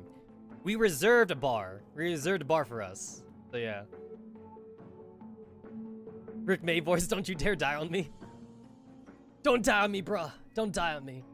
He was fine, but he had a hungover for like 2 days though. Like 2 whole fucking days. For me, a hangover only lasts 1 day. Yeah, Taka can't really hold his liquor that well. But he's hella funny though. He's hella funny when he's drunk. You know what I've never done in my life, surprisingly? I've never drew a penis on someone's face when they were drunk. I'm surprised I've never done that with all the fucking college parties I went to. I feel like either someone already beat me to it or like I didn't know the person well enough to like want to do that to them or something. I've never drew anything provocative on someone's face. I feel like I should do that to Taco sometime. I never got the idea to do that. I feel like I've never been sober at any party. Like, you know how usually like there's that one person who like has to be like the designated driver, so someone like is not drunk or something? I feel like I've never been to a party with a designated driver. Like everyone's always drinking basically. And then like we use taxis. Everyone uses taxis or like Uber to like go back home. No one wants to be the designated driver basically. It's like, yo, everyone gets a drink but me though? That's not fair. You know, like everyone wants to drink basically. Why should I be the only one not to drink? So we just use taxis basically. We'd pay for a taxi. Oh, that reminds me. Reminds me of another story. Okay, I'll try not to go too long on this one. But there was another Pixie meet I went to. We went to a Korean barbecue basically. We got yakiniku and stuff. One of the girls got like super drunk and shit. And we took like a taxi to go back home and stuff. And she was like trying to flirt with like the taxi driver and shit. I remember, bro. I remember she was like unbuttoning like her dress top, and she was like, "Oh no, we don't have any money. I hope you accept payment in like some other way." And she's like throwing herself. She's like literally like throwing herself like on top of the taxi driver. And the taxi driver was like super uncomfortable. And he was like, "Please, ma'am, I can't. I have a wife. I have a wife and kids. I can't. I have to charge you. It's gonna be like 2,500 yen or like some shit like that." And she was all like, "Oh, but we have no money." And then like she's saying that as she's like starts unbuttoning like her dress some more. She like unbuttoned like the first 4 buttons basically. And he's like, "No, please, I'm married. I'm married." And then like that's when Nataka's friend stepped in, and he's like, "Oh, for fuck's sake!" And then like he gave the dude like the 2,500 yen, and then we all like dragged her out of like the taxi cab or something. But basically, she was trying to suck dick though. She was like trying to suck dick for like a free taxi fare. And the dude was like trying to show his ring and shit. He's like, "I'm married. I'm married." Yeah, I remember that. Remember, guys, if you're a hot girl, you could get away with anything. As long as you're willing to suck dick for it, you could get away with anything. Just throw away your morals and shit. I say this as a former stripper, so trust me, it's definitely true. As long as you're a hot enough girl, the whole entire world's your oyster. Go ahead and become a fucking thought tuber, and you're definitely get all the money that you need. Actually, you know what's kind of sad about OnlyFans? A lot of OnlyFans women surprisingly make like $1 million, but they're in debt though because they're on drugs and shit, which is kind of sad. It's like if they were even slightly smart enough to like know how to like finance and shit, they'd be able to retire basically. But the only reason why a lot of OnlyFans make so much money and are still doing it is because they're on drugs and because they waste a lot of money on that crap. A lot of them surprisingly would be millionaires though. They make so much money, like just like showing their titties on OnlyFans and crap like that, you know? If they had finances, they wouldn't be OnlyFans? That's not true. That's not true. That's like saying if someone had finances, they wouldn't be strippers. A lot of times, some girls just simply, you know, like suck their dick through high school and shit. They have literally no other skills. Having finances just doesn't help you with that. You know, like a lot of women go through life on their good looks. So literally, the only jobs they can do at that point is either like being like a supermodel, or to like suck dick or something. You mean having a stable income? Ah, okay. Yeah, no, having finances is completely different than having a stable income. But yeah, like I know a few of my stripper friends back in the day. Like I asked them like, "Are you a stripper by choice?" And most of them say yes. Because like they literally like just like, you know, suck dick like through high school. They have no outside skills whatsoever. And they're fine though. Like they actually love stripping. You know, like they don't want to go work in an office job or like anything like that. Who wants to work in a cubicle, you know? Oh yeah, you guys are one of the new. You guys are one of my new subscribers. Yeah, no, this is old news. I used to be a stripper. Back in my college days. I used to be a stripper slash escort service. That used to be one of my old jobs. Unfortunately I can't link you guys the old stream where I went full story because like that stream obviously doesn't exist anymore on my old channel. Funny enough, I told that story on a Mario Golf. It was a Mario Golf stream basically. I basically stopped playing Mario Golf for like a good solid like an hour and a half, and I started talking about like my old stripping job. But yeah, it comes up every once in a while though. My old job though. Yeah, I used to. I used to do that. I'd go back to it. I'll be real with you guys. If I lost my job right now, I'd go back to it. I can go back to it. A few of my old bosses and managers, they have offered me. They have offered me to come back because of COVID. COVID basically got rid of like a lot of like strippers, and like a lot of strippers were like too afraid to come back to like the workforce basically. So like we are in a stripper shortage right now. Basically. That sounds really weird to say. We are in a stripper escort service shortage. So actually, funny enough, I got calls back from some of my old friends, and they're like, hey, my boss like needs workers. Do you want to come back? And I was like, I think I'm good for now. And they're like, okay, where the offer's open. The offer's open. I'm like, okie dokie. But yeah, we are in a great shortage though. They don't have enough. They actually don't have enough strippers. They don't have enough escort service. Oh god, the supply chain shortage is hitting everywhere. I know. No, I kid you not though. Here, like, we have signs up at these places, and they're like, yo, stripping pays more than unemployment. Like that, I kid you not. Some of the signs say that. Stripping pays more than unemployment. That's how desperate they are to get workers. Did I just get tired of it? That's half. That's like half the reason for meal. For the most part, it's not that half the reasons I got tired of it, but the other half actually, because I did enjoy it though. I did enjoy it. Basically the other half of the reason is because of the work schedule. So stripping for the most part, stripping and escorting is mostly a nighttime. It's mostly like a nighttime gig. I mean, obviously you can work some morning shifts though, but like a majority of the money is made at night. And like when I was doing my freelancing stuff, especially back in Japan, like it was hard to work with my schedule basically. So I kind of had to quit like out of necessity for like all like the work, all like the morning stuff I did for like the gaming and anime side. And then like after I stopped doing the freelance stuff, well, I kind of still do it, sort of, but after I majorly stopped doing the freelance stuff and got a more stable job, I basically kind of had like the choice of going back to it or just getting a hookup at like the entertainment convention business. And I was like, yeah, I'll take the convention. I'll take the convention work. So I'll do that. I will say this though, I definitely was slightly disappointed when I first got my first paycheck at the convention job. I was like, yo, I get paid more money by swinging my dick around. I said that in the break room too. Like, I have no filter, so like I said that like out loud, like in the break room.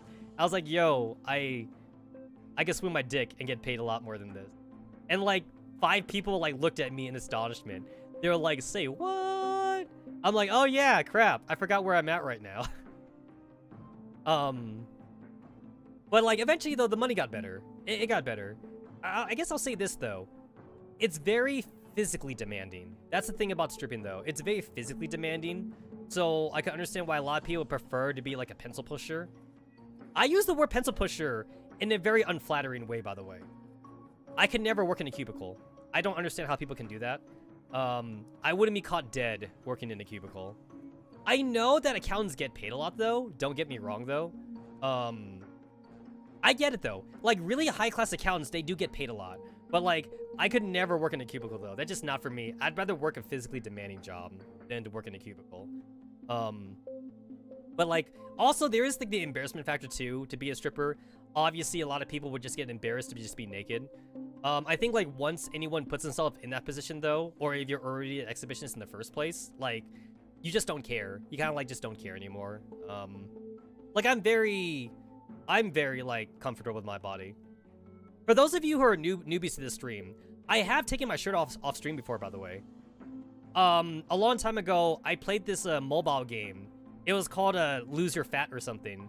It was there's two versions of Lose or Fat. There's a guy's version and a girl's version. I played the Fujoshi version of it, but like it's a workout. It's a workout app. It's like a very weeabo. It's a very weeabo workout app, and I actually got like I was getting hot, so I did take off my shirt on stream. I feel like the day when like I try to stream Ring Fit, I would probably take off my shirt for that stream too. Not sure if YouTube would flag me for that. But I'll say this though, YouTube never did flag me for taking off my shirt on stream. Although to be fair, I don't have 1 million subscribers though, I guess. So maybe it just went under the radar, probably. But yeah, I did take off my shirt, but I never got in trouble for it. I also took off my shirt on Twitch as well. I never got in trouble for it. But I'm a guy though. I'm not a chick. So I'm sure chicks get more scrutinized for that than dudes are. But yeah, if I ever decide to stream Ring Fit though, which I do kind of want to, I will probably take off my shirt at one point, just because I'll be super hot for it. So yeah, I did take off my shirt last time. I was doing like push-ups and like sit-ups on stream, I remember. So like that was kind of fun. But yeah, I'm very comfortable with my body though. I basically was like practically naked. I had nothing but like workout shorts on, basically for that stream. I've never done an erotic dance on stream though, and I feel like that's something I would only should do on the adult platform that I stream on, not on YouTube or Twitch. I feel like I should only do it on that platform at least. Just because I don't want to risk getting a ban again. I've been banned 3 times on YouTube, and I've been banned 10 times on Twitch TV. So, yeah, that kind of gives you an idea about my ban history. So, yeah. It took like 10 plus 8 streams for me to finally get banned. You're right, it took a while. It did take us a while to get finally banned. And don't forget, I did live stream also hentai games during the 24-hour live stream, and I assumed that just went under the radar as well. Like we stream like Monster Girl shit. I mean, Pika, we always knew it would happen. It was a matter of if, not when. So yeah, to get banned, you first need to get flagged. Yeah, honestly, Pika, I'm blaming you, girl. I bet you fucking flagged me. Right? That's right, girl. I'm blaming you, man. But yeah, no flag equals no ban. You're pretty much right about that. And like, I'm sure it just went under the radar. To be fair, if I did have like 1 million subscribers, I'm sure that like I would have been more careful. Anyway, probably, honestly. Stop being popular. Exactly, right? Just stop being popular. Like basically stop being Pokimane, right? Because Pokimane, she gets flagged all the time for like stupid shit that she does. If you're not popular, you could get away with a lot of shit. I'm sure that if I was actually making a living off of streaming, I would definitely be more careful. I would be like, quote unquote, like more family friendly, I assume. But of course I'm not. Like guys, I've been streaming for like 13 fucking years at this point. And like I'm still doing this just for funs. Warning Tetsa only makes me go harder, push harder. Guys, I'm telling you, man, my dick becomes so hard, let me tell you. It's, I have this love-hate relationship with YouTube. Do you guys want a fucking dick cam? I'll put a dick cam up to show my fucking raging boner. I'm like, oh yeah, YouTube moderators watching me. that turns me on. Time for the Pornhub streams. Guys, just you wait until the fucking Project Melody collaboration, by the way. Just you wait for Project Melody collaboration on Pornhub. Wait until I get that 3D model. So you know how Project Melody shows her tits and shit, right? Watch me show my dick. Watch me show my dick on Pornhub and crap. I'm waiting for that to happen. The CIA watching Tetsu's stream. What the fuck? No, Famil. The CIA watching you is cultured. They're cultured basically. But yeah, it's like, I've always wondered if I would get somewhere popular enough to like start streaming full time. Obviously that never happened, but if it does though, I'm willing to embrace it. I'm willing to like super embrace it. Actually, no, legit guys, can I tell you that with my income, my tax return, let me tell you guys, with my tax return incoming, I am like super duper, like almost wondering if I should invest my income tax money into getting like a professional VTuber model. I'm almost wondering if I should actually waste my money on that. So, like, you guys know that I just filed my income tax yesterday. That was the reason for yesterday's stream. And I was wondering, man, I wonder if I should actually use that income tax money to get a VTuber model. To get a pro VTuber model. Or 3D, man. Or a 3D VTuber model. Just use my Stimmy check on it. I can go Fiverr and just some actually good VTuber model riggers charge around 200-ish. I feel like for me, Johnny, if I was going to do it, I would go hardcore into it. I don't know if I want to skimp on it, basically. To me, when I look at VTuber models also, like both the 3D aspect of it, as well as the 2D aspect of it, I feel like you can notice also how cheap some models are. So I feel like I don't want to go cheap. I feel like I just want to go dive right into it. Like, actually, you know what I've been looking into? I've been looking into Girl DM, and actually, I've literally bookmarked websites that Girl DM referenced about, like, some of the 3D rigging that she does. I've actually calculated it, by the way.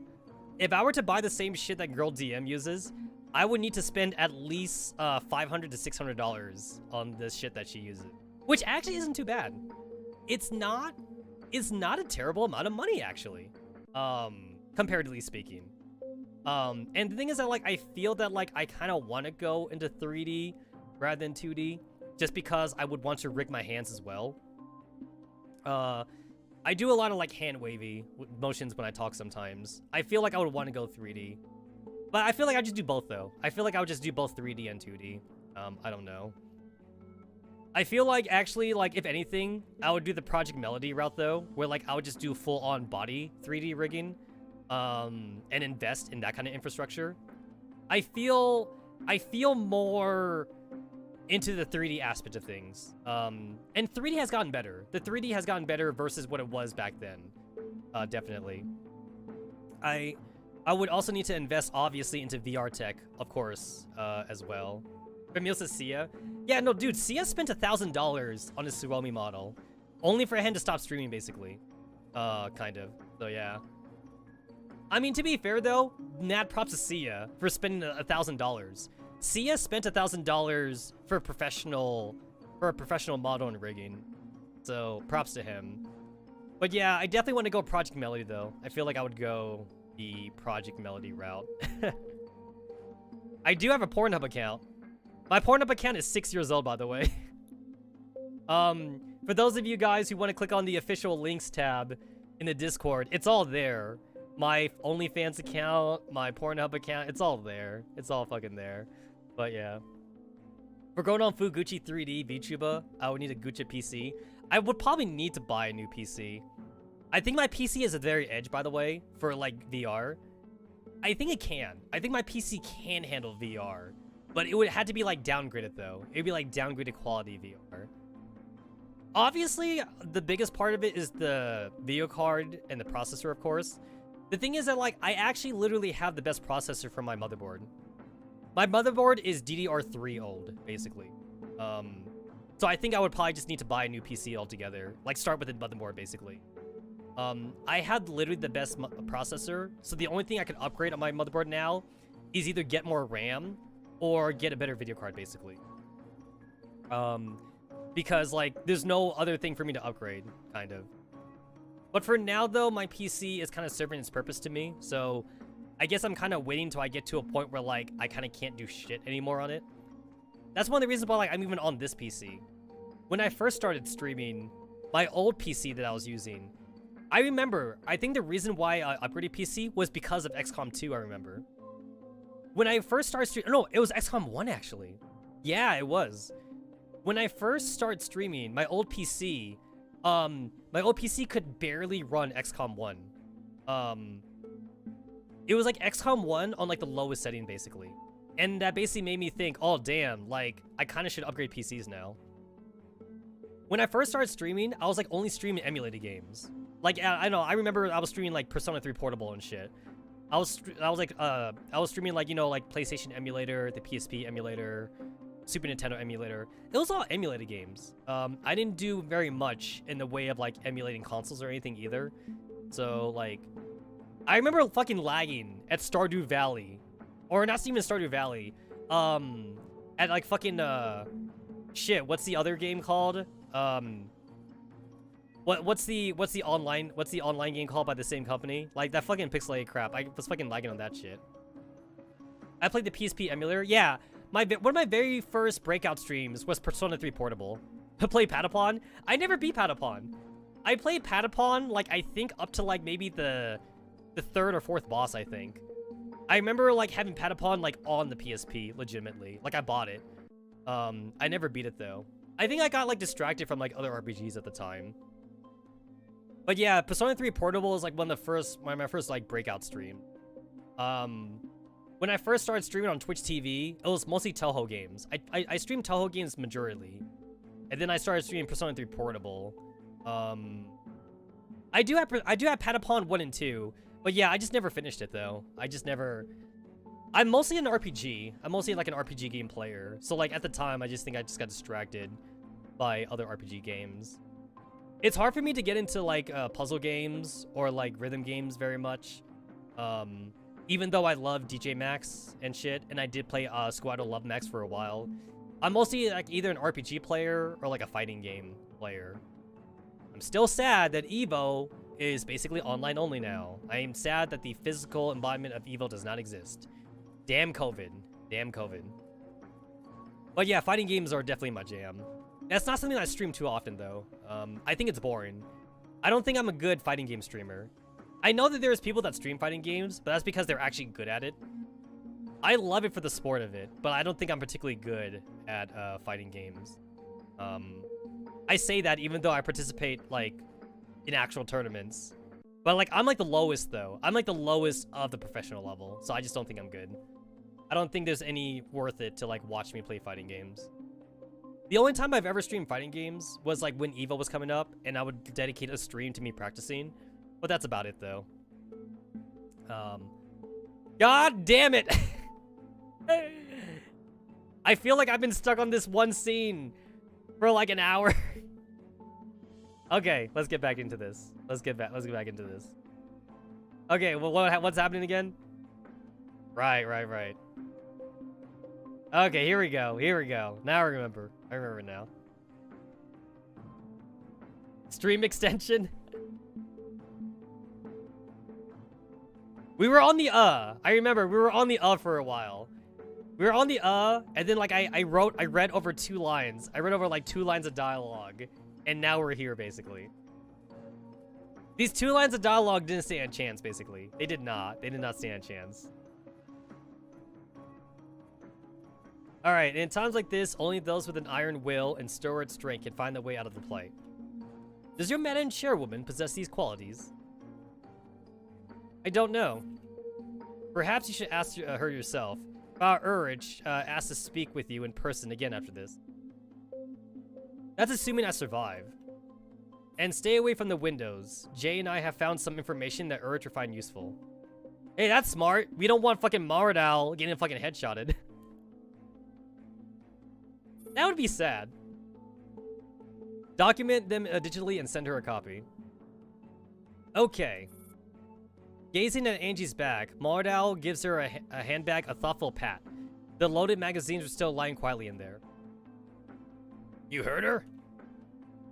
Humph, will you abandon Angie in an emergency? If perceiving the world using the third way is what makes a person worldly, what will you do?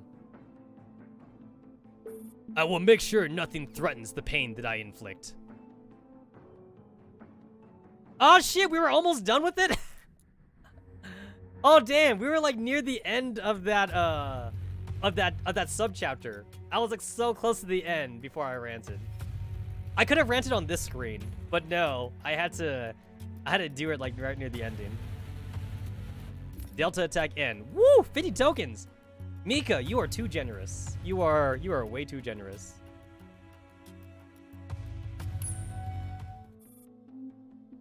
You know what I'm in the mood for, guys?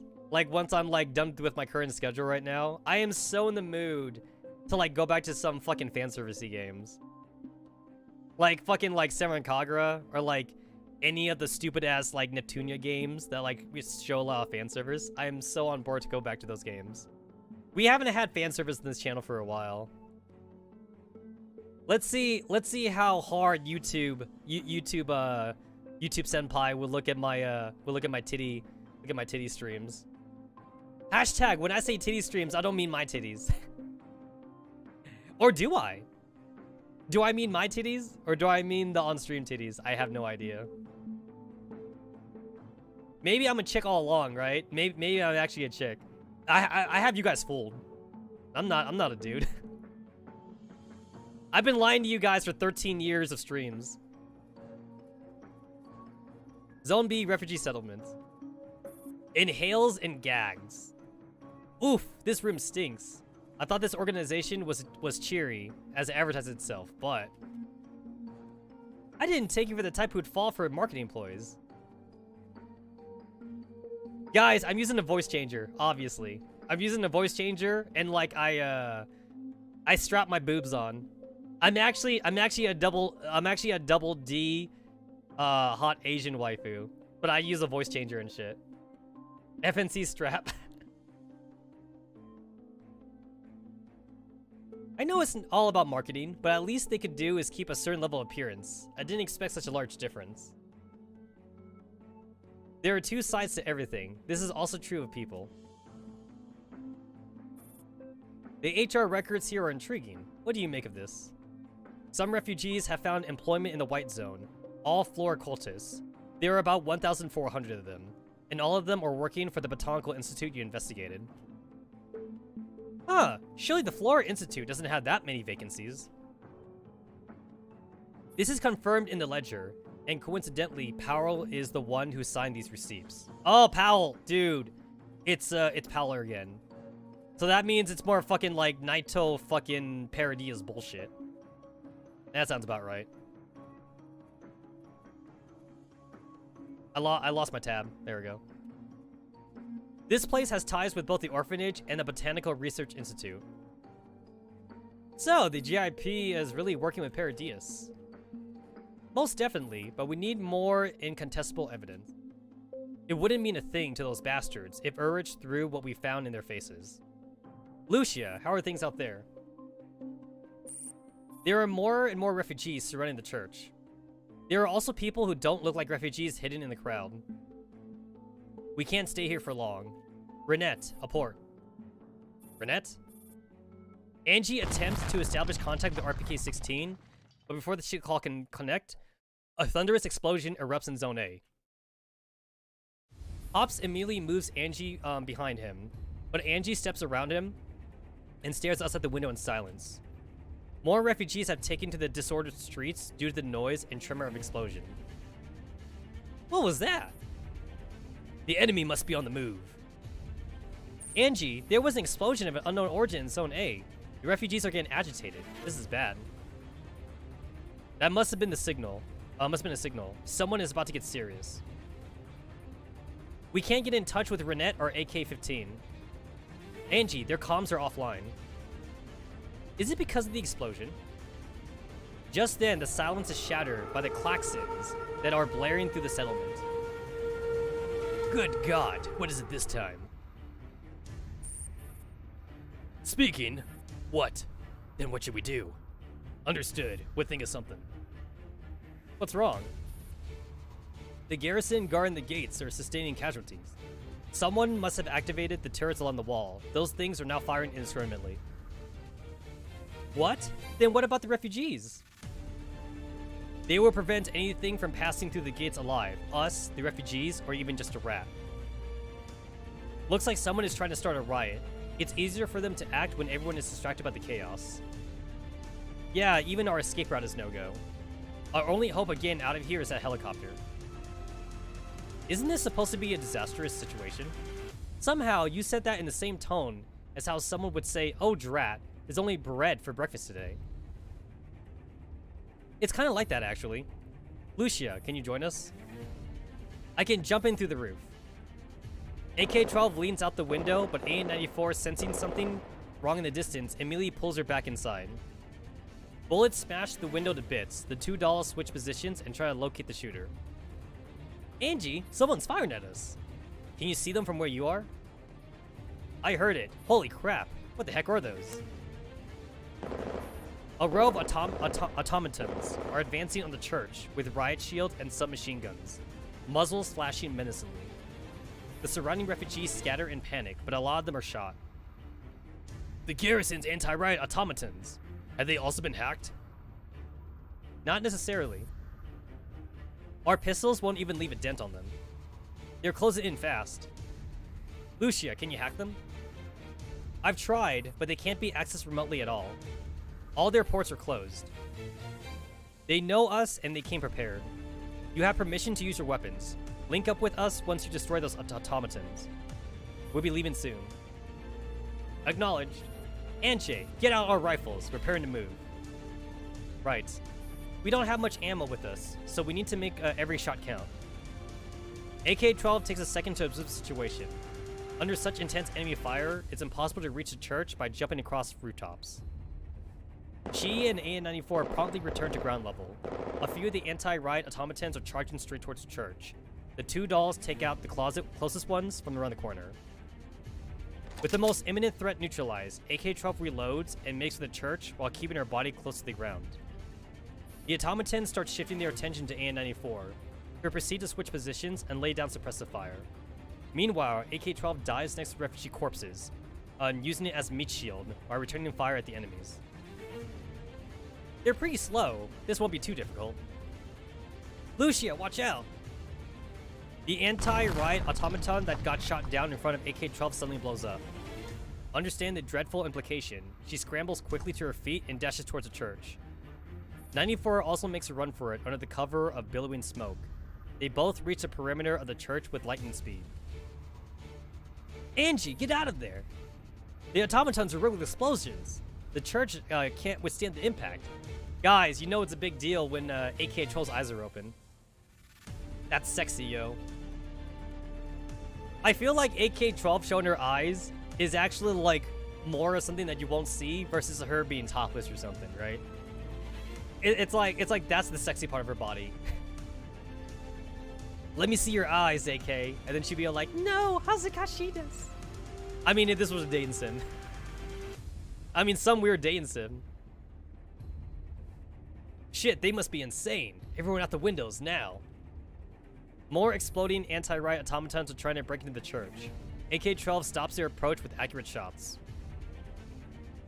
But the explosions are getting dangerously close to this 8th century church. The withered stones and bricks are starting to shake. Ooh, nice window crash. Angie smashes one of the mosaic glasses windows on the 2nd floor and jumps out. The others promptly follow suit. We do have a dating sim, kind of. Yeah, a not finished dating sim. I mean, I have streamed that too, but yeah. Not finished. Not finished. It feels like I'm getting blue balled because of that dating sim. It's like, I just want to be finished, right? I just want to be finished so that way I can, like, be satisfied. The fact that it's not finished, but the fact that I'll play the demo means that, like, I'm getting blue balled. Where did they get this amount of explosives? What the hell are they trying to do? We can't stay here any longer. We should retreat to the wall. And get shot full of holes by those turrets? Follow me. Moradao, can you run? I suppose. When I give the word, run with all your might and do not stop. Jay, if she can't keep up, carry her. Alright. Angie, go. We're almost out of ammo. We're leaving our backs to you. Angie's group starts running towards the residential area while the two dolls cover their escape. We've got to go too. No, we need to stay just a little longer. But we're running dangerously low on ammo, and those automatons are getting close. Trust me, trust Angie, and trust our stupid teammates. We have to make our stand here. Understood, I trust you. Enemy reinforcements incoming. Anti-riot automatons are making a beeline for the church, but the Defy dolls shoot them down accurately one after the other. Tch, I'm out of ammo. Lucia, straight ahead. With only one doll firing, one of the anti-riot automatons has made it to the entrance of the church. A94 final round hits it on the weak spot. It topples and slides along the muddy ground, stopping right next to a building. The next second, the automaton erupts in a dazzling ball of fire. The impact causes the rickety building to collapse instantaneously. When the smoke and dust finally settle, there is already no sign of AK-12 and AN-94. In an abandoned house about 100 meters away, a person puts down their binoculars. Sir, two of the target's tactical dolls are confirmed to be killed in action. Acknowledge. The target's unit is down to 4 people, and we were on council no further doll intervention. Only 4? What about the other 2 dolls? Unknown. Nobody has been in touch since the explosion in Zone A 15 minutes ago. We haven't heard from our recon unit or task force either. Did the dolls wipe them out? But how is that possible? There are only 2 of them, and they're not armed with explosives. Don't tell me. Oh crap, it must be them. Those bastards are making their move. Is the ground unit ready to deploy? Yes, already. Then tell them to get the fire burning. We got work to do, brothers. Understood. Do you have any instructions for Pigeon? No, Pigeon is free to use their discretion.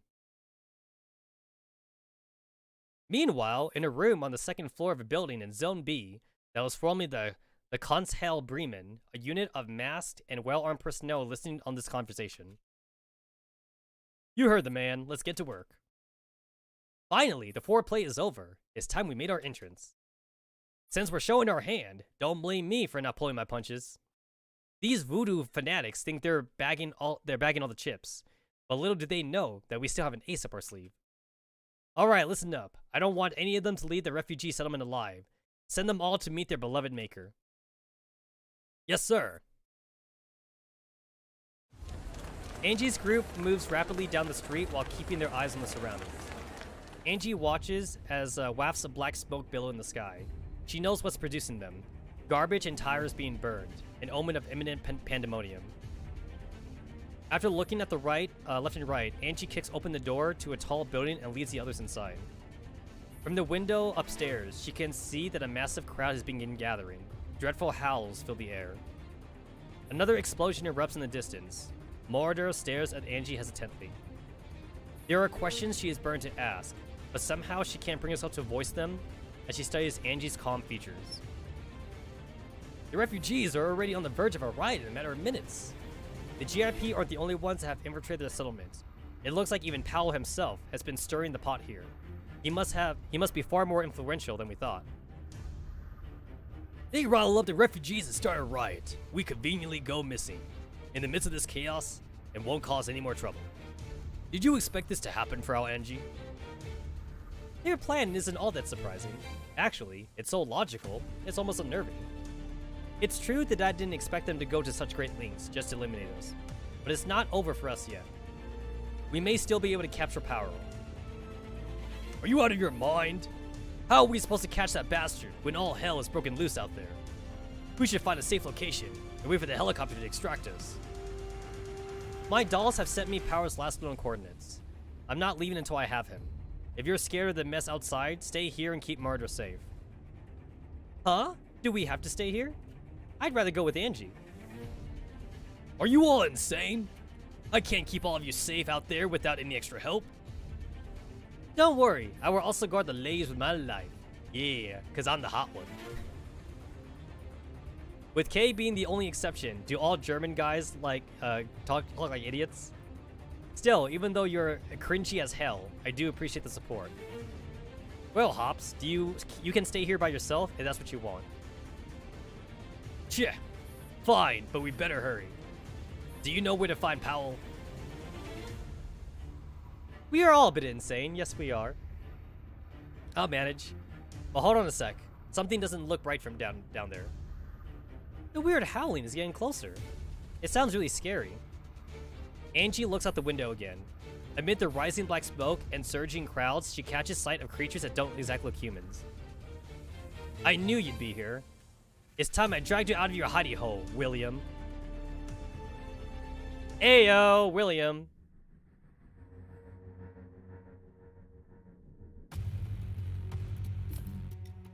Motherfucker. Motherfucker. This stream has been a just chatting stream. God damn it. I have to stop streaming. Okay, guys, hear me out. Hear me out. So Sunday, I got work, but Monday, I got all day. Monday has to be where I make my last stand. So Monday, I gotta stream early, and Monday, it's all girls Frontline. Holy shit. I gotta make my last stand on Monday. Oh god, I have to stop streaming. Oh no. Oh no. My final ranking on Monday. Don't worry, guys. I'm telling you, I'm shooting for top 30% at least. Where's my ranking?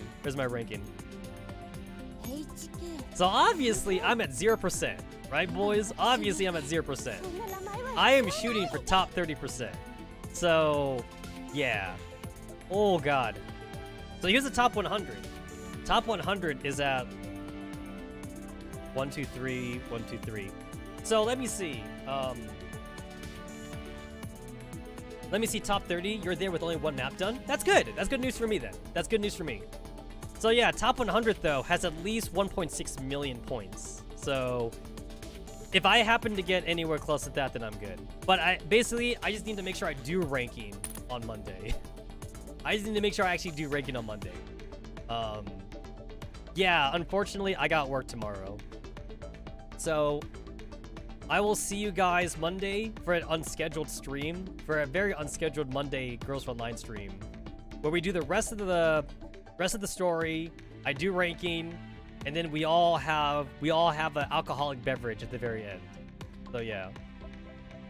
Ricky says he's at 1% with 1.4 million. It'll be fine for him. Dude, that sounds great. Sounds great for you. I'm definitely gonna try hard though. I'm gonna try hard a little bit for the ranking. However, I will once again ask you guys, please no spoilers for the ranking. I'm gonna be doing a blind run for my first run. Once I do my blind run though, then that's definitely when like I'll try hard by like looking up guides and shit. But just make sure that you guys don't spoil me too hard on ranking. Anyway, I will see you guys Monday, and good night and bye bye. Bye bye.